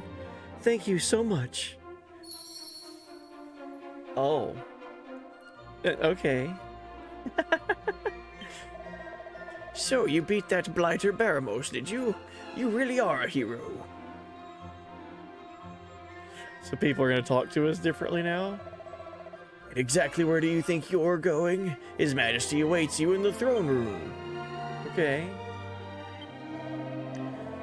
But without Baramos to worry about, what will we guardsmen do with ourselves?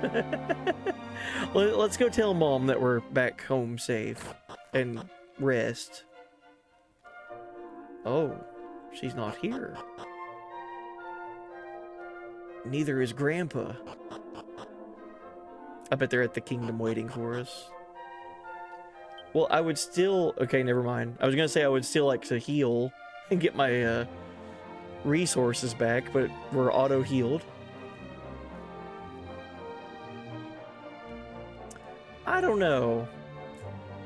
Gaining experience and leveling up after a final boss doesn't feel all final bossy. That seems like a telltale sign right there, right? Yeah, there's Mom. Welcome home, my little champion. I'm so proud and happy I could burst. Ah, if only your father could see you. Just look at you. You've grown into a great adventurer. The spitting image of your father. And I know, somewhere out there, he's just as chuffed as I am.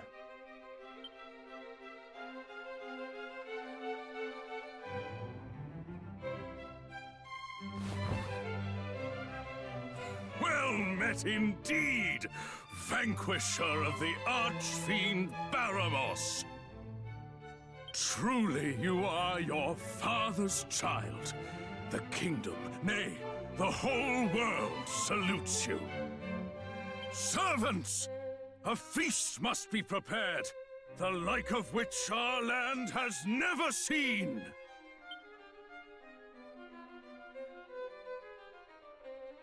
Oh, did OG3 do that? You beat the Cloud of Darkness and get Gil an experience? Alright.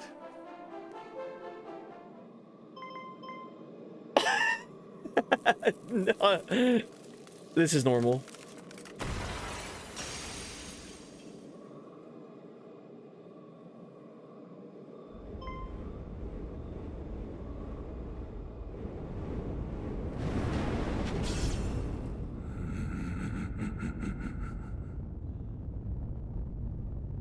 I must apologize for intruding on such a heartwarming scene. Oh shit.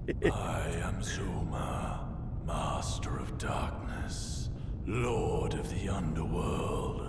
Zoma. And so long as I will it, your realm shall never be free of the pull of night.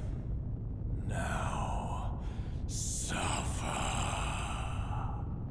Your pain shall be my pleasure. All All shall know despair, all shall kneel, all shall give their lives in sacrifice to my glory. For I am Zoma, bringer of oblivion. Obey, and your suffering shall be short. Resist, and you shall know true torment.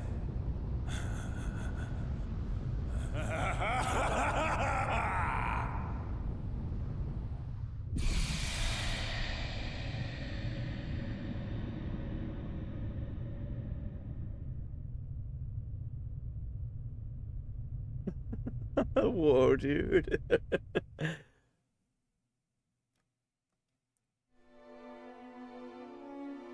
Is everyone unharmed?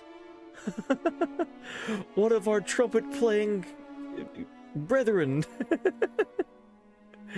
They were just gonna start playing the trumpet, and they all just exploded in blocks of ice. Zoma?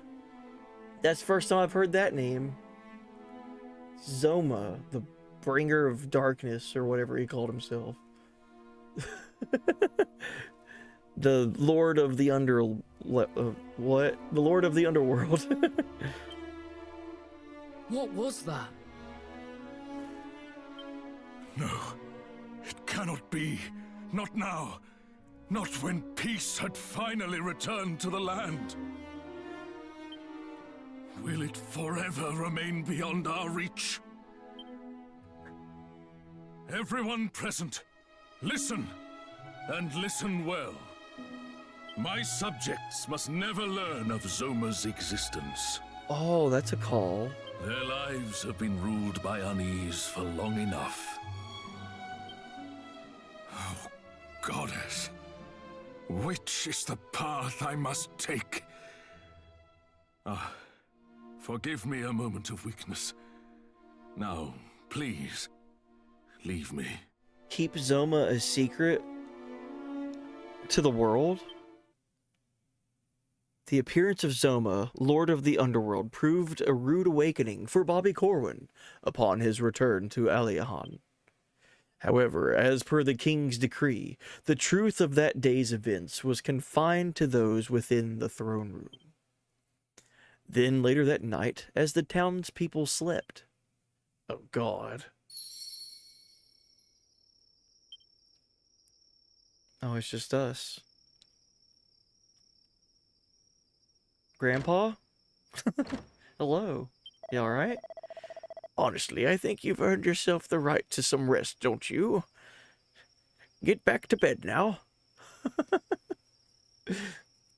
Is everyone unharmed? The band has been shattered, but nothing of value was lost. What have we learned, class? Yes, that's right, Zoma hates trumpets. We must avenge the trumpet players.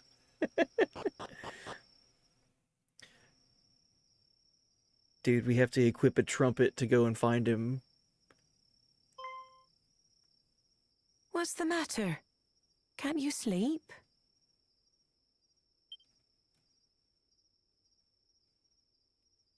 Suppose it's no surprise, really. You've been through your fair share. I just had a really cool, fun idea.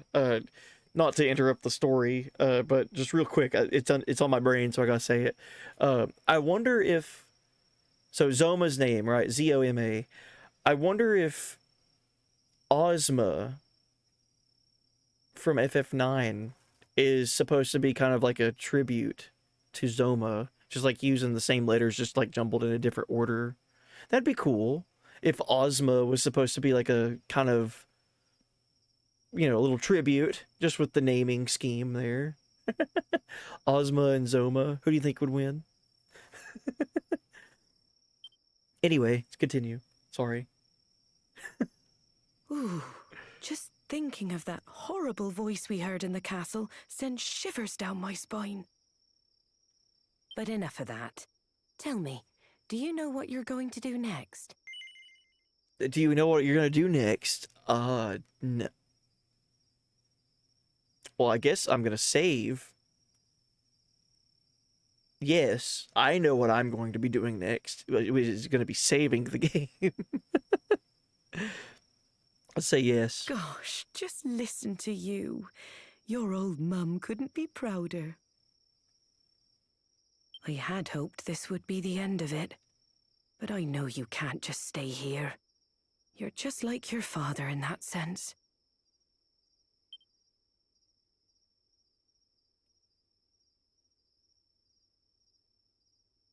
This game is so pretty to look at, dude. Oh, this all brings back memories of when he left Aliahan to go on his journey. His friends presented him with the finest helmet you've ever seen. Everyone came out to wish him well. They were all so joyous. But there was nothing but fear in my heart.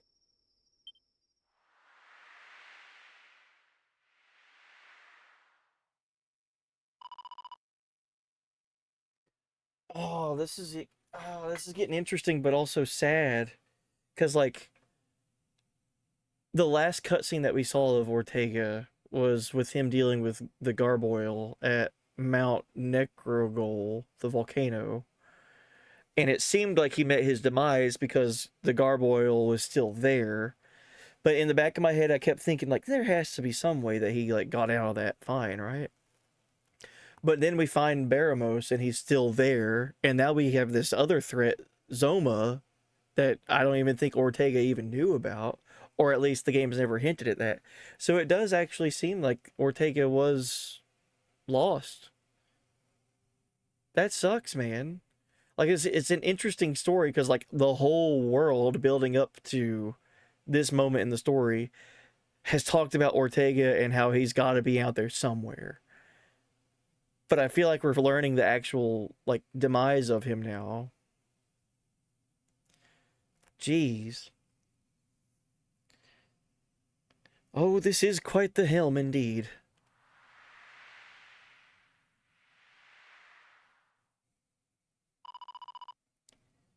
Can't it wait until he's a little bit older?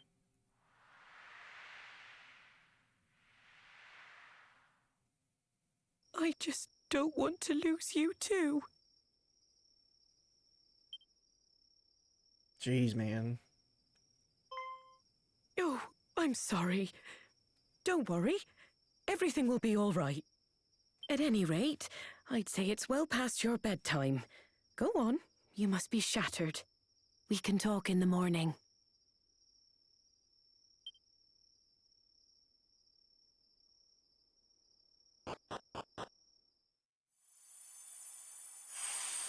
Oh. The place I found earlier. What we got going on here?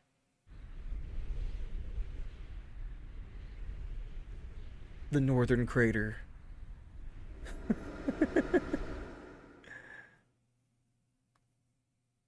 Then morning comes.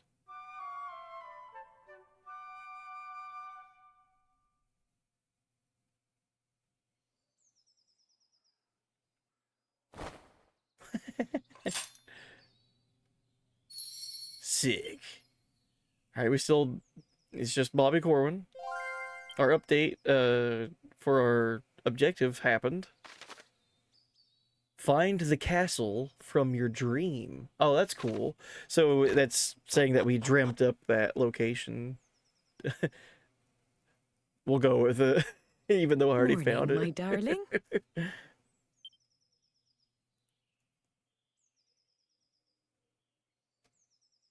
I suppose it's that time again, eh?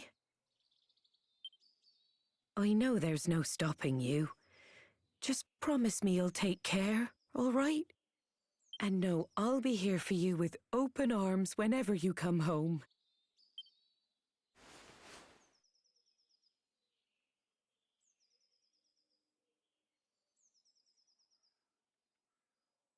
So bye for now. Do pop by again if you ever find yourself missing my cooking.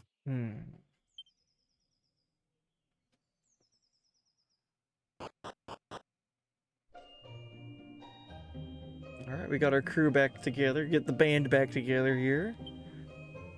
Well, that was a turn of events that I didn't see coming. I didn't know if I was about to beat the game or what was going to happen. Let's save. Yeah, welcome in, Wolfie. Hey, buddy. How's the game going? Going great. Stream started out pretty well. Obviously we've made progress. Last stream I got hung up on the gargoyle at Mount Necrogond, and between last stream and this stream I did do just a little bit of grinding off stream. I leveled everyone up by like 2, maybe 3 levels, and got some spells that I hadn't had before, and whenever we went to go fight him, he still beat me, but I immediately rematched him and we won our second fight against him. So it wasn't a walk in the park, even though I grinded. So we beat him, but it was still tough. And the last thing that we just beat was Baramos. We just fought Baramos and beat him, and was about to celebrate, and I assumed I don't know what's gonna happen, you know, after we beat him. The whole game has been building up with beating Baramos, and we finally did it, and then we have our new threat. The actual threat, it seems. Zoma appeared, and he really dislikes trumpet-playing soldiers. Because whenever he arrived at the king's room, the throne room there, the only people that he destroyed were the trumpet-playing soldiers. Everyone else was fine. So, if you play a trumpet in Dragon Quest World, keep your head on a swivel. You never know who's gonna just show up in the shadows and just obliterate you. So yeah, but the Archfiend has been defeated, but we now have a new problem. Though the Archfiend is defeated, I cannot help but feel a certain trepidation still. I pray that my instincts are wrong. Yeah, let's save.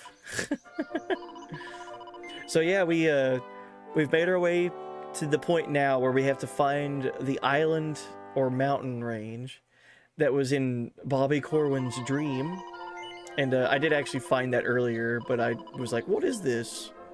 I can't land here, but it's covered in fog. So interesting. Dude, I love that this is our flight travel, by the way. Dude, this game's so pretty.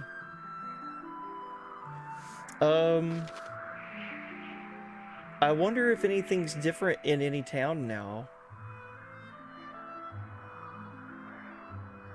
So yes, that's where we need to go. That might be something to start in on for next stream, because I am getting kind of close to the end of stream.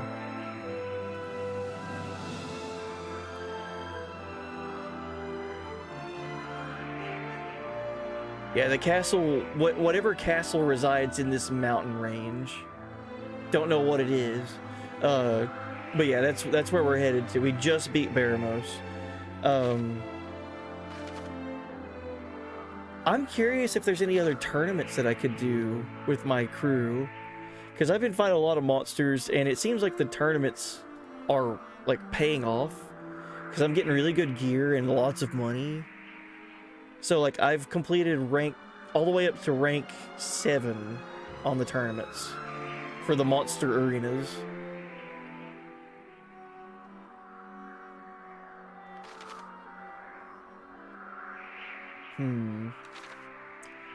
We'll go ahead and go to the next location, but I have no idea.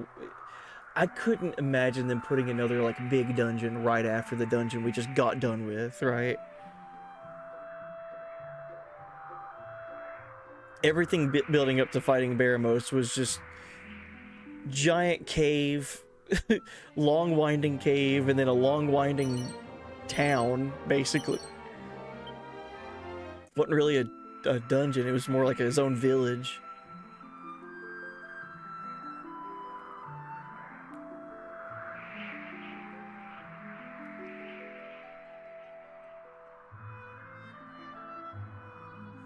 I have enjoyed listening to this flight music.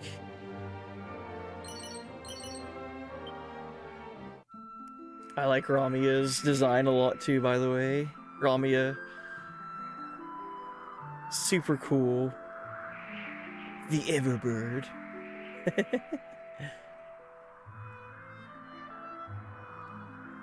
Alright, let's go up here and see what this place is. And if it seems like it's gonna be too much of like a long like quest of going through it, we'll turn back and I guess just explore places with the world map. Oh, you'd be surprised? Oh, I'm sure.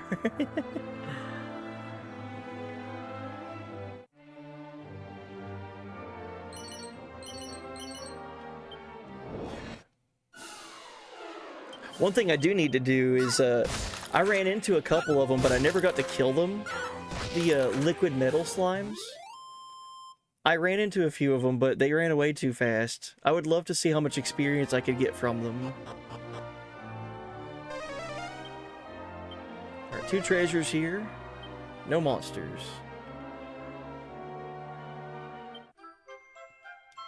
Found a copy of Words of Wisdom.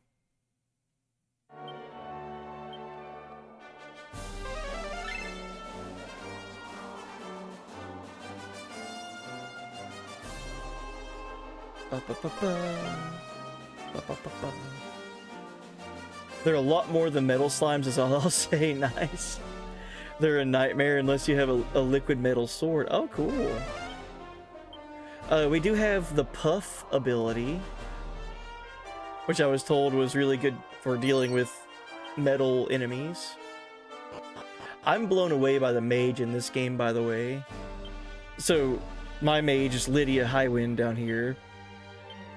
And at the start of stream, I was like, yeah, off stream between last stream and now, I did grinding and I got some new abilities for my characters.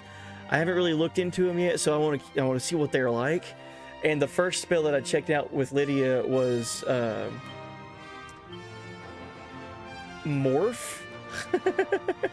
We got Morph, and I was like, what is this? So I went into a fight, and I'm blown away that the mage can morph into another party member like that. Like, that's such a cool idea, dude. And then a few levels later, or maybe the next level, we got Puff. So we just transform into stuff. Fire-breathing dragons or your party members. And then also you got all this magic that you can do. Mage is so helpful. No sages? So is, I don't think I have Sage yet, or maybe I do and I don't know. I know I got this, Words of Wisdom. 2 of them, and I just picked up, I guess I just picked up my second one. A scroll that reveals the innermost secrets of life. Once used to change the reader's vocation, it will fade into the ether. So I'm assuming that's for Sage, right? But I haven't, I haven't done that yet. That is how you become Sage. Okay. Cool.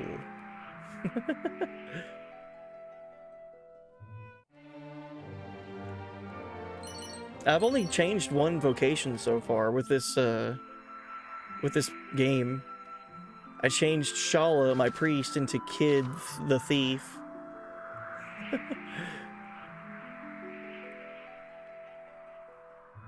Whoa.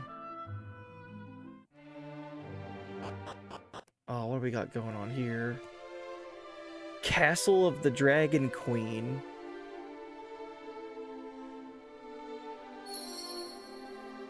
Story objective has been updated. No treasure. There is a monster nearby for me to wrangle. I think I see it. Yeah. Is it the cat? Is it gonna say arf arf, I'm a seal? Hello, house cat. What would you like to say to me today? I have heard there are several spots in this world where one can grow in strength in a speedy fashion.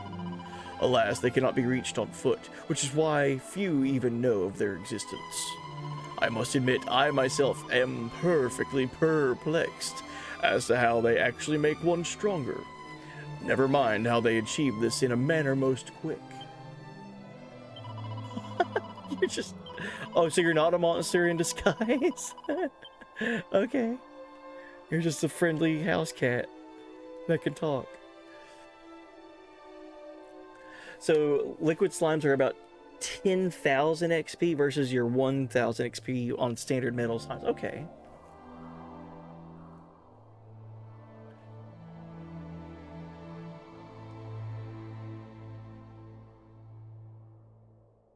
What is that from, Dark Arachno? The biggest of figures won't impress the diggers when picking your hole in the ground. What is that from?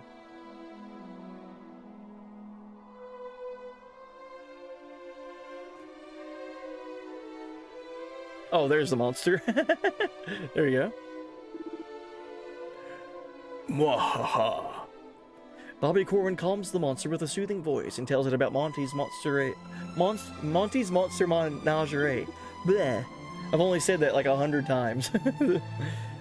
Simply magical. The monster slowly makes its way to go and greet Monty. It's usually always excitedly, but this one's slow.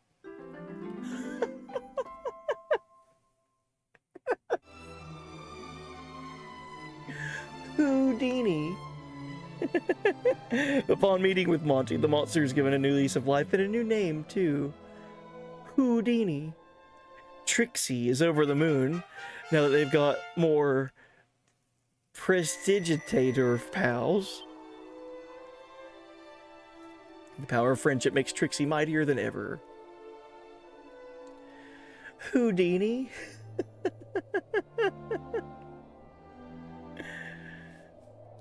Metal King slimes are 30,000 experience? Oh, jeez.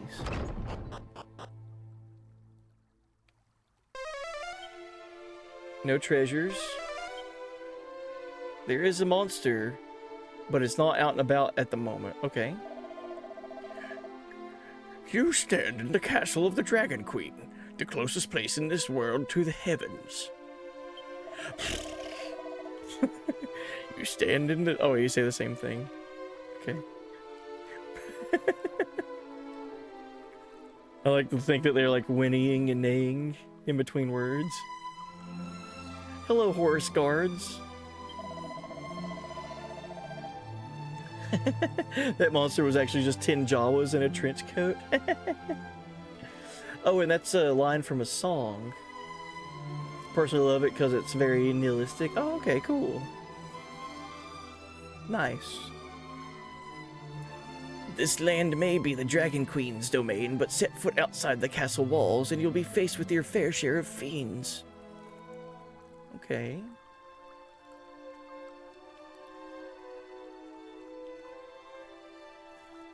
Oh, we're ads playing? Okay, gotcha. I'll wait. Thank you.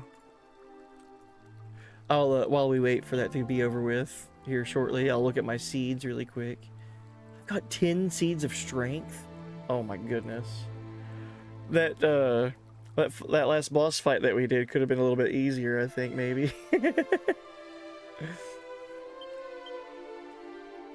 Whoops. Oh, and ads are over. Okay, cool. So I probably should have used all of this before that final boss fight against Baramos. But you know what? We live and we learn. We're gonna just make Bobby Corwin just hilariously overpowered in the strength category. Look at this.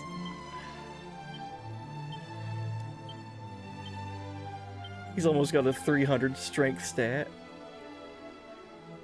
What were you saying about the song? That was the last I heard. Oh, I was just saying, it's pretty cool. What song is it from? Just curious. I was basically just reading what you said. Agility. Let's up Azra's agility.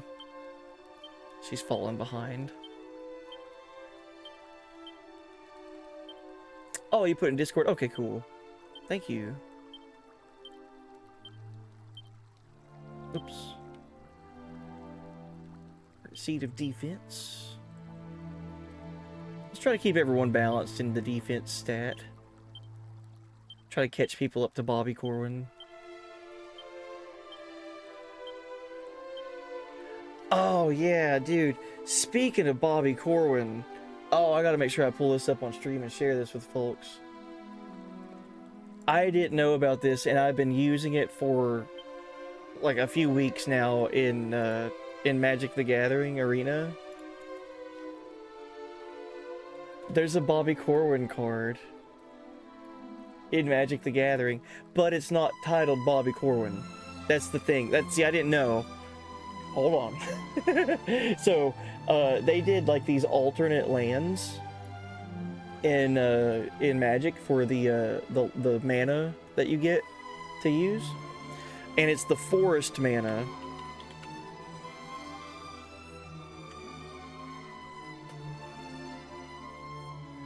They're all full art chocobo forests.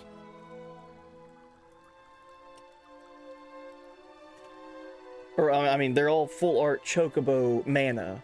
So, if anyone doesn't play Magic the Gathering and doesn't know what I'm talking about, don't worry about it. This is just a Final Fantasy nerd out thing that I'm doing. But I absolutely love the Final Fantasy inclusion that they did in Magic the Gathering. It got me back into playing Magic, and I hadn't played it in like 15 or 16 years since the Final Fantasy set came out. It's been my go-to game on my phone. I don't play phone games because I can't get into them, but where this is like a card game, I feel like it's a lot more accessible.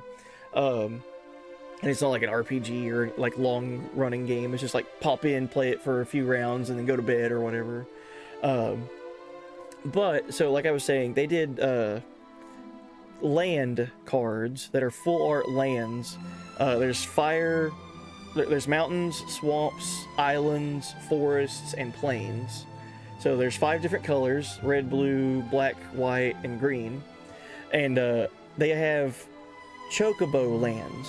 So they're still that type. Like, so there's still mountains, but there's like chocobo mountain like lands. The chocobo art for the forest, so the green mana. Let me pull this up on stream so you guys can see it. All of them have wonderful artworks. Let me see if I can just find all of them because they're all so cool.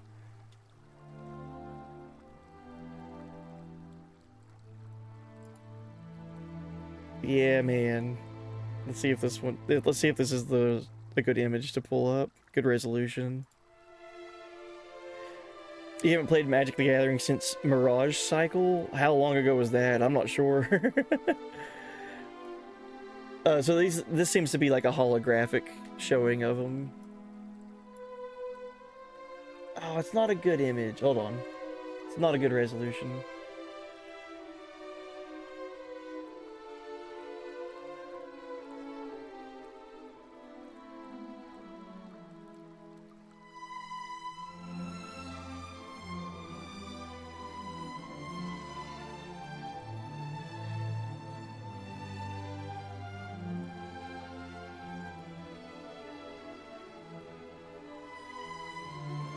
Darn it.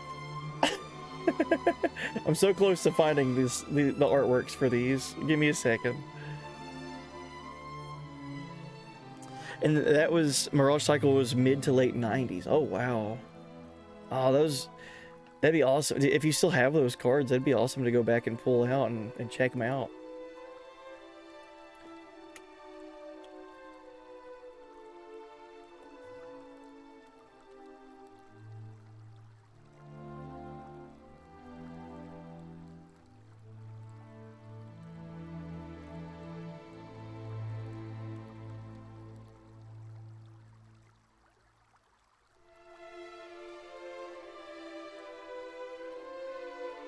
Here we go. I guess this will work. I found it on Reddit, I think.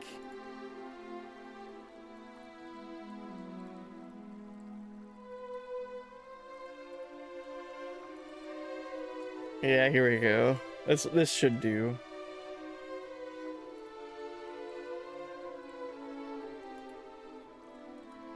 So the forest and the island are probably my 2 favorite.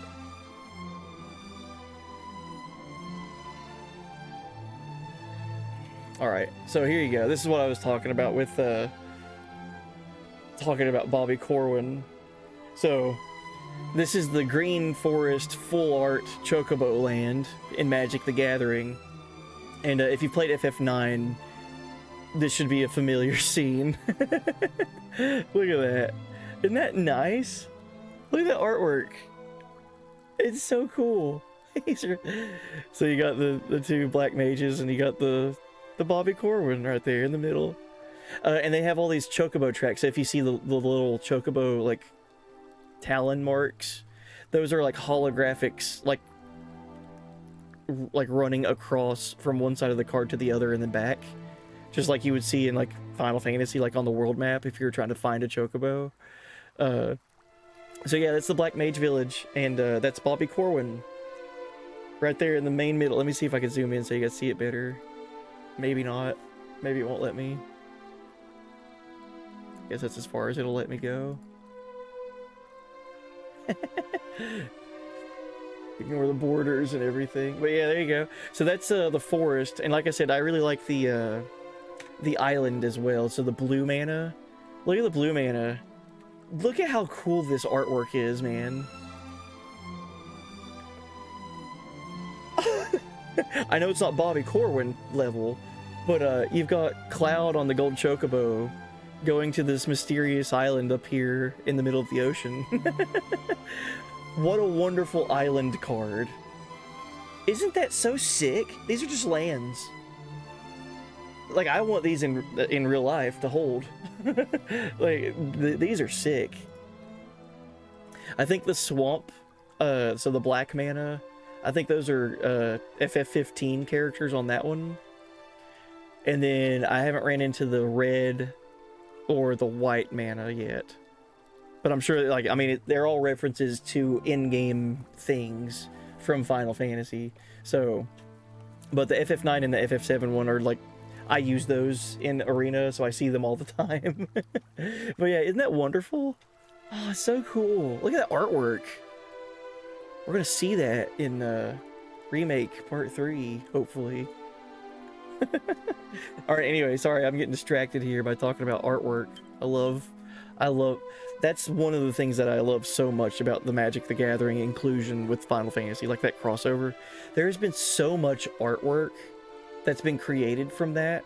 It's unreal. Like, there's like over 400 cards from the Final Fantasy crossover, and all of them have their own new artwork.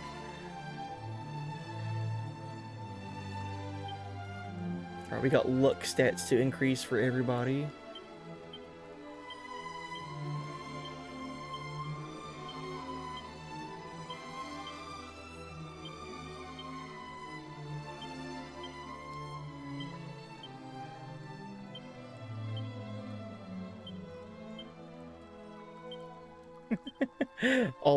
I looked into all of that because of we talked about Bobby Corwin for a second.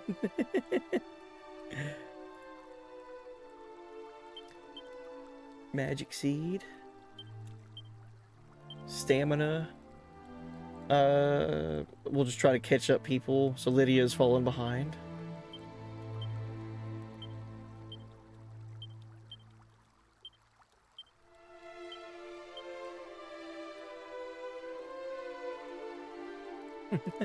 Gone shopping.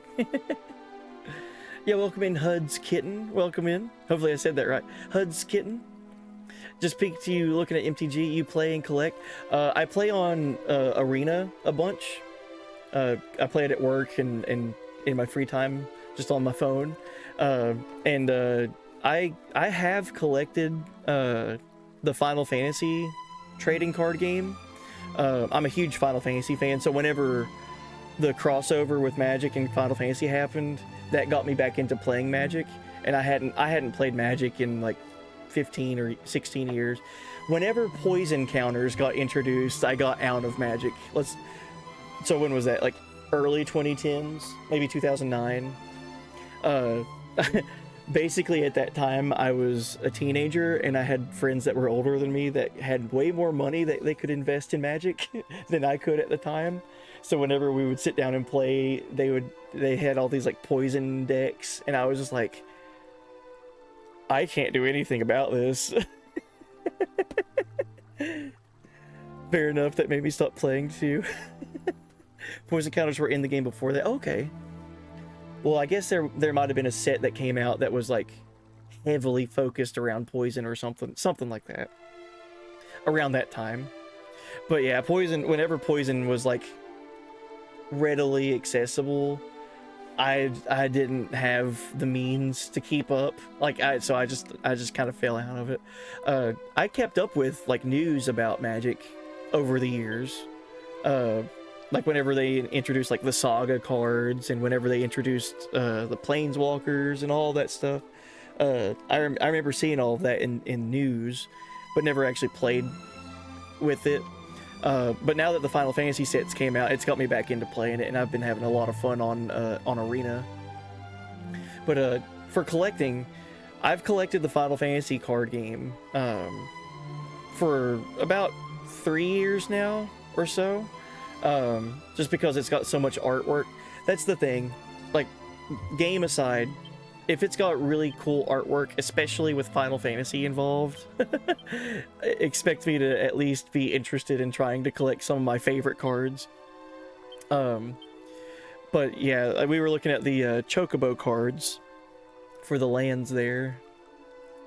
Really, really happy to see those. I would love to have them, and like have them on display in my room or something. Oh, and thank you for the follow. Welcome in. You're fairly new to it, loving it. Good. I'm glad you're liking it. So I've got a couple of friends that at work that I've got into playing Magic because of the Final Fantasy set. And they're a bit younger than me, so whenever the Avatar set came out, they were like, that was to them like how the Final Fantasy set was for me. So that was really exciting to see for them, like them being like super stoked about Aang and, you know, Korra, whatever, anything Avatar related, it being put into Magic for them was for like me seeing Cloud and Sephiroth dueling it out in Magic, like. So that was fun to see. I don't know if they've said that they're doing any other crossovers anytime soon. I know there was like a Spider-Man set that wasn't that long ago too, so that was pretty exciting. Our queen has long awaited the day when one who would banish the darkness would make themselves known. It is hard to fathom that the said day is finally upon us. Ooh. We're gonna be the ones responsible for banishing the darkness. Sick. Oh, hello. High Priest. Hi, High Priest. Your Majesty, I know that I am not worthy, but I beg you to forgive me. Forgive me for being powerless to prevent this most untimely of ends. Your Majesty. Remember that life goes on even after death. We need not mourn, though our hearts may tell us otherwise. The Dragon Queen's era may have come to an end. However, her offspring will take her place and guide us as she so graciously did. It is through the continuous cycle of rebirth that the Dragon Most Holy has watched over this realm. Oh, dude, this is sounding really cool. She is not long for this world, and yet the Queen continues to carry out her duty with all her being.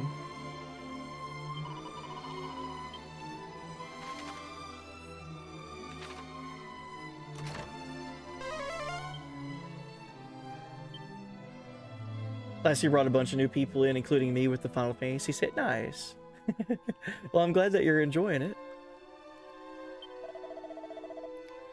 The end is nigh. Precious little of the Queen's life remains. Uh-oh. Oh, and the next set is going to be Ninja Turtles, believe it or not. I could see that, for sure. Yeah, they could do a lot of stuff with that.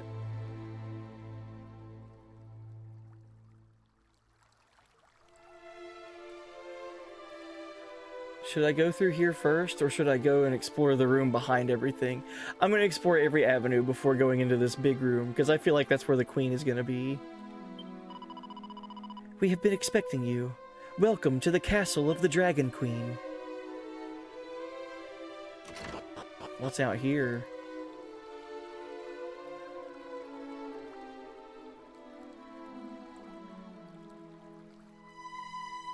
This game is so pretty to look at, man. This castle is the closest place to heaven in the whole world.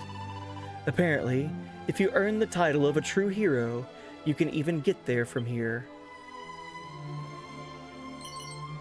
Hey, we found a mini medal. Good. Alright. Oh boy. Yeah, this game is very gorgeous. Super pretty game.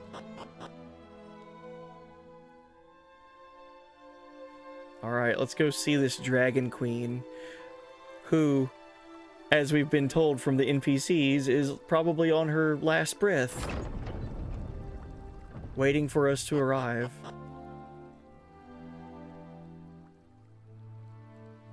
Oh God.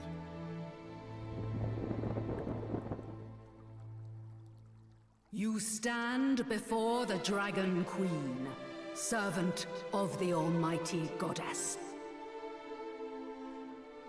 Thank you for heeding my call and making your way here.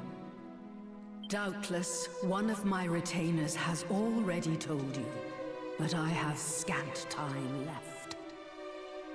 Listen well, child of Ortega, for I am about to impart all that I know of Zoma, whilst my life's flame yet burns.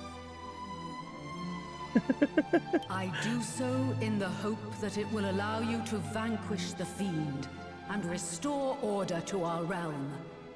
Will you heed my request? Absolutely. Why would you say no here? Yes. Thank you sincerely. Imagine saying no. Zoma dwells in the depths of the underworld.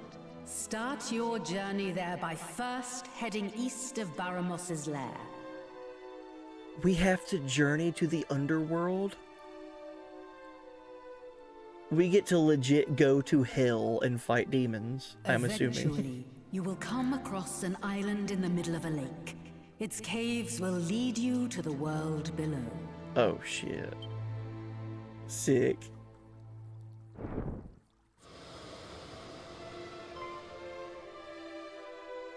Now, do not weep for me. My time is simply coming to an end, and I am certain my offspring can handle the task that awaits.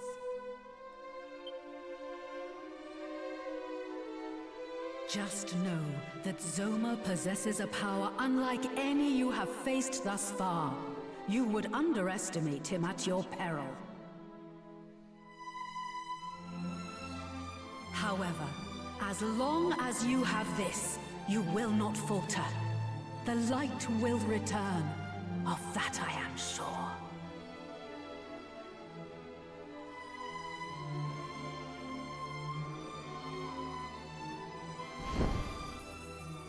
Oh man.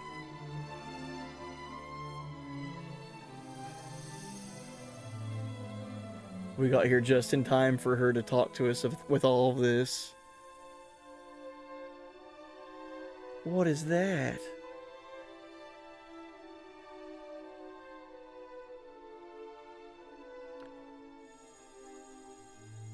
She's giving us the knowledge of how to use a Kamehameha.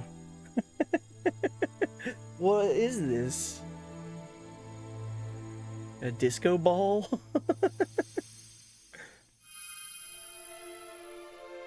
Bobby Corwin acquires the Sphere of Light. When faced with forces most dark, hold that sphere aloft. Then it will be your turn to prove your might once more.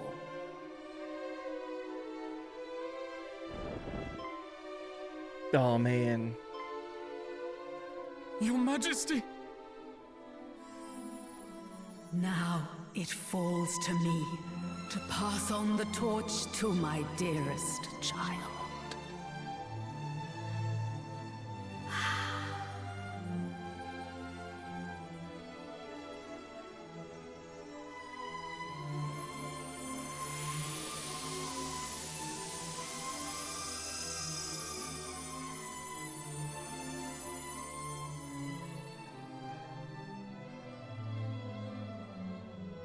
Having entrusted the Sphere of Light to Bobby Corwin, the Dragon Queen, with her last breath, lays an egg containing her offspring.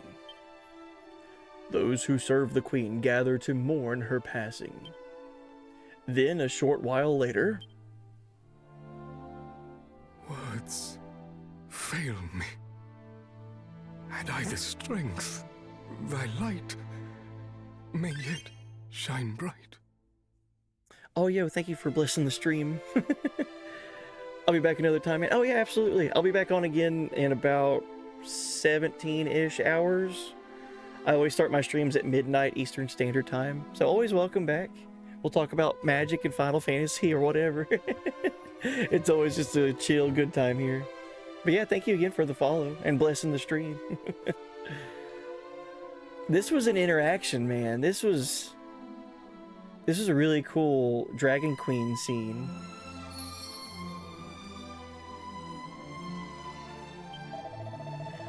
The burden was surely too great even for thee. The strain of watching over 2 realms torn asunder. Were the world as it ought to be, thou wouldst surely yet live. Maintain your faith, and the future shall be one of hope and peace. Now we need but wait. When the time is right, we will witness the birth and beginning of an entirely new life. It falls to us, her humble servants, to protect the egg till it is ready to hatch. The Queen has at last given the gift of life to her child. It is such a joyous occasion, and yet... Oh... The Queen is dead. May her immortal soul reside forever within the goddess. Don't worry. We'll look after the egg. It's safe with us. Bobby Corwin touches the egg gently. The soft sounds of sleep float forth from within. Oh man, and let's look at this sphere of light that we got.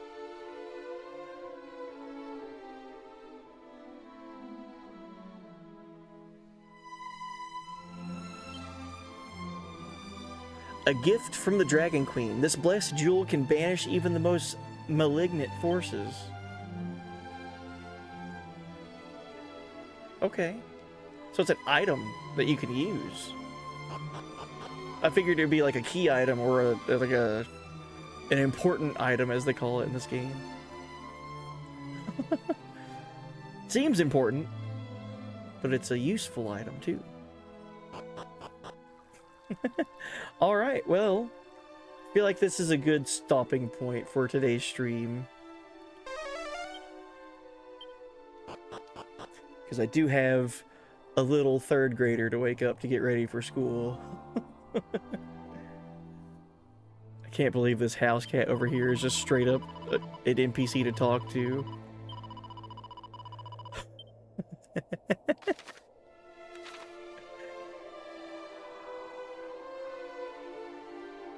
Alright, I guess we'll find somewhere to save and see where we can start stream for next time. So tomorrow's stream will begin beginning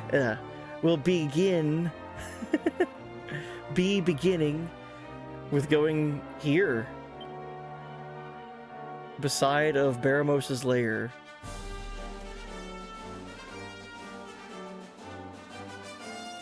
This game is so sick, dude. I'm so happy to be finally playing this game and like experiencing everything it has to offer.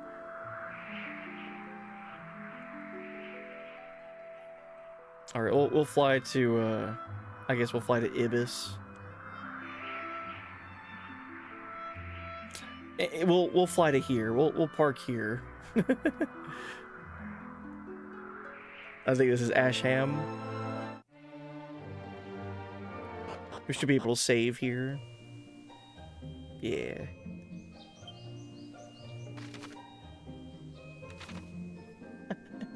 Oh yeah, this is the place with the Puff Puff that we had.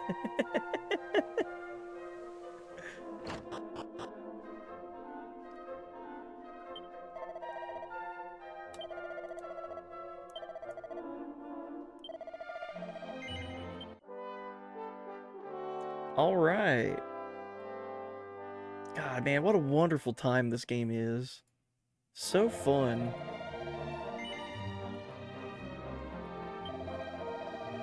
In the name that is... In the name of all that is great and compassionate, I bid this child a peaceful respite. Press the X button to return to the title screen. Oh, wow. Alright.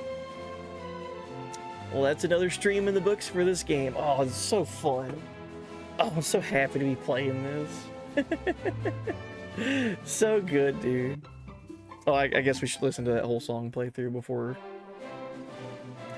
Alright, yeah, thank you, Shun. Clap. Very productive stream. Dude, we're making progress. We're getting those gains in this. Not only are we getting buff, but we're getting rough and tough. And we're seeing a lot of really cool stuff, too. Alright, let's see who's on, see where we can raid out to.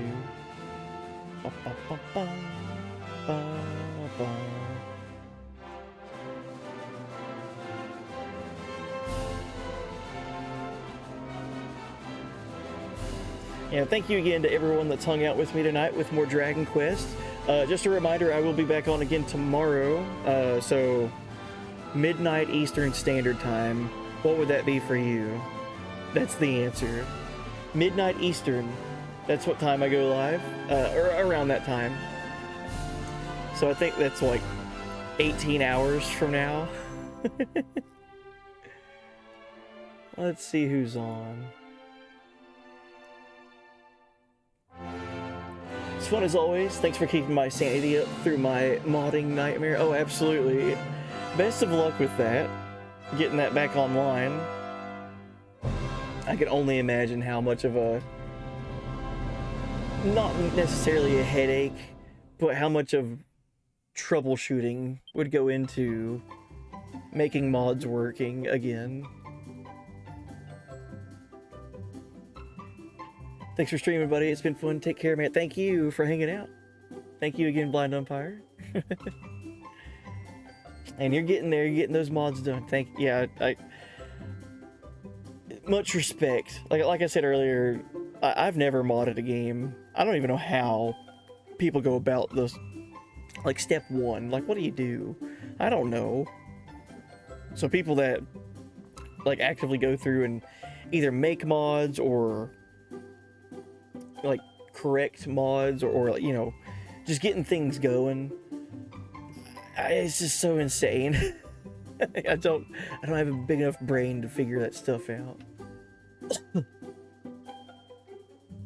My install is going to be better than ever before. Nice. It's an acquired taste. So that's another thing too, like, I don't, other than FF7, because of the mod community creating the new threat like playthrough, like, I don't even know what game I would want to play with mods. And that's just because, like, there's such a big audience for that. Like, there's like, or like, there's such a big community around that. Like, FF7 as its own game, I've played numerous amounts of times, and I want to play it again before part 3 of Remake comes out. But like, creating mods to like add challenges into the game and like change the core gameplay of it, like, I understand the application of modding for like visuals, like changing a UI, for example, or like changing like shaders, like stuff like that. I get that, like, because like that's a visual and like lighting mods and things like that. But how people figure out how to mod the game to add mechanics and add things that just weren't there to begin with, like, that is mind-blowing to me. How do people figure that stuff out, man? Anyway, we're gonna go ahead and raid out. Let's see who's on. Oh, fun. Well, this will be a good time. So, Dragon Quest VII Reimagined just came out. And I know a lot of folks have been looking forward to that. I look forward to eventually getting there. But as you guys have noticed, I'm playing Dragon Quest 3 for the first time, and then I want to play 1 and 2 after that. So 7 will be down the line for me, just whenever I get there. But for the folks that are playing it day one, I hope they have a wonderful time and a good experience with it. I hope it lives up to the hype and their expectation of it. And we'll go ahead and raid over to a Dragon Quest VII Reimagined stream. I don't know if they've started in on the game yet. It looks like they've only been live for about 30 minutes now. But we'll go right over to Premiere 2, or Peter. We'll go right over to Pete on Twitch and just wish him well. Hope that he's gonna have a good time with Dragon Quest VII. And yeah, just wish him well. Just say hey, buddy. And I gotta go because like I said, I got a kid to wake up. Get ready for school. All right, PETA, yeah, PETA. Premiere who? Yeah, I rated Peter. I know him as Premiere 2 because when I was first introduced to his streams, we rated to him, and it was Premiere 2. And then it wasn't too long ago when he got to change his name on Twitch. So Premiere 2, Peter, like, you know, hey buddy. But we'll go ahead and get this raid started. Thank you guys again for hanging out with me. It's always a treat. So thankful that you guys are just here hanging out with me while I play games or speedrun or whatever I'm doing, art, whatever. Just a good time, just chilling and hanging out. So thank you again for hanging out. Man, I'm gonna be thinking about the Dragon Queen and Zoma and all of this stuff for the next 17 hours. And just like, I thought we were about to beat this game. No, straight up, I thought we were beating the game tonight. Oh, little did I know.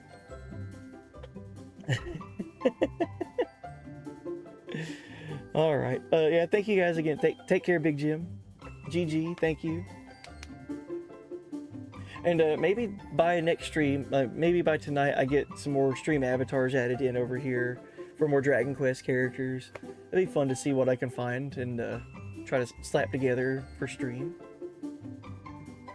It'd be fun. Yeah, I've added in a few like royalty characters, like the Queen of Ibis, the Queen of the Fairies. There's been a couple other Dragon Quest characters. I've been rocking a new character that we saw last stream in flashbacks, all stream today. But anyway, looks like raid's going. I'm gonna sit here and wave now. Take care. Thank you for hanging out. Okay, bye. Alrighty. Alright, thank you guys again for hanging out. Take care.